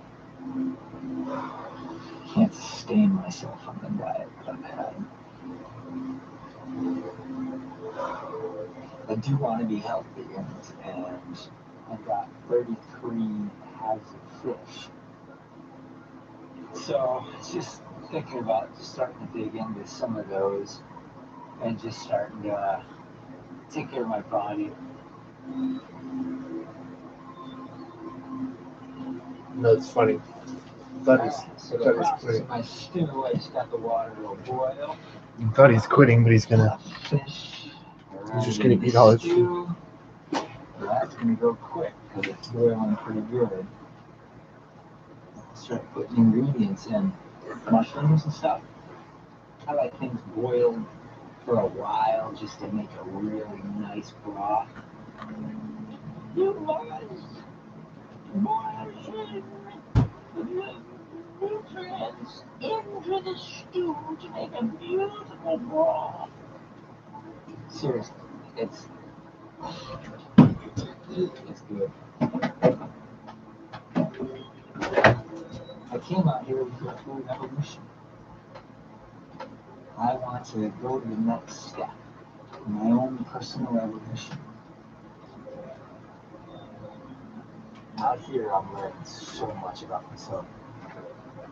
I don't want to leave here until I feel really, really ready.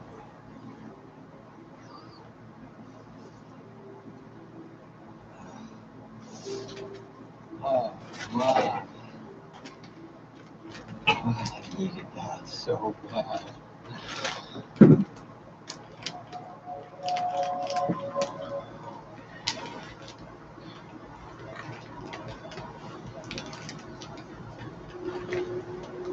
Okay, he's still tapping now. So it's gotta confuse him.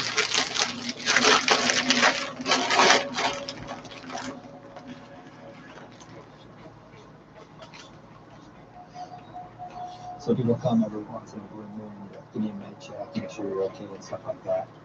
Not a big deal. That's just a safety precaution. Oh. Okay. It's a 4-9.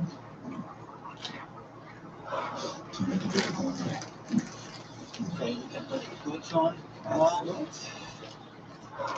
Two down. 42 pounds later. None.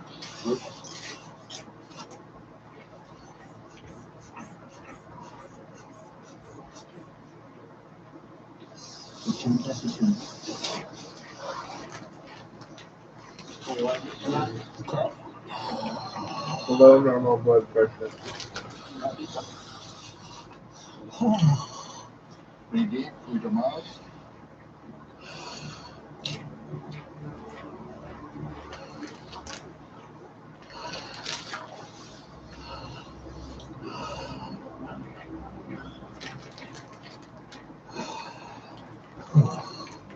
I think this is the first season they're gonna pull.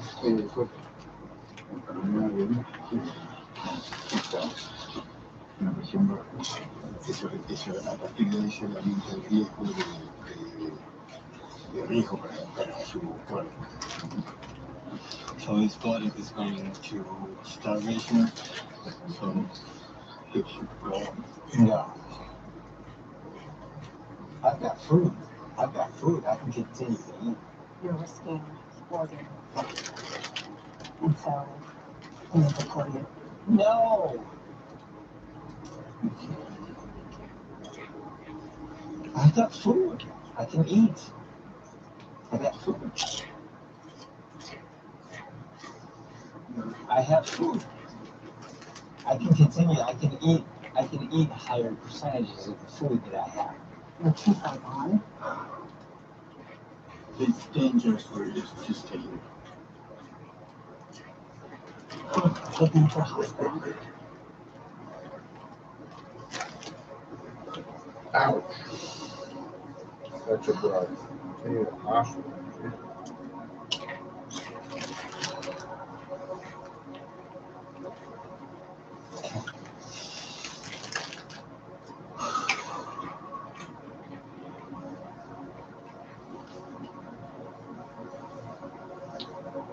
The guy knows what it is. Wish I would have ate more. I've got so much food. I thought if I store this food, then I have the ability to continue a long period of time. But I pushed myself a little too far. It's frustrating. I feel frustrated. I had enough food, I felt that I could last 2 more months. Being outdoors, playing, learning. Can't believe that I'm going home. I feel good at my life at home. Everything's nice and I enjoy it, but there's moments where there's just something missing. And being out here, I feel like I'm living. Life has a higher resonance. It's been nice. It's been beautiful.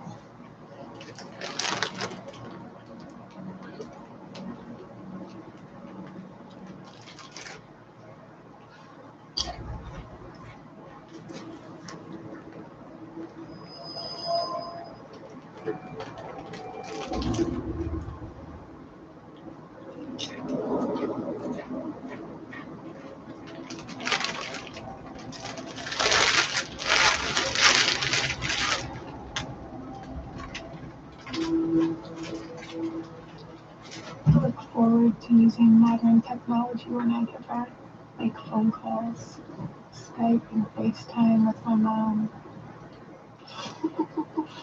Hey Mom, here's my shelter. Here's my fireplace. Here's where I sleep. That'd be pretty cool.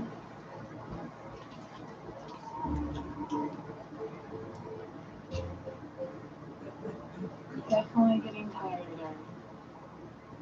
But my focus is to stay busy and keep making things. Oh, I just want to drive myself batty. I really want to make a drum. I'm hoping that I can make a circle for the frame for my drum. I mean, big projects is wearing me down a lot quicker than it did earlier on. But joy comes from making things. So thankful for the hide that I found. I'm using it as a drum beater head. This is so cool. Day 2, she finds a hide. Looks like a cow to me. Cow. Skull on the hide. I'm gonna potentially could make something on this. So this is gonna be like my hardware store out here. As a teenage girl, my mom was really relaxed about letting me work on hides in the house. One time she let me brain pan a deer hide in the bathroom. Deer hide. Clean up and sanitize afterwards. But she let me do it. The combination of water and brain. Oh, it's a lot cleaner. There's a lot of content. It's inspired to make a drum. I aspire to be the last person here. And my stubborn nature is helping me keep going. That is it. If I can get the pie dried out as soon as possible, the next step is going to be drum head lacing.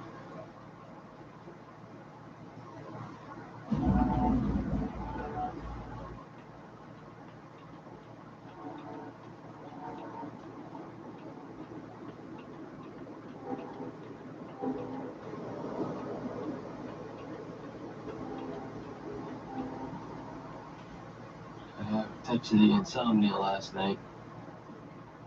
Like the hunger and everything else created like a strange state of insomnia, euphoria that I couldn't break. Don't need this. I feel good now, so get up and keep on keeping on.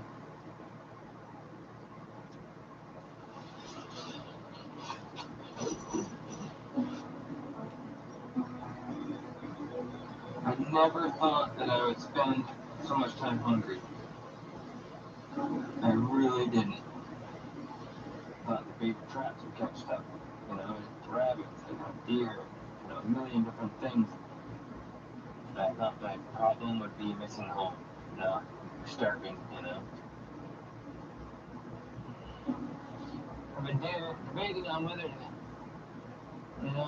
eat some of these roots. Plants here in Patagonia are my weakness, So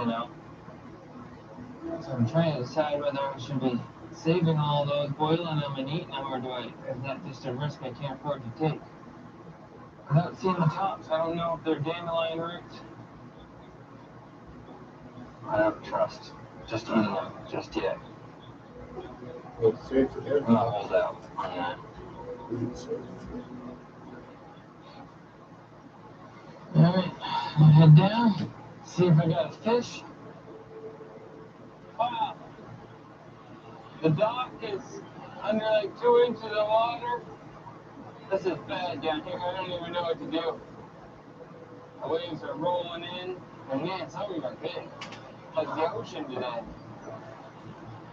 I could lose the dock completely. And then I'd be like up in the trees here, throwing lines out, trying not to tangle them with the trees as I'm pulling them in. I don't see anything moving on any of my lines.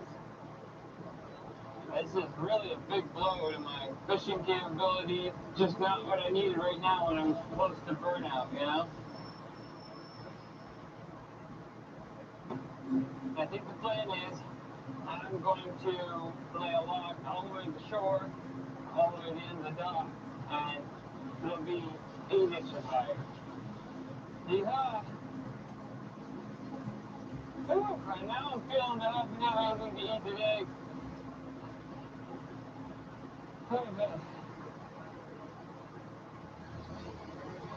I'm at the end of my limit here. Feeling shaky. Put a lot in to get this log out here. The dock lines are on grip because it's set up the same way they always are, so there's no reason why they shouldn't catch a fish if they're gonna catch a fish. So sick of the weak feeling in my muscles and my legs. I'm going to continue to go downhill if I don't get more into me for food.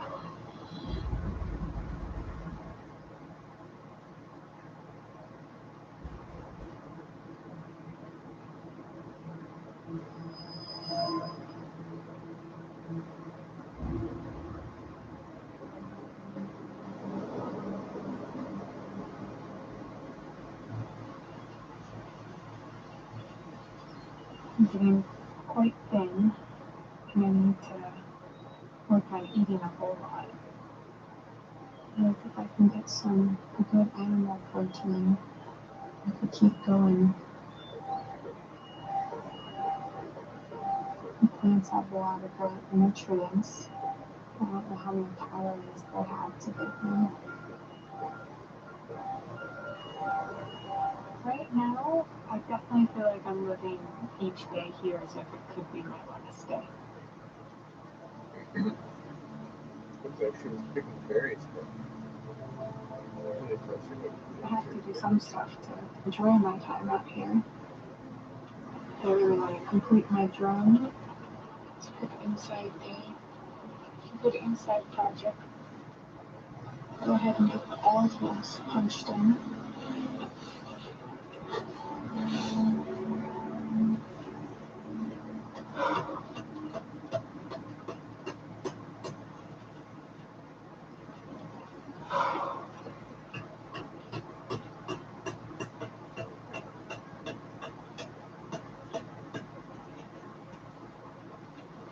All the holes are in.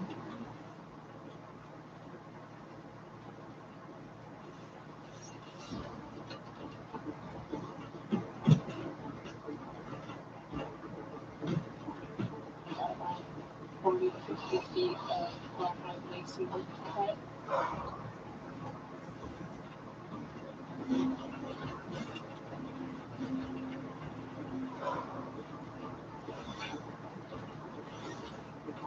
Sometimes I have to push myself to keep going, to finish it up. And it feels really good when it's done.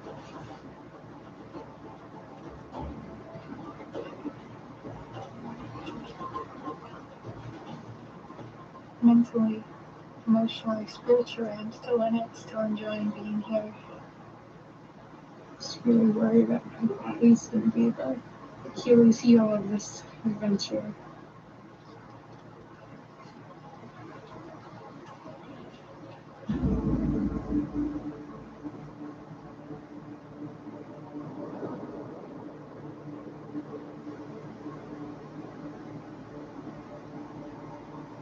There's still a lot I could make out here. As soon as I feel that I have 30 calories, I start brainstorming about things to do. I almost got a hammock, actually, with branches. I think this branch might work. It's nice to actually do things that are a little bit artistic. I think that's part of half the battle out here, just keeping the boredom at bay. Keep yourself busy. So I've cut down 5 saplings and I'm just going to cut them to length. Hopefully they're flexible enough, but sturdy enough to hold my weight too. So these will interweave between all the 5 structural pieces of the hammock. It'll give it more support. I have to adapt and stay positive, find my skill set, and just keep moving forward every day. If you have the right mindset, it's amazing what can be accomplished.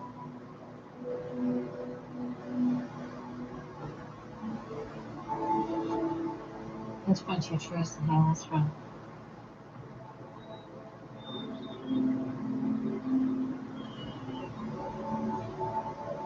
A hammock made out of paracord and saplings. Let's see if this works. This will be relaxing.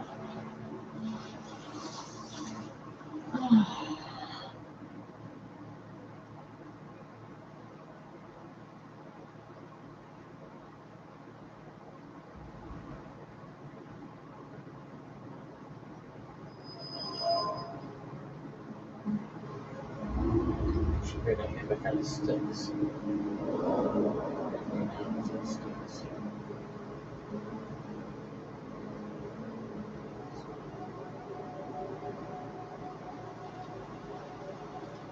I'm pretty tired today. I'm really excited about my drum. Finally got it made.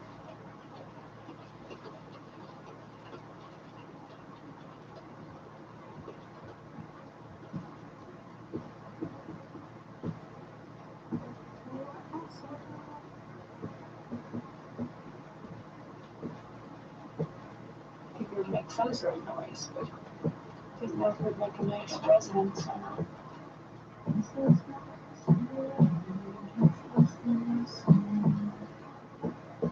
I'm loving being here, but I was having a journal. So many things that I wish I could write down. Miss our pet. I miss Tyler a whole bunch. I miss all my other loved ones and friends.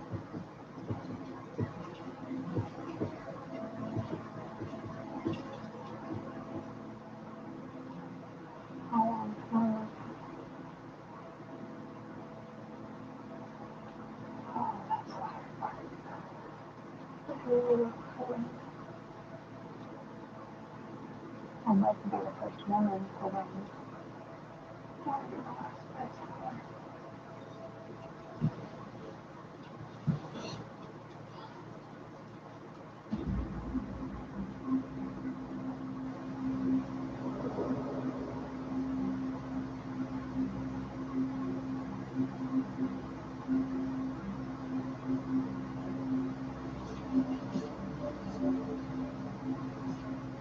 I do a lot of foraging.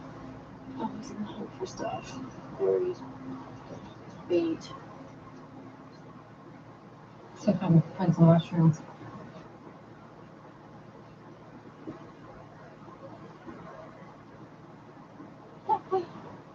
Everybody gets excited about fungi. The mushroom, that is. Pretty excited about finding these. I thought they were done for the season, but they're not. It's a good fungus. You like them. I'm gonna look for more, see if I can find some more.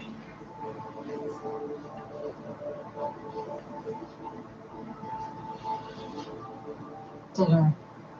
Rose hips. I looked for fish, but that's what I have to do.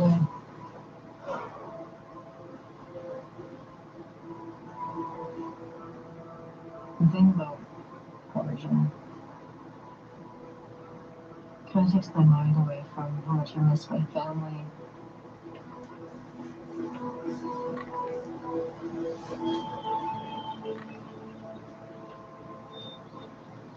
I'm gonna be careful with these rose hips.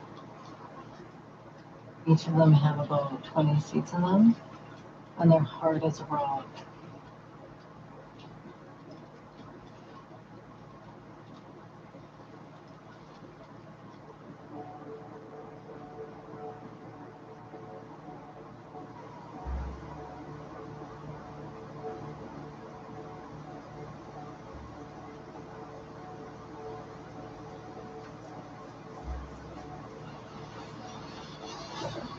I just woke up. It's I don't know what time it is. It's like the middle of the night, and it's raining for. But when it woke me up, as I was pain in my tooth. I haven't had pain like that. I don't know when. I don't think I've ever had a pain wake me up like that in my tooth. It looks like there might be a piece of my back and arm missing. Feels like it's so swollen. I assume it's from rose hips. Even a small chip in your tooth can just lead to the biggest problem. Because I don't have antibiotics.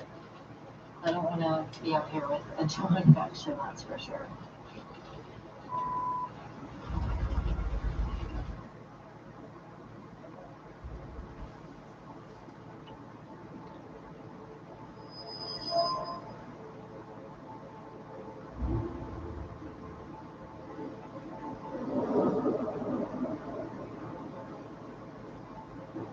I think there's just random medical emergencies. Wow! One choppy lake. Stripped hooks and nothing there. Man, this is starting to really tick me off. I've always caught stuff again at some point. And just nothing. As many times as I baited in the past, I would have caught at least 4 or 5 fish. This is ridiculous. My consistent, persistent effort has always paid off, except for now. No fish. Ever since the water's risen, I haven't been able to catch a single fish.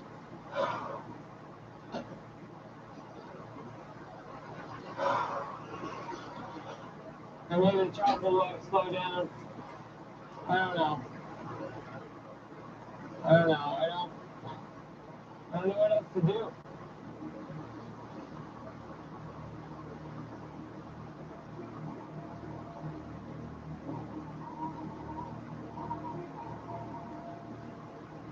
Rubs and roots for dinner. I know some of these are dandelion roots and some of this other flower that's in there, and I don't think it's a problem, but there's not much to them anyway. But at least they'll give me something to chew on. I can't imagine it's more than a couple calories.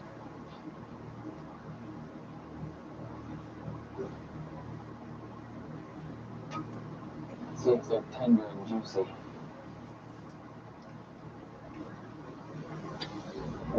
Palatable. Hot. Oh yeah. Just like carrots. I should have done it sooner. I don't know how much it can do for me, but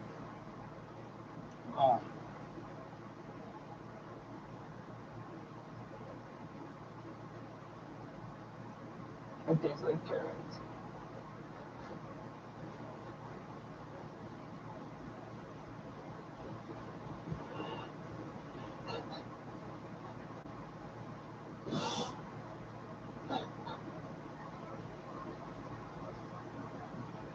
I'm so hungry. I don't know how long. Oh, yeah, you made it past 3 minutes.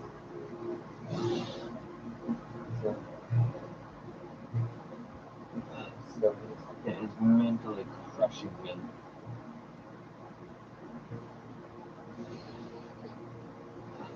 I wish the others would just hurry up and quit.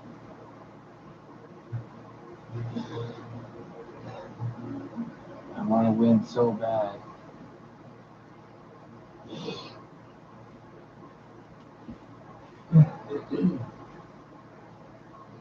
It tastes like carrots. Oh my goodness. Losing it. I don't think I've been so tired and so hungry ever in my life. I have this guilt as a mother, leaving my children for a very long time. With that, how do we catch a fish? And so it's been, I'm guessing I'm down around 100 pounds. No, no, NightCap yet. I don't think it's been there. That's probably where it comes to an end for me. Oh, shit, everything get kicked out.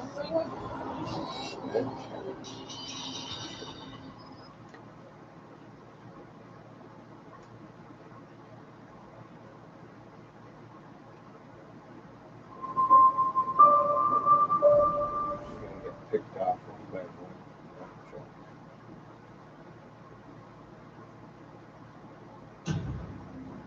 I've often found that like the same line is so good successful.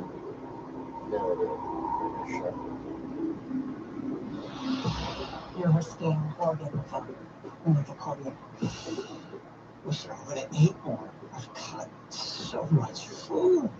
Ever since the water's risen, I haven't been able to catch a single fish. I don't know how long I can keep going. I'd love to be the first woman to win, but I'm quite thin. I have this pain in my tooth. Even a small chip in your tooth can just lead to the biggest problem. This is the hardest terrain in Patagonia. It's a different environment entirely. Everything out here is so hard. Are you willing to give up who you are for what and will to come. Because Patagonia, for God's sake, it's tougher than I ever imagined. Especially in Canada right now. You get a feeling of helplessness, like, why am I doing this? The last person left wins $500,000 and is a badass. What is that? It's just how far you can push yourself and what you're able to do. You don't have anyone to lean on. Go to bed early, wake up early. I don't believe I did that. It's going to come down to mental endurance and food deprivation. Person is dead in a week at this rate. Whoa, it's a big cat.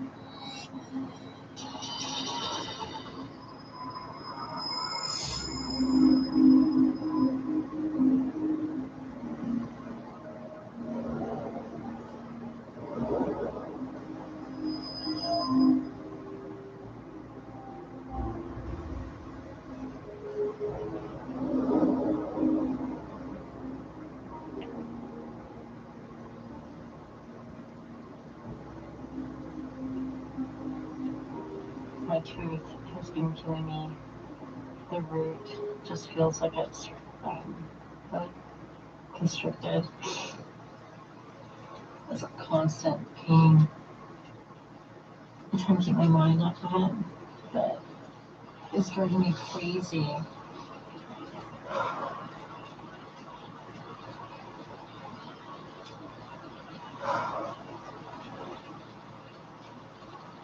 Yeah, it's just pouring outside right now and windy.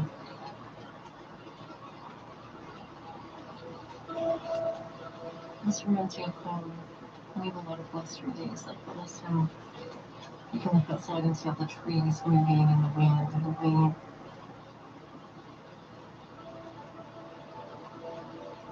Days like this, it gets harder to be out here alone. I'm definitely thinking about my family a lot, and I miss my kids so much, and my husband. I try to suppress thinking about them. If I'm not busy, I get too into my head. How long will I be out here? How many baskets am I going to make? I keep thinking about my family. I have this guilt as a mother, leaving my children for a very long time. I didn't bring pictures of my children, so I can't even think about my role as a mother and a wife. My kids don't even know where I am. I don't want to tell them and worry them. They think I'm doing forestry field work.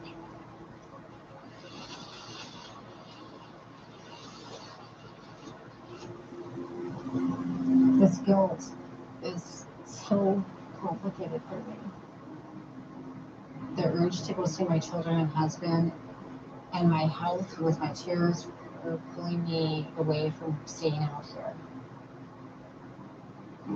The only pull left for me to stay is the money.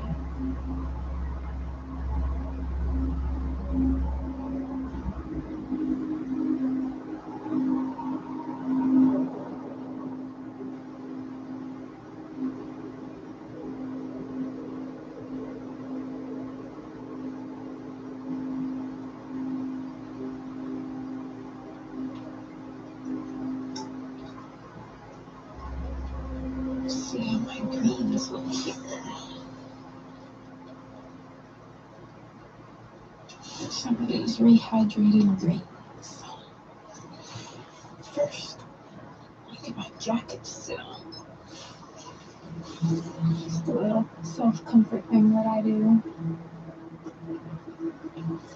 Because my butt's kind of only these days.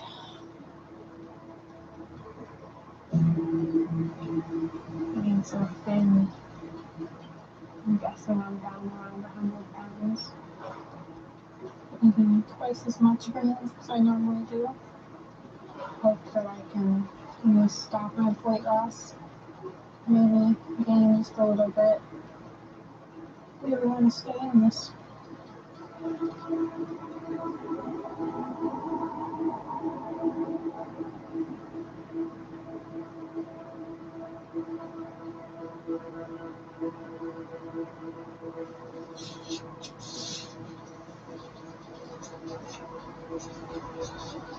My strategy at this point is trying to outlive, outlast whoever else is left.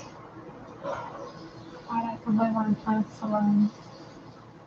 I guess I'm wrong. And even more. Try fishing again. Keep on staying here. Next med check, I'm pretty nervous about. I don't know if the doctor will think I've lost too much weight. I think it's necessary to pull me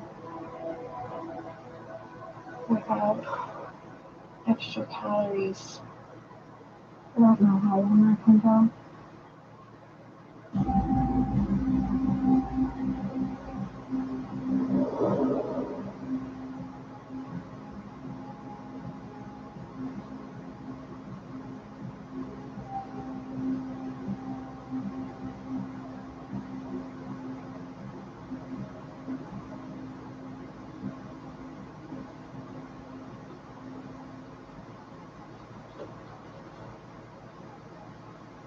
This crow's feet kind of thing going on.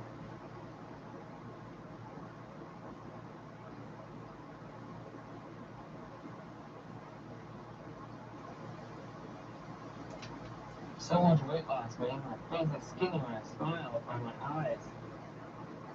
Look at that. Look at those wrinkles. I lost so much weight, even my cheeks are thinner.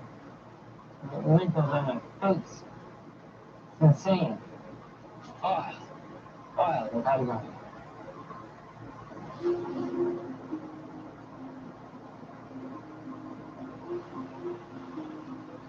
Still losing weight continually.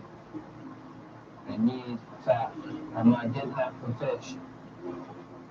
Alright, I see my line is sprung. Nah, nothing. I lose much more weight, and they're gonna pull me on a medical tack-up.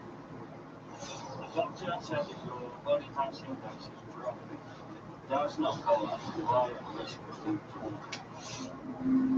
don't want to go.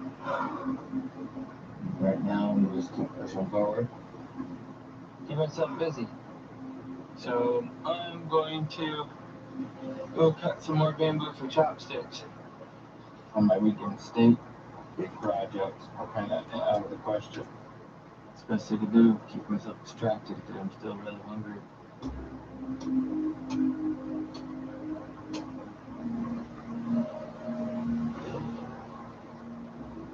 Running on empty. Having a hard time not becoming discouraged. When you've been hungry like this for this long, it's like it just keeps coming to you. Like, oh. There. Big pile of chopsticks.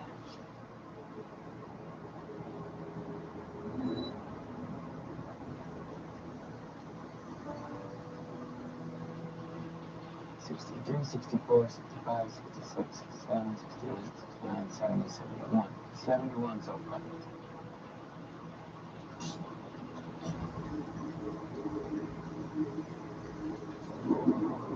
I'm hurting tonight.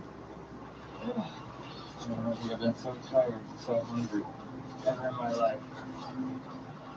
I just want to go to sleep. Being too weak and hungry to provide for myself and keep going. That's where it comes to an end for me.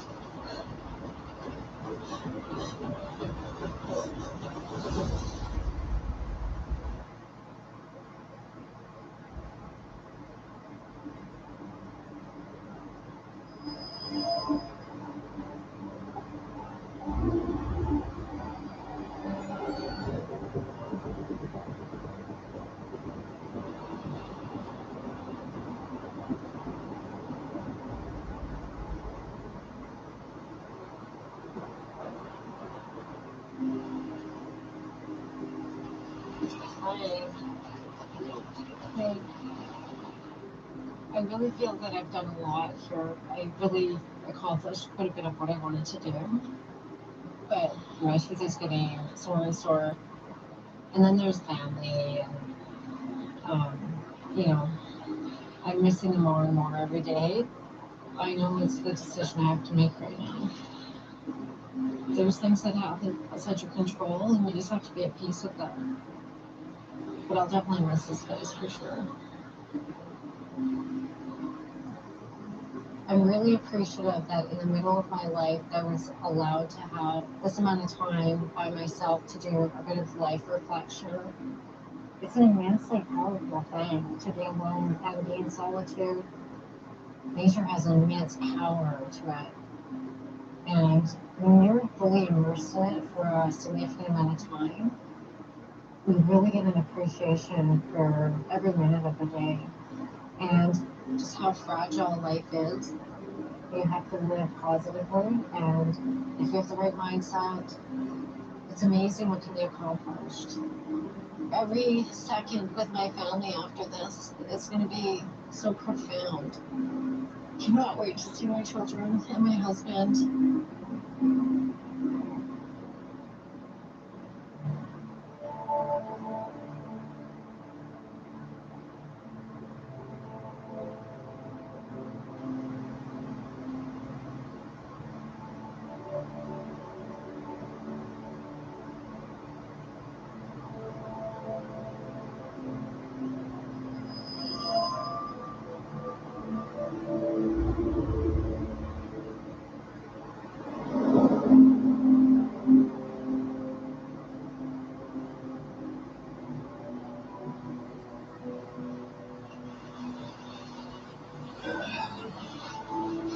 Little twig legs.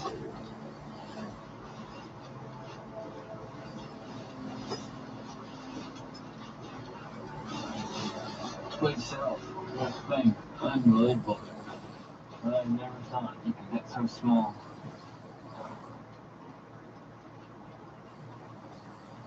Little arms.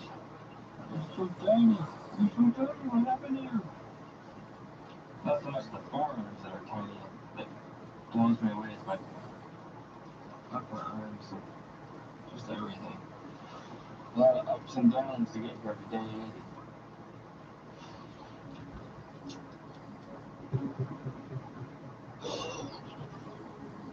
Holy cow. All alone. I've been going back and forth between excited and nervous. Now that I'm here, I think I'm just nervous. This is one tough place.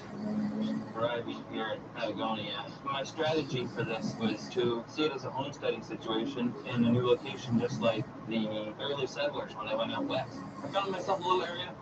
This is a temporary shelter. It's only like 15 feet from where I was dropped off. But my choices are limited. My place is 95% hill. There's no sun, so I gotta go to my territory.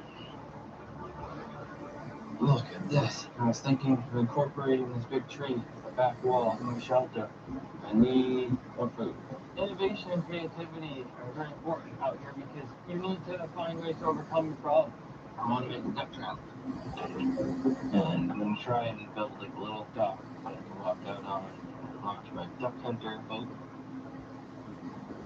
We are fishing for birds.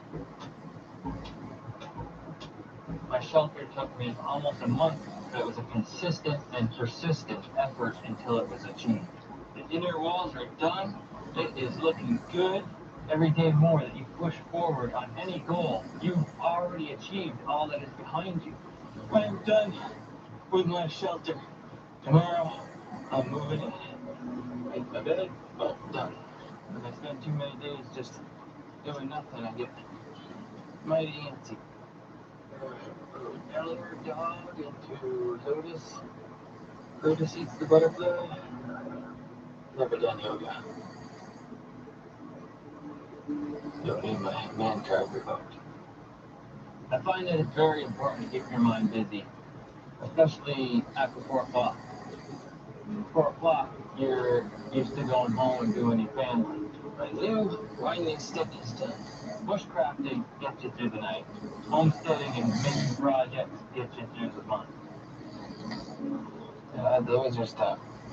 Wizard Stuff Journal. The story of my adventure here. Whenever I'm not busy making stuff and doing things, I am sick and tired of being alone. But when you're out here by yourself, you think about family, how much they mean to you. The weight, gravity on your chest is just so strong.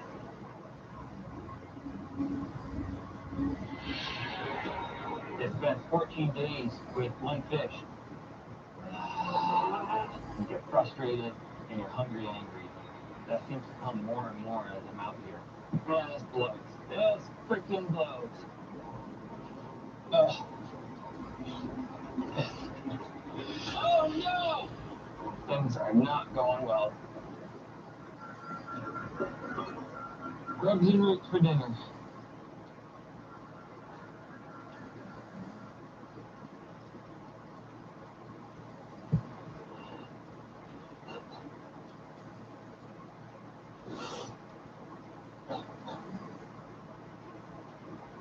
I'm so hungry.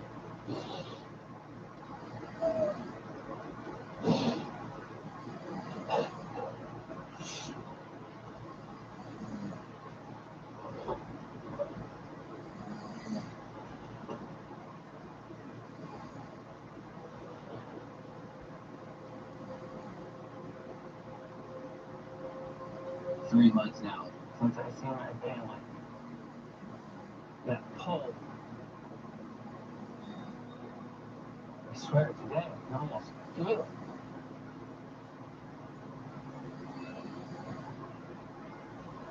Diminishing conditions that I'm in these days. I don't know how much more I got left in me.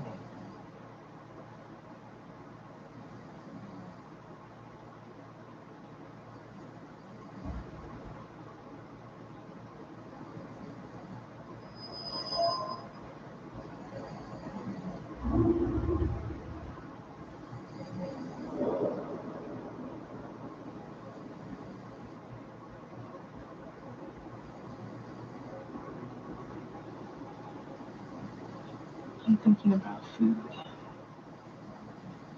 Thinking about all the things I look forward to eating when I get home. Someday soon, I'll be able to go to restaurants and eat a delicious home-cooked meal.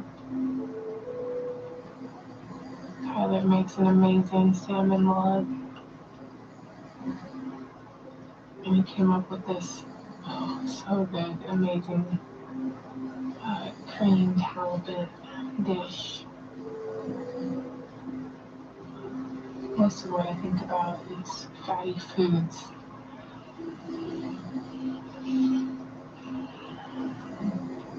Which I guess shows that's what my body's craving. Gonna be one lean machine here.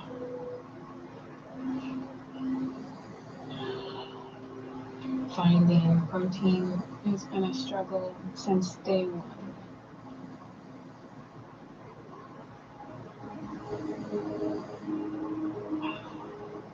This is even more beautiful than I could have imagined. It's hard to put words to what this place means to me. 2 deer just walked up on the beach. That's pretty cool. I have always wanted to really test my survival skills. I feel like my entire life has been building me up to this point. I always wanted to spend a long chunk of time, up to a year, in the woods, alone. As a survival strategy, I wanted to create a home. I didn't want to just have a shelter that just barely met my needs. I wanted to be able to live inside what I created. And sweet home. Early on, there were some moments when it was a struggle. Missing Tyler, missing being able to reach out and call my family and friends. Sad at moments, but just to be expected. being out here now. I think I've struggled the most with fishing out here. My body weight started dropping, so I knew that I had to change what I'm doing. I tried everything. Oh man, protein is critical in a survival situation. Yes.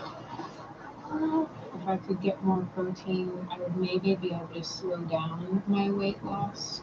Oh, dang it. Here, if I don't catch a fish, I won't have anything to eat that night. And that stresses me out. And so I went with what did work, which was gathering plants. Dandelions, just what the doctor ordered. I don't know where the strength came for me to live out here as long as I have. It's just, it's part of me. And I'm proud of I am stubborn. My attitude and my will and my spirit have been key points for me being able to be out here as long as I have. To me, the difference between living and survival is just barely being able to pull through something. Living is being present and enjoying each moment. It's so slow. I really want to make a drum. To live out here, I do need to keep making things and try to stay busy all the time. I want with all of my being to stay out here and enjoy living as long as I can. However long that is, I'm going to keep striving.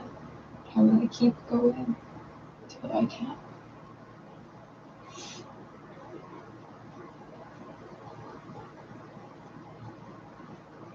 Here's the true of how I'm doing right now. At least in this moment. I feel scared. Scared of all the future unknowns. Scared of having to tap out or getting pulled out.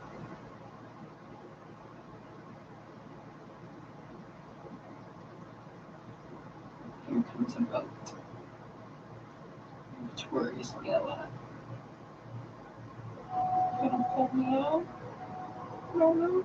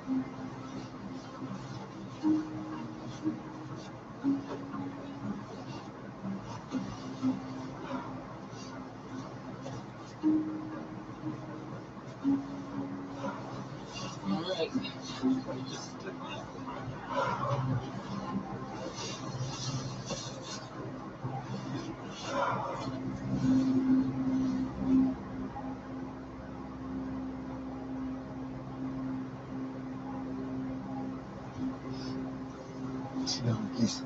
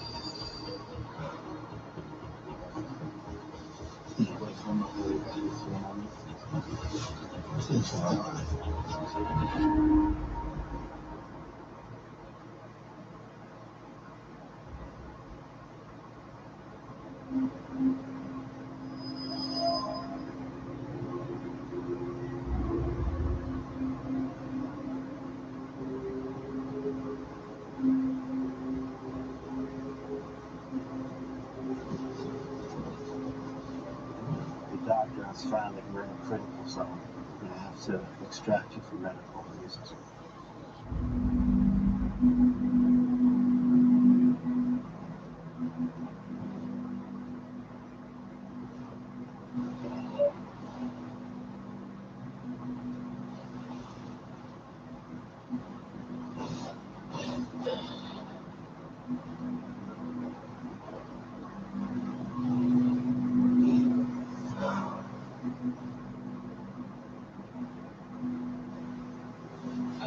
I was worried that this point might come. I felt myself getting thinner, and even though I feel in great spirits, I know I feel really good. Most of the time, I'm feeling emotionally and spiritually. It's really disappointing.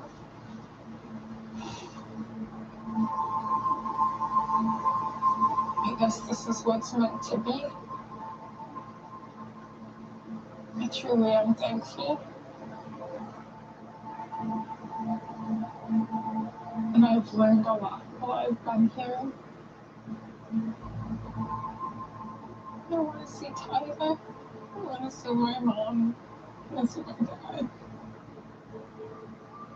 Even though I've been alone, I feel like I've been connected to them the whole time. And they've been there for me. They've helped give me strength. I don't feel like I've been surviving and struggling. I've been there living. Not winning $500,000. It is disappointing. More so that I can't help others. I can't buy my mom property and build a house. Help some friends have a better life. And I was hoping to save for my life and my children. But my physical body can't do this anymore. And so it's not mine to have. This place, it's really become part of who I am. I came out more alive than I've ever been.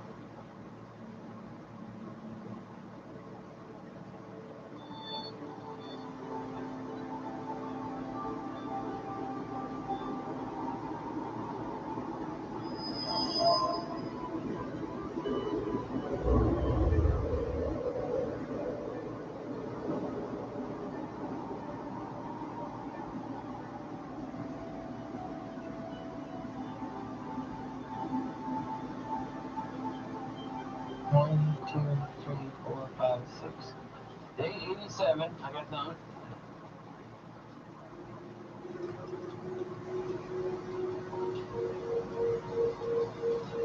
I hear a boat.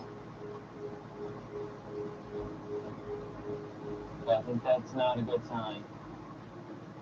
I think that means we got a red truck today. There was just one yesterday. I don't think it's good news. We got another 20 pounds. We haven't been scale. It might be over. For me. I want it to be over. But I don't want it to be over because I failed to acquire enough food. I have the energy to continue, the mental and the physical fortitude. Make it to 90 and then some, maybe even 100.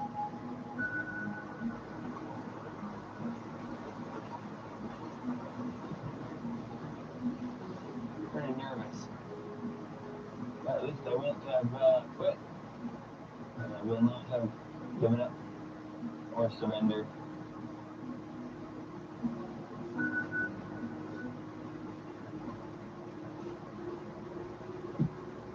Last night I worked on a yarn thing for Jamie to wind her yarn ball around. I started thinking about the family and talking about the girls, and I kind of broke down for a little bit there, and it was just, you know, it's just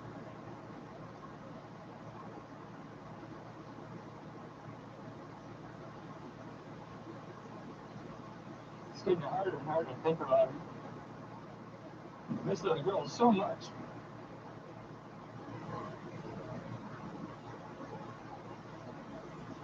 To be alone for so long and have that family there, all the, you know, I'm just missing them. Like, and all the stuff I wanted to do with them, you know, and as you get older, they get little sharp elbows and knees. I'd even take a sharp elbow to the gut right now, and, you know, just to be with them again.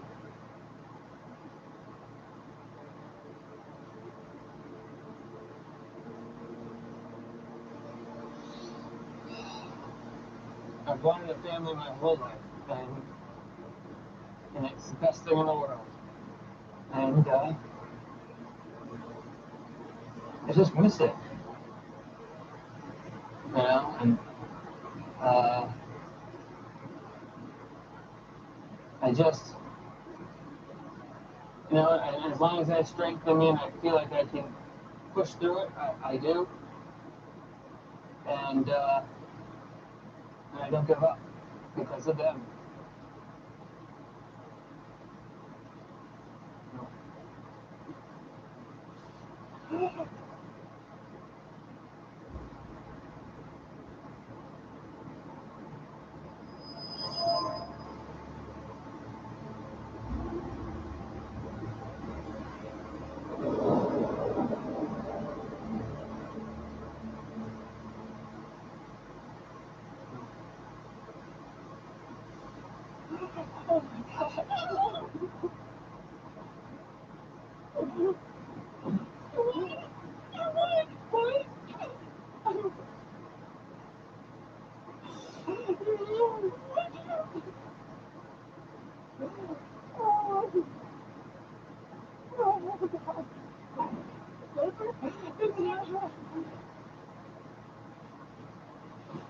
Oh my God. Oh my God. I can't believe you. I don't care that I won. I'm funny. Oh.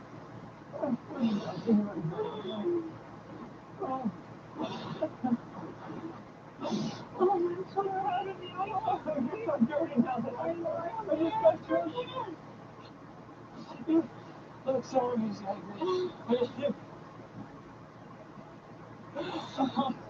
Oh, can you believe it? It's over. Thank you. Where's the room? You won? I can go home.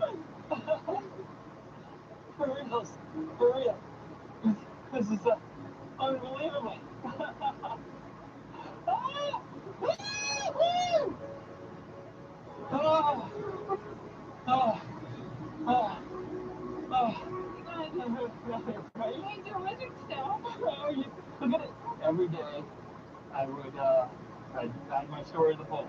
I don't think about our story up here because the car broke down. And I had to leave you guys on the side of the road. I fished this for every fish I caught. And each day I had achievement, and then my physical achievement, and then my emotional.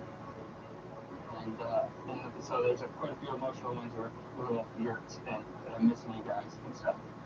And so each day I work my story all the way down. I got the whole thing. So beautiful. Show you the inside. Alright, come on in. It's a little messy because I just brought the firewood in. It was so cozy in here. The shelter worked so well. It was unreal. Alright. Those and put all the spoons and stuff into it. There we go. Eagles. That's 50. Another 50. There's another 100 chopsticks. spoons. Look at all of them. Look, everyone's getting Christmas. Yeah. Christmas spoons. Everybody's getting spoons.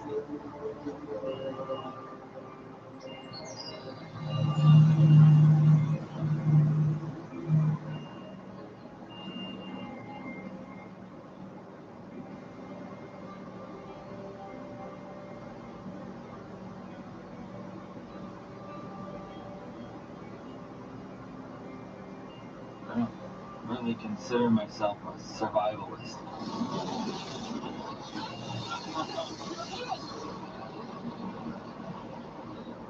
Some people, they just want to take a knife, go out to the woods, see how long they can make it. That was never one of my interests. I wanted to be able to survive any situation. If there's something that you want, it's not something you accomplish in one night. It doesn't matter your pace, it doesn't matter your strengths or weaknesses. As long as you just keep pushing forward, you're achieving something. And it's so special.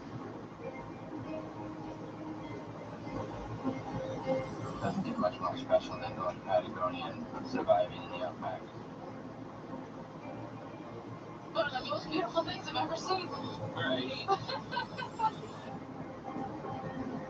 But not when I saw you and I turned around. Aww.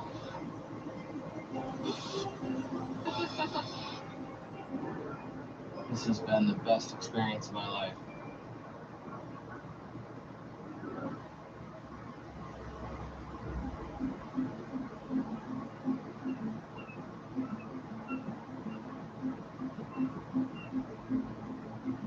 My stomach's just been going nuts. I haven't thought about much else besides getting home and hugging my girls. It was hard sometimes to think about the things I missed out on while I was gone. The whole summer of stuff I missed. Every day felt like 2 or 3 days out there. My favorite road. The $500,000 means freedom for my family. Freedom to build our off-grid homestead the way we want to. I'm home. Oh, home sweet home. Oh my goodness. Everything is so green.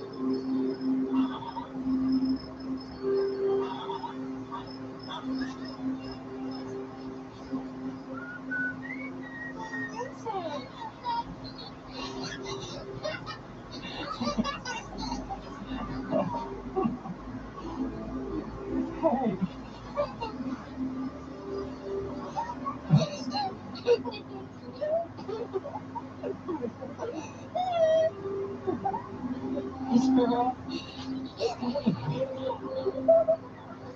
Super, super, super. Yeah, I missed you too, Mom and Sparrow. Hey.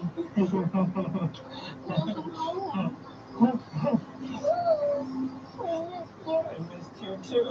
I won't go away like that again, I promise, alright?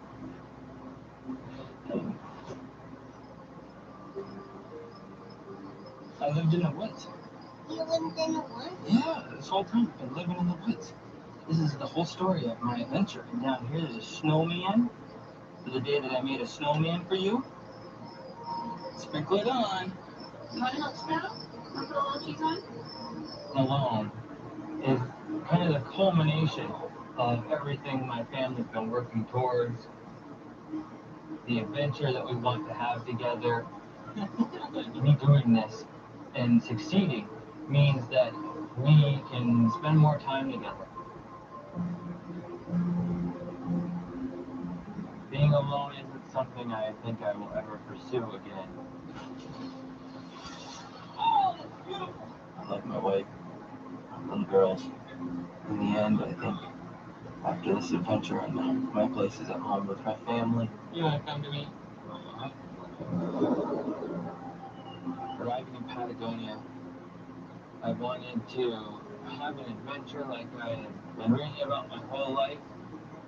This was my chance to have my real adventure. But as time went on, I realized being alone long term is not how life is meant to be enjoyed. We need human contact. For me, going forward, it's very simple. Have your family. Love them. Make stuff. Be happy. Sounds good to me. Color out.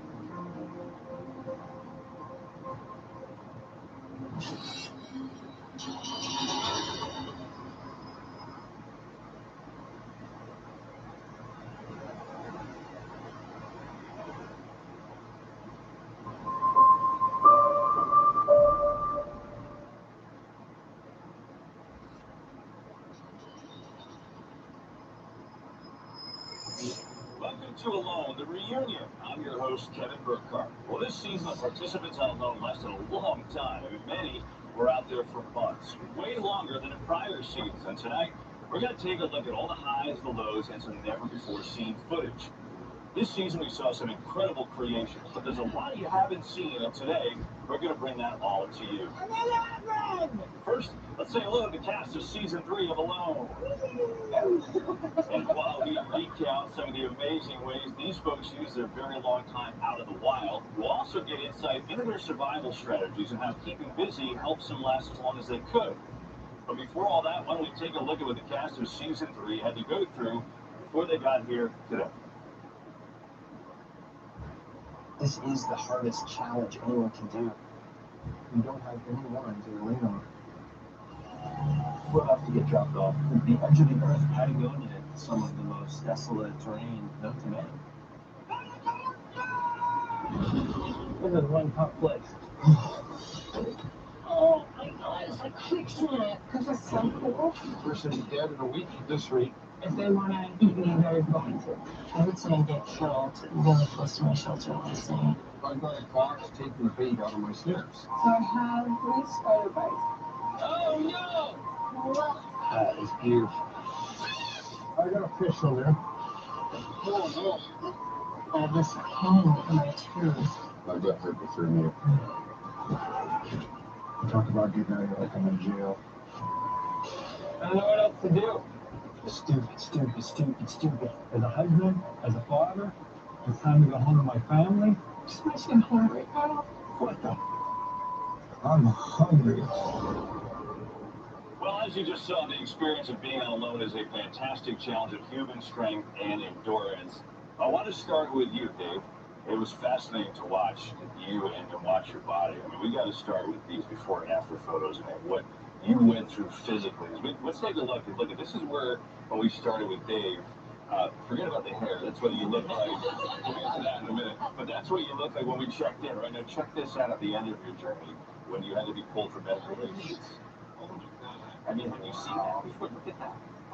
That's the same person 73 days later. That's what that journey did to you, judging by your reaction. I don't think you realized until you just saw how thin you were. Did you realize it at the time? I did not realize that time. I mean, mentally, I felt great. Yeah. You know, I felt like I was enjoying the time. I was very thankful for the time that I had.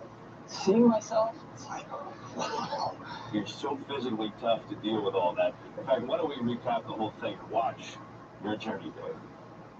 If I want to stay a long time, then I'm going to need to figure out how to be sustainable out here. Look at me. I'm making a fly. Nobody can see it very well. Here there it works. Nice night to be carving your chest, that let me tell you. There we go, last one. Today, I'm making a dry rack for fish for winter. That's a nice one. Because I do want to be healthy. And I've got 33 halves of fish. I'd eat one fillet every 3 days. I feel like I can make 6 months here. I think I lost some weight.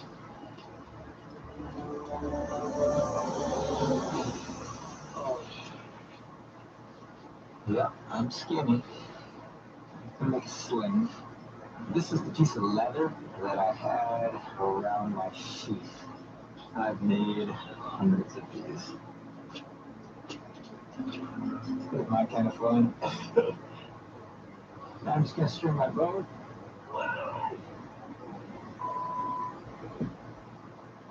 Low calorie consumption. So his body's just going to starvation, so it should go up. Yeah. I've got food. I've got food. I can continue to eat. You're too far gone. We're taking you to the hospital. It's been an honor. It's been beautiful. I want to give you a hug. Oh my gosh. We had not seen somebody get pulled off for medical reasons. This was new this year. So what was your reaction that moment they said, hey, you're out? I started crying. I mean, I did not want to leave. I wanted to stay. My goal, I loved being out there. I wanted to continue to be out there. Does the camera kind of become a friend? I mean, do you use that as if that's your companion? Definitely. The cool thing about this show is people are tweeting, watching it all the time. And I think, as you said, mentally there were some challenges sometimes. And there was a couple times that we showed on camera where maybe you didn't seem totally lucid, Dave. So we thought we'd have some fun this show. And Alan Kay, our season 1 winner, would read some tweets. And this is an interesting one for you. Sperm sex. Okay, I just threw up in my mouth a little bit. You have to understand that when you catch a fish, I wanted every nutritional value of that fish. And so the eggs and the milk, at first I thought, well, this has got to be fat, right? And I started thinking about it more and more, and I'm like, you know, why is it only half the fish have eggs and half the fish have this other? And I started piecing it together, and I was like, oh, God, I'm eating sperm. Tastes great. That was actually said on national TV. Let me ask you this. So if you could do it again, what would you do? What would you do differently? I would eat more. Yeah. That's my strategy. I mean, everything I was doing, I really liked what I was doing. Like I said, I loved being out there. I felt good with my attitude. It was interesting because I was feeling like, okay, I think I need to eat more. I had that feeling, and so I was planning on doubling my rations and starting to eat more, which I don't know if that would have helped or not, to be honest, because I was pretty far gone. Yeah. It was obvious in those photographs. Seeing those photographs. It's good to have you back. Rick, why don't we start at the very beginning when you got dropped off? What is it like emotionally, spiritually, the moment that boat leaves you? I felt a little overwhelmed initially, and I'm just trying to figure out what direction I need to go into first, figuring out where I need to take off, and just trying to calm myself, and then just trying to get settled into the area and try and make it feel more comfortable, because it was just so wild and bizarre that I felt so out of place. And I'm just trying to make it feel more comfortable and just get used to my surroundings. Well, it certainly looked like you definitely got comfortable. Why don't we turn around and take a look at your journey and how we got here? That's the beginning of the story. I'm not sure how it ends. The beginning is me sitting here, trying hard not to crap my pants. I hear a noise. What is that? It's time to get to work. I have a pool of water on the top of my tarp here. Bam! Rainbow trout up in this bitch.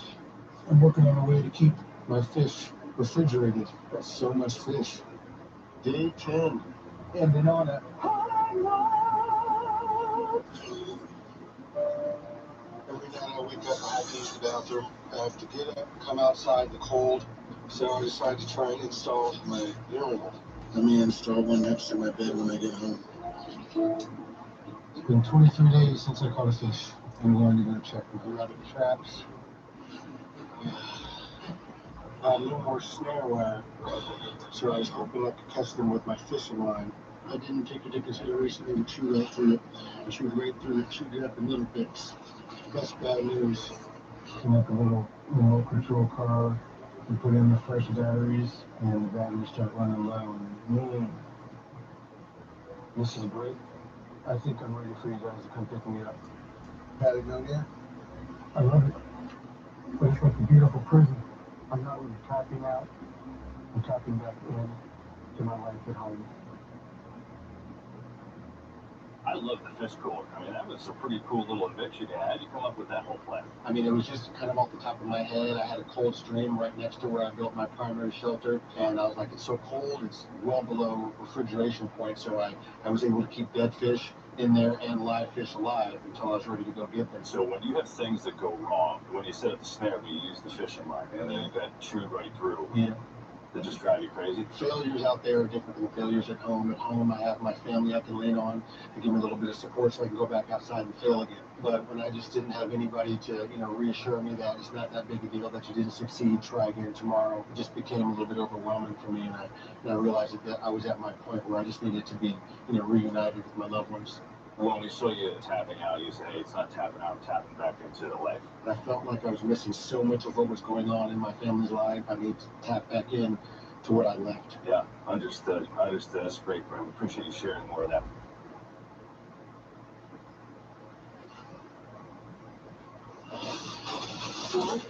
There we go. So trip. Fell on the lake. That's right, out of the way. Right. Look at that. Oh, I caught on the tree. Let go of me, tree. Ouch, that was hot. Ouch, that was hot. See, I find when you stick your hand right in the flame, that tends to hurt. Oh. Uh-oh. Oh, Jimmy. Oh, no. Uh-oh. Oh, there it goes. Uh-oh. Gotta go wash it now. Oh, Christ. What do I have to do to win? What do you think of watching that back? It's typical.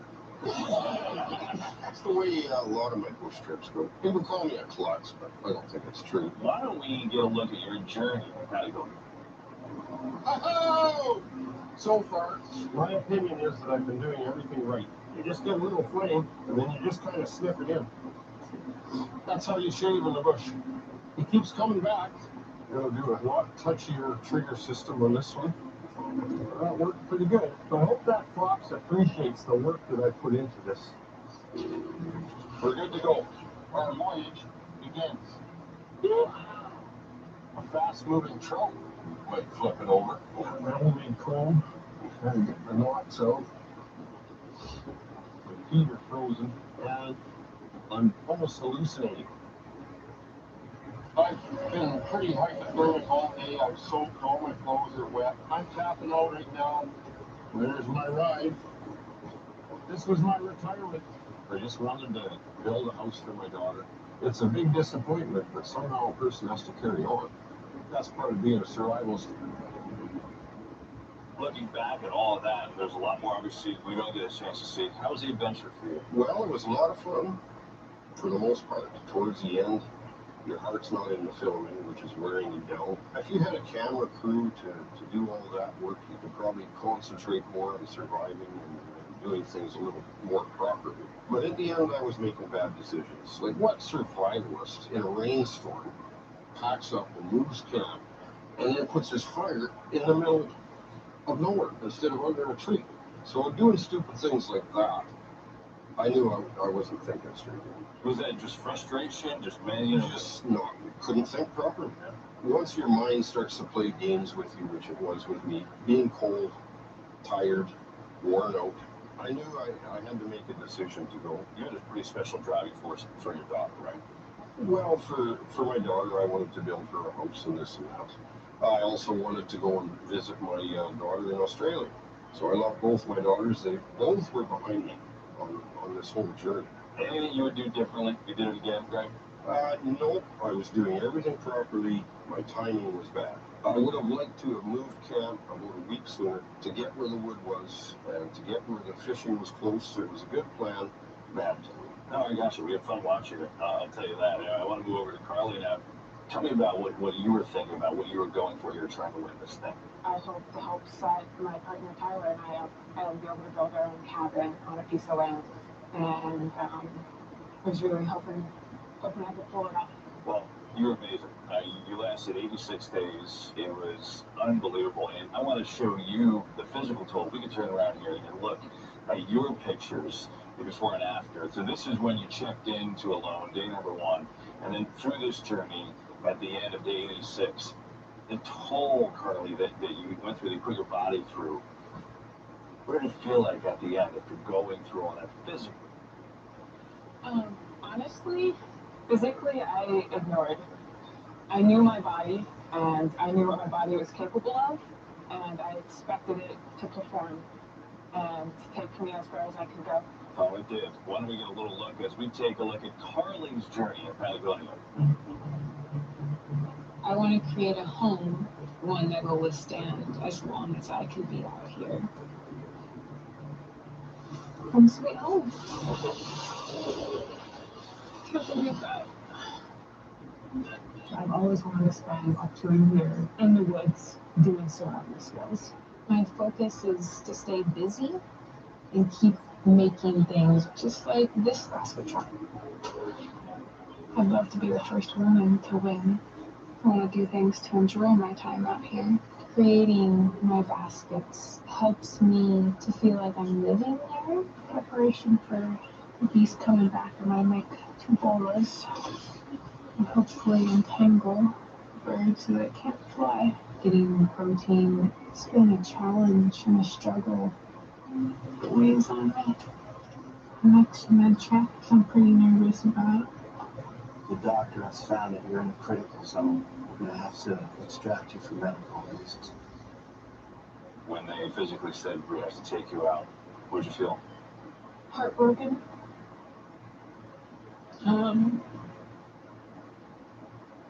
Heartbroken that I wasn't able to make it. Made it pretty incredibly far, that's for sure. So much so that afterwards, you had to go to the hospital, you had to get your body right. And something we didn't see on the show, turn around and watch, is you getting better in the hospital. Told me that it wasn't safe any longer for me to be out there. Can I trust their call completely? Really swelled. That's how my time ended.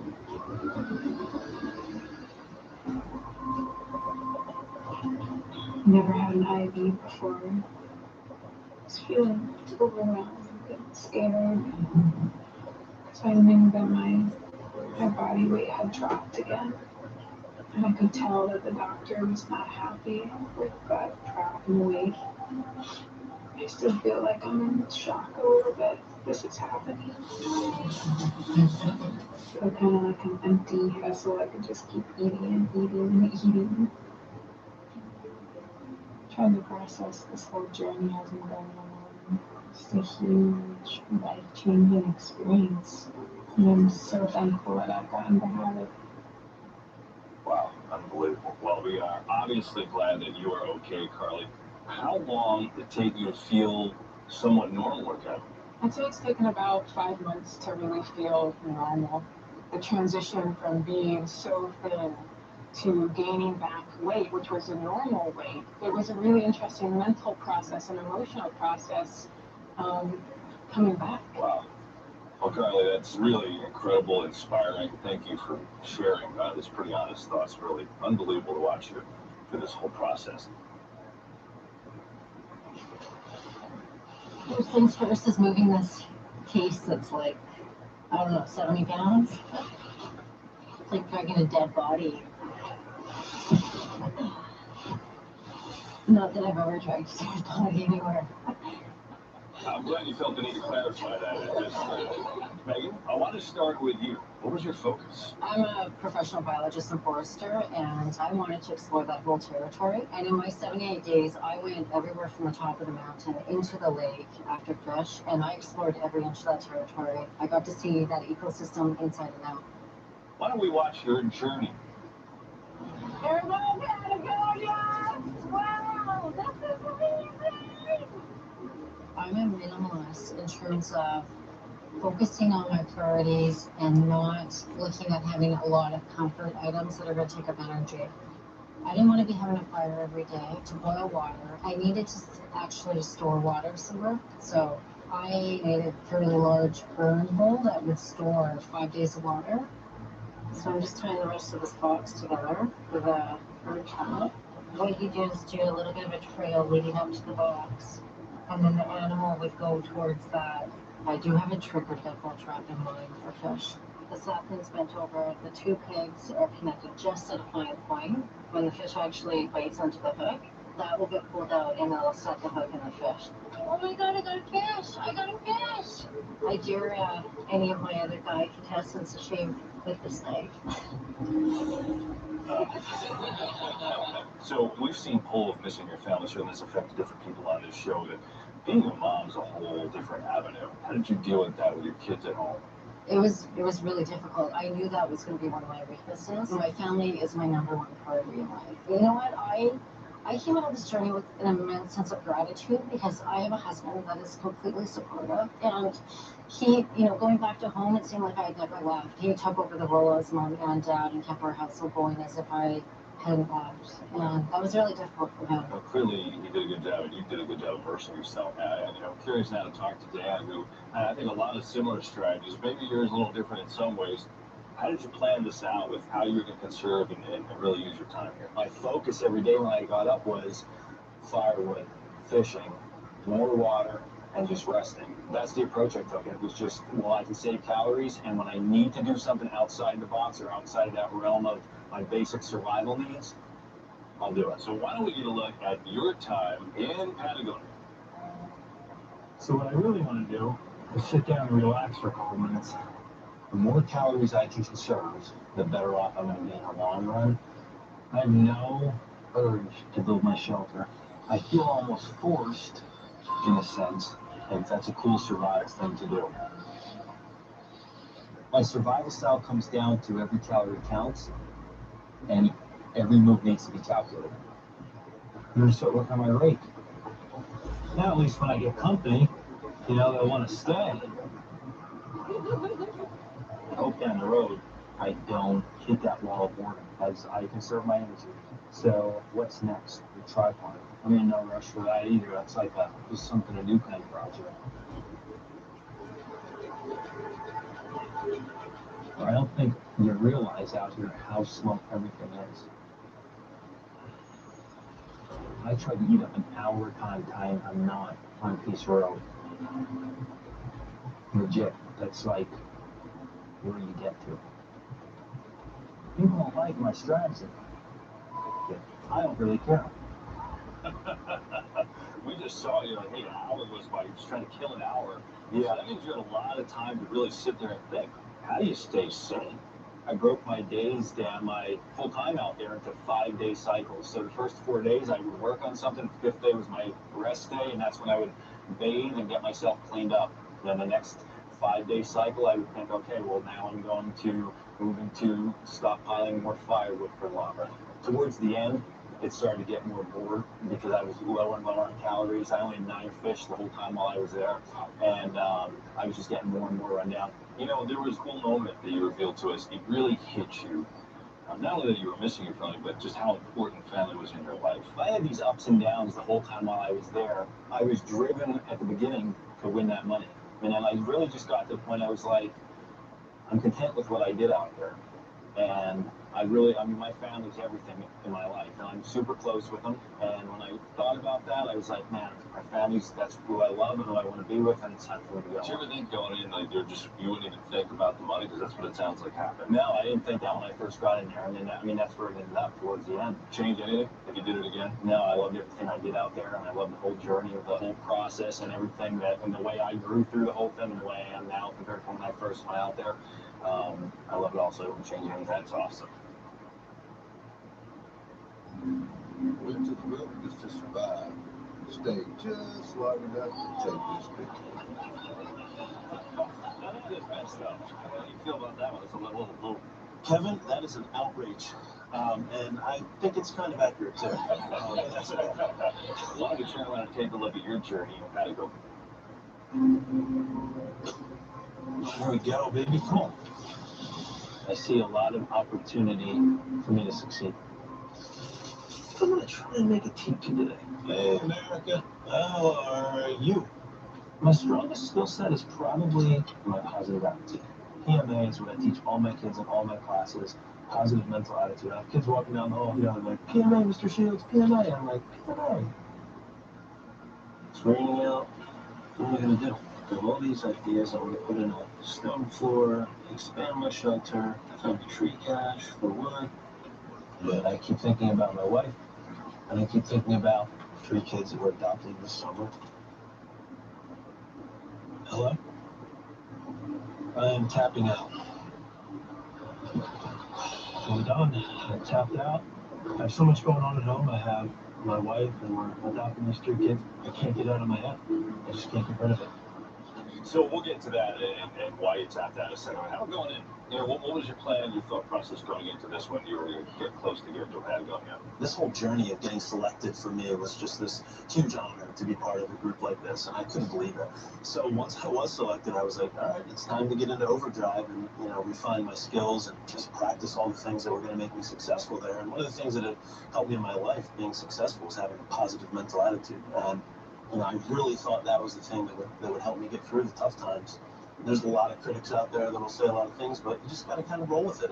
It is what it is. You know, I had an awesome experience in Patagonia, leading up to Patagonia, meeting these awesome people that most of them, hopefully all of them, I'll talk to the rest of my life. And this was a tremendously positive experience for me. Well, it's easy to criticize, but you get there and you're obviously thinking about how can I be here when, you know, my wife's going to be home adopting 3 kids on her own. So tell me about the thought process, what you actually did consider. So, you know, it started to get into my mind, to creep into my mind, even before we went out. You know, actually went out on a helicopter and got dropped off. And leading up to Patagonia, I knew that the kids that we were adopting were going to be coming in pretty much when I was gone. So I knew my wife Jen was going to be handling that on her own. And that's just, it started to wear on me. You shared a picture with us now of your 3 sons, and we can take a look and see. Now, this is why you had to leave them, right? What has it been like to bring these 3 kids into your home and to be a father? It's been life-changing. You know, there's been 2 life-changing things that happened quite recently. A loan show and 3 children coming into our lives. Even though you weren't there for a long time, you still felt that way about it. Absolutely. And some people don't realize, even on day 2, I went up to 3 hours without a meal. So, and I don't mean to make light. I know some of you actually suffered out there. So many great things have come from the experience. I know people will probably watch and say, why did you send that guy? Or he probably regrets every second of it. Not even close. I'm so happy that I went. I'm so happy that they picked me and I could be part of this project, experiment, show, whatever you want to call it. So that's cool. I think people are probably surprised to hear that outlook, but that's really cool to hear. Zach, I know you went down and had some different experiences. I know your stay got cut short a little bit, but before we get to that, why don't we take a review of your time in Patagonia? This is amazing. I mean, look at this place. I got mountains, I got a lake.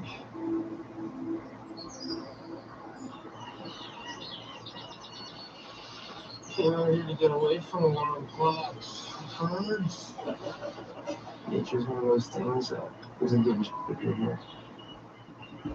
I know if I don't start getting a solid amount of calories. So, the game plan right now, I'm going to try to make a fish trap.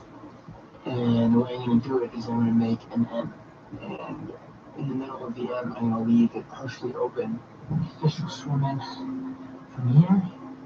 Hopefully get confused and stay on here. And I'm going to put some brush over top so it's nice and shady. I think it looks good. Start some work on my fire reflector. So these are just going to be my base posts. Now I gotta go get bamboo. Now is the hard part. I am hungry. Unless you know how to work with it, everything here, it's gonna hurt you, it's gonna take you out. These roots, all these things do is trip me. These things. Tripwire, tripwire, tripwire, tripwire. Got myself. Oh my God! Stitches. I can't do that out here. I felt my entire life had led me to this point. One split second takes everything away. Yeah. First of all, when you cut yourself, did you know you're done right then and there, or did you think you had a shot still? No, I definitely thought I still had a shot. Yeah. Like I had the wound for almost 2 hours before production even came in, so I was trying to keep it away from them for as long as possible. I didn't know how things were going to go once I did call them, but unfortunately it didn't go the way I wanted it to. But like I said, I think that's just life, right? You don't get everything you want. Yeah. No doubt. I mean, how tough is it? I mean, look, that's part of the deal. You know, people fall and get hurt, and kind of we've seen it in this show. But how tough is it to not leave necessarily on your own terms? You know, because I know obviously you have plans to stay a lot longer. Yeah, leaving on my own terms was like it was the only thing that I wanted. I didn't even really want it. I wanted to win. Winning was a huge thing for me, but just going out, like everyone said, having that journey and just putting myself out there for an extended period of time, kind of pushing my limits from what I've already done, that was what I wanted. So what did you learn when you were there? What did you learn about yourself in that time? I just learned that anything that I feel I can do, I can do it. It doesn't matter. I don't have any limitations on myself anymore. The wound wasn't fun, but that's what it is. My time goal in this competition is 100 days. This is going to be an all-time record for me. How many nights in 1 year I spent out in the woods and fell off my chair, right? That'll make a blooper reel, right? Yes, it did make a blooper reel, as a matter of fact. So now on the hot seat, Callie comes and joins us, and you know it's cool. We've been into the mind of everyone, and everyone had a little different strategy. And here you are building like some unbelievable spa that you could have charged admission to. This was wild. Did you know this was going to take this route and all this cool stuff that you built? A lot of things were spontaneous on the spot, but you know, I really framed my whole experience going down there as I was moving down there. And I wasn't just going down there to see how long I could survive. And that was my strategy. And that means building a home. Let's check out Callie's journey in Patagonia. Life out here is all about finding a rhythm and flow. My shelter is coming along great. We started on the hearth. We made hangers. We also built a shelf. She made things. Look at that hippie. She's just building wind chimes and useless things. I want to be as comfortable and as happy as I possibly can. And, you know, I'm motivated by something really deep, and that is my land. This prize money that I saw, you know, as being a means to buy my property. Oh, yeah. There's two door systems going on. One is our main door, and the other is our public door. Lifts, slight entrance, or you can pull it up. So I have 3 spider bites. What I'm looking to do is kind of create a paste that can then be smeared on to the wound. So it seems like it's getting better. Today, we are going to start work on the sauna. While we're at it, decided to make a moss walkway to the sauna. Just make it even more magical. Oh my goodness. What I really want to do is make an instrument. And there's my potential piece of wood.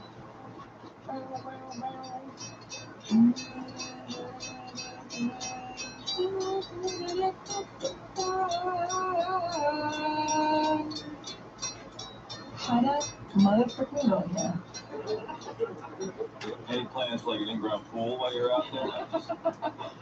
I haven't gotten to the pool yet, but you really did look like though that you were just enjoying it. And I mean, yeah, you said you wanted to live it, you wanted to have your home there, but it looked like it. It looked like you were just really enjoying living there. Yeah, I really did. Honestly, every day that I was out there, I woke up with that feeling every morning. It's like, oh, I'm so grateful to be here. Let's get to the spider bites. It didn't look good, okay? Take us through the situation of what you realized you had to deal with, and then how you went about healing it and getting it better. It was a really intense journey. I thankfully have a background in herbal medicine, and so there were some plants there that I recognized off the bat that I knew that I could use. Usnea in particular is an antibiotic. It's kind of nature's antibiotic. So I was taking that internally to help fight the infection that had spread, gone systemic into my lymph system, but I eventually was able to get it under control. And after the spider bite incident, I realized the burden of the weight of winning that I had been carrying, how kind of heavy it was. And when my journey almost came to an end, I saw that the most important thing for me was not winning, not having the money can come from any source, and I trust that. I trust the way my land will come in. But I wanted to have a full and complete journey. That's what was the most important thing for me, and have it be on my terms. And I walked out of that situation on top of the world. I felt like I had won. Wow. So out of all the things that you made when you were out there, what was your favorite? I loved my little instrument I made, and it provided me with endless entertainment, which is important to me. I like to keep busy. Write any songs while you're out there? Many. Patagonia-inspired music? So many. Oh my gosh. There was one where I was like, I live in a tiki hut, spider bites on my butt, I will not give up. And this is what happens on Alone. Thanks for sharing your story. Thank you. Callie, good stuff. That was awesome. We're sitting here with the winner of season number 3, Zach Fowler.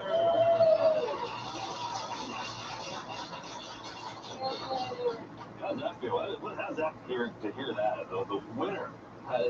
Wow. Yeah. It's amazing. Yeah, it sure is. This journey. He's rough to giggling. Hey, you know what? We've seen it now. The journey that all of you took mentally and physically, and you were no different. And we had to show you the pictures too. You lost 73 pounds, which is insane. So here's the beginning. If you take a look, this is day number 1 when you're waiting for the show. And then go to the end, day 87. 73 pounds. You really looking at that picture? That's unreal. I didn't have a clue that I had lost that much weight, you know. I noticed at one point, you know, I was like looking at my, there are wrinkles in the corners of my eyes. My skin is so loose, but I hadn't, I've been bundled up for, you know, almost a month, and I hadn't noticed, you know, and I didn't, it blew my mind that first shower after I came out. I was like, looking at myself, I couldn't believe it. Well, why don't we take a look at the journey of the one and only Fowler. Alone. I'm trying to build like a little dock that I can walk out on. It's dirty. I'm watching the water. I want to make a duck trap. I need more food. So, this is what we got going on. I christen the Duck Hunter 3000. Seek and destroy. My Wizard Stuff Journal. The story of my adventure here. Making things makes me happy.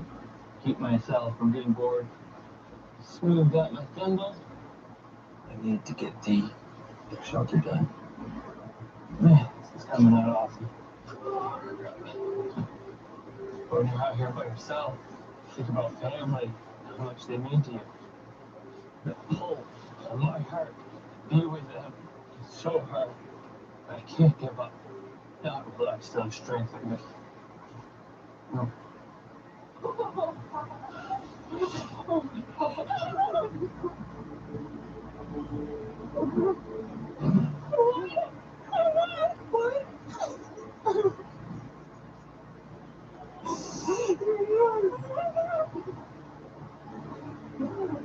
Alright, come on in. Another 50, just another 100. Chopsticks, spoons. Alone is the culmination of everything my family's been working toward. You know what your family's getting for Christmas? Yeah. Everybody's getting food. What a moment. What a moment when your wife surprised you. Take us back to that point. Oh man, I thought, you know, I had gotten a warning a day earlier that if I continued to lose weight, that I, you know, during the medical check, that I would be pulled. And, you know, I thought that's what they were there for. I was like, he didn't even give me any time. You know, what are you doing here? You know, I still got more time in me. I thought I was, you know, easily make it to 100. You know, I was prepared and I was catching fish and, you know, I thought for sure it was all over. And they asked me about my family, and it was already, you know, very emotional, you know, and then she just comes up behind me, and my wife was there, and she said something about me winning, and I didn't even really register, you know. That took 5 or 6 hours before that even registered. I was just so happy to see her again. That's so cool. So this became quite the story. This is your wizard staff. I mean, just getting to see it close up, this is awesome. How did you come up with this, and can you take us through it a little bit? Well, about day, it says right on here, day 27, I thought of doing this so that I could keep better track. Because I wanted to move up over the hill to my other shelter soon. And so I was like, well, I want to keep track of how many fish I had. I already had a good count. And so I started carving in a pattern all the way down here, every fish that I caught every day, and hash marks for Sundays. And then I started carving for each day. I carved an achievement, whatever I had made that day that was an achievement, whether I had to use a fire starter or I kept the fire going, my physical state by a symbol of something that meant a lot to me that day, and then something that represented my mental state for the day. I see you have the 87 on here. Yes, and the 87 days, and I won. Wow. So, right there. Awesome. You That is know? really awesome. I love that. Yeah. What are you going to do with that nice sum of money now that you have it? It's a biggie. I'm going to be debt-free and build a home for my family.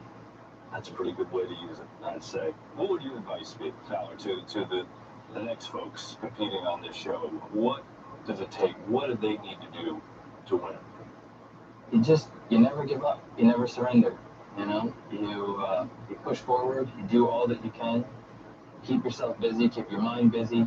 You think of home, and you think of and you remember them. That's why you're doing it. They were, one of the hardest parts of the whole thing. Wanting to be with them, but they were my drive behind the whole thing. I wouldn't give up for them.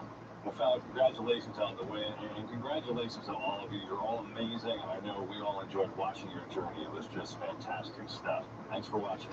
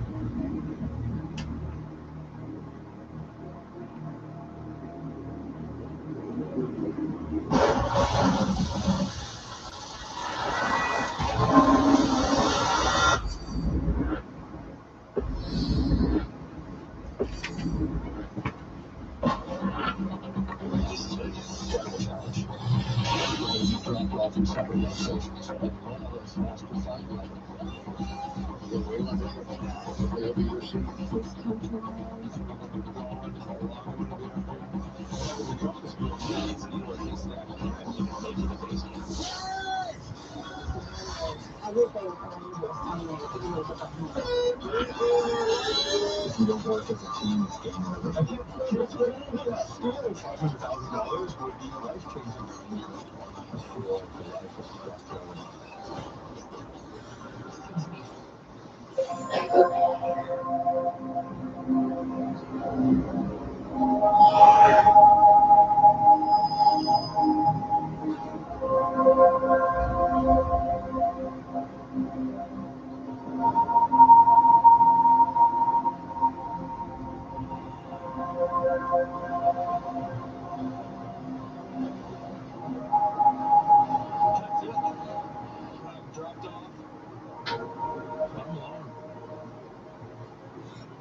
Completely and utterly, entirely alone.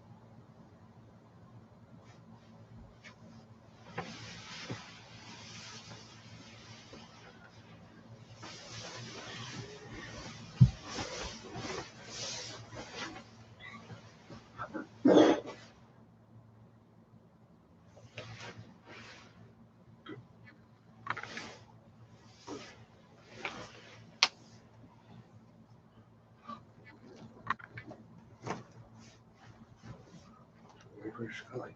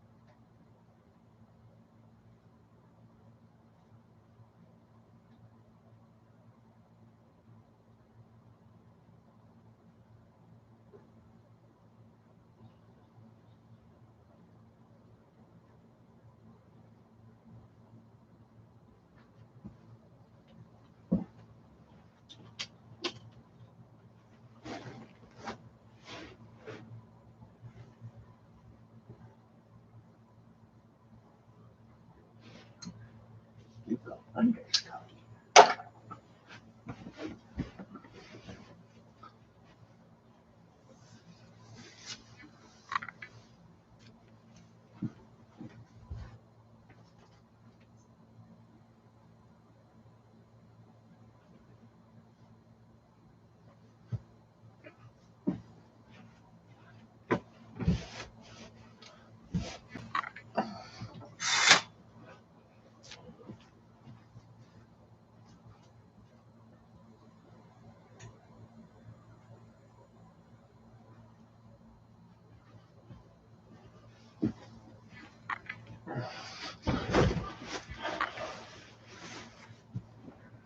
I'm almost ready to get up.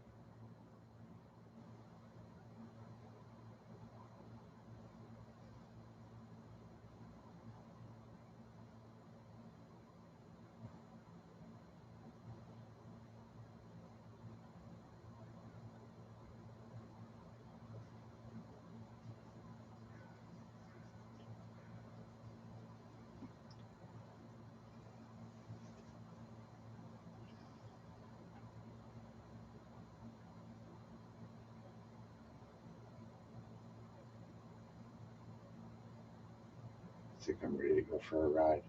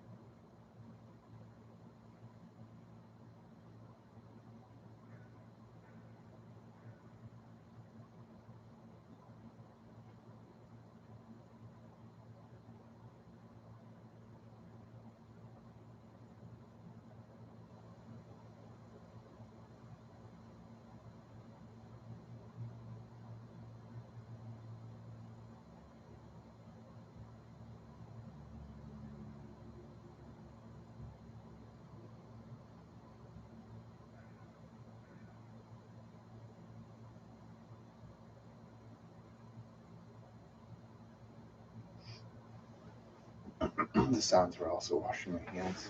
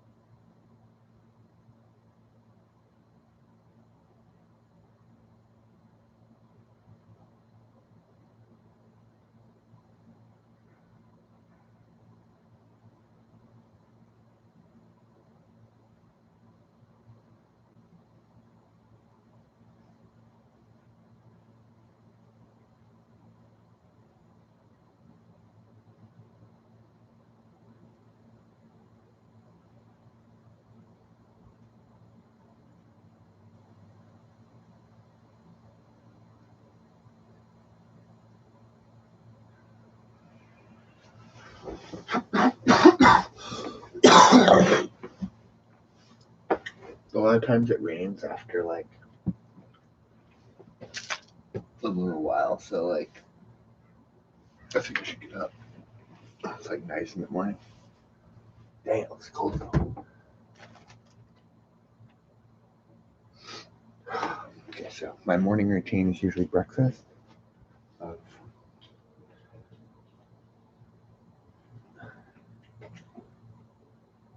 Turn off the heat, basically.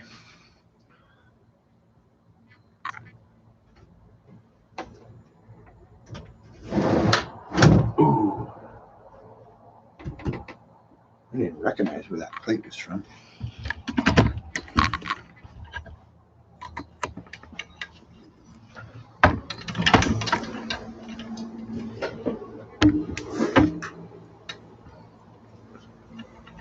I had my Camelback that I've had full of bleach water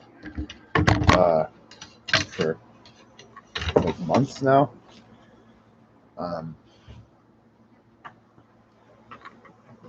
You should let us pick your outfit for today.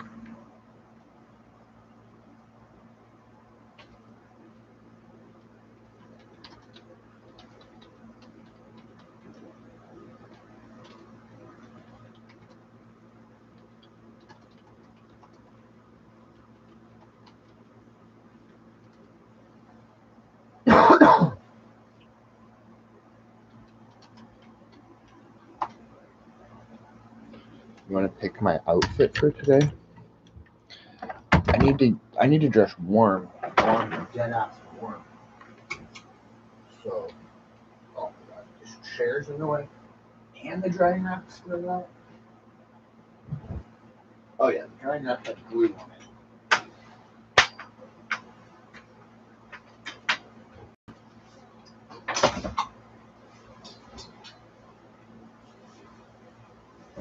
Maybe warm as hell.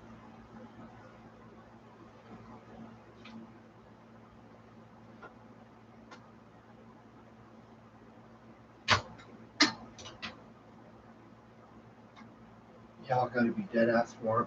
Drying warm than me. Wearing.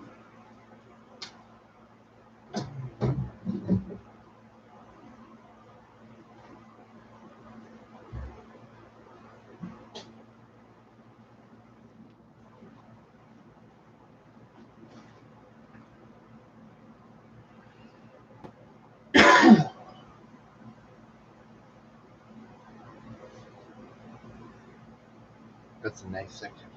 The people are leaving. I'm gonna reset maybe. Thank you. Please like. I'll be back.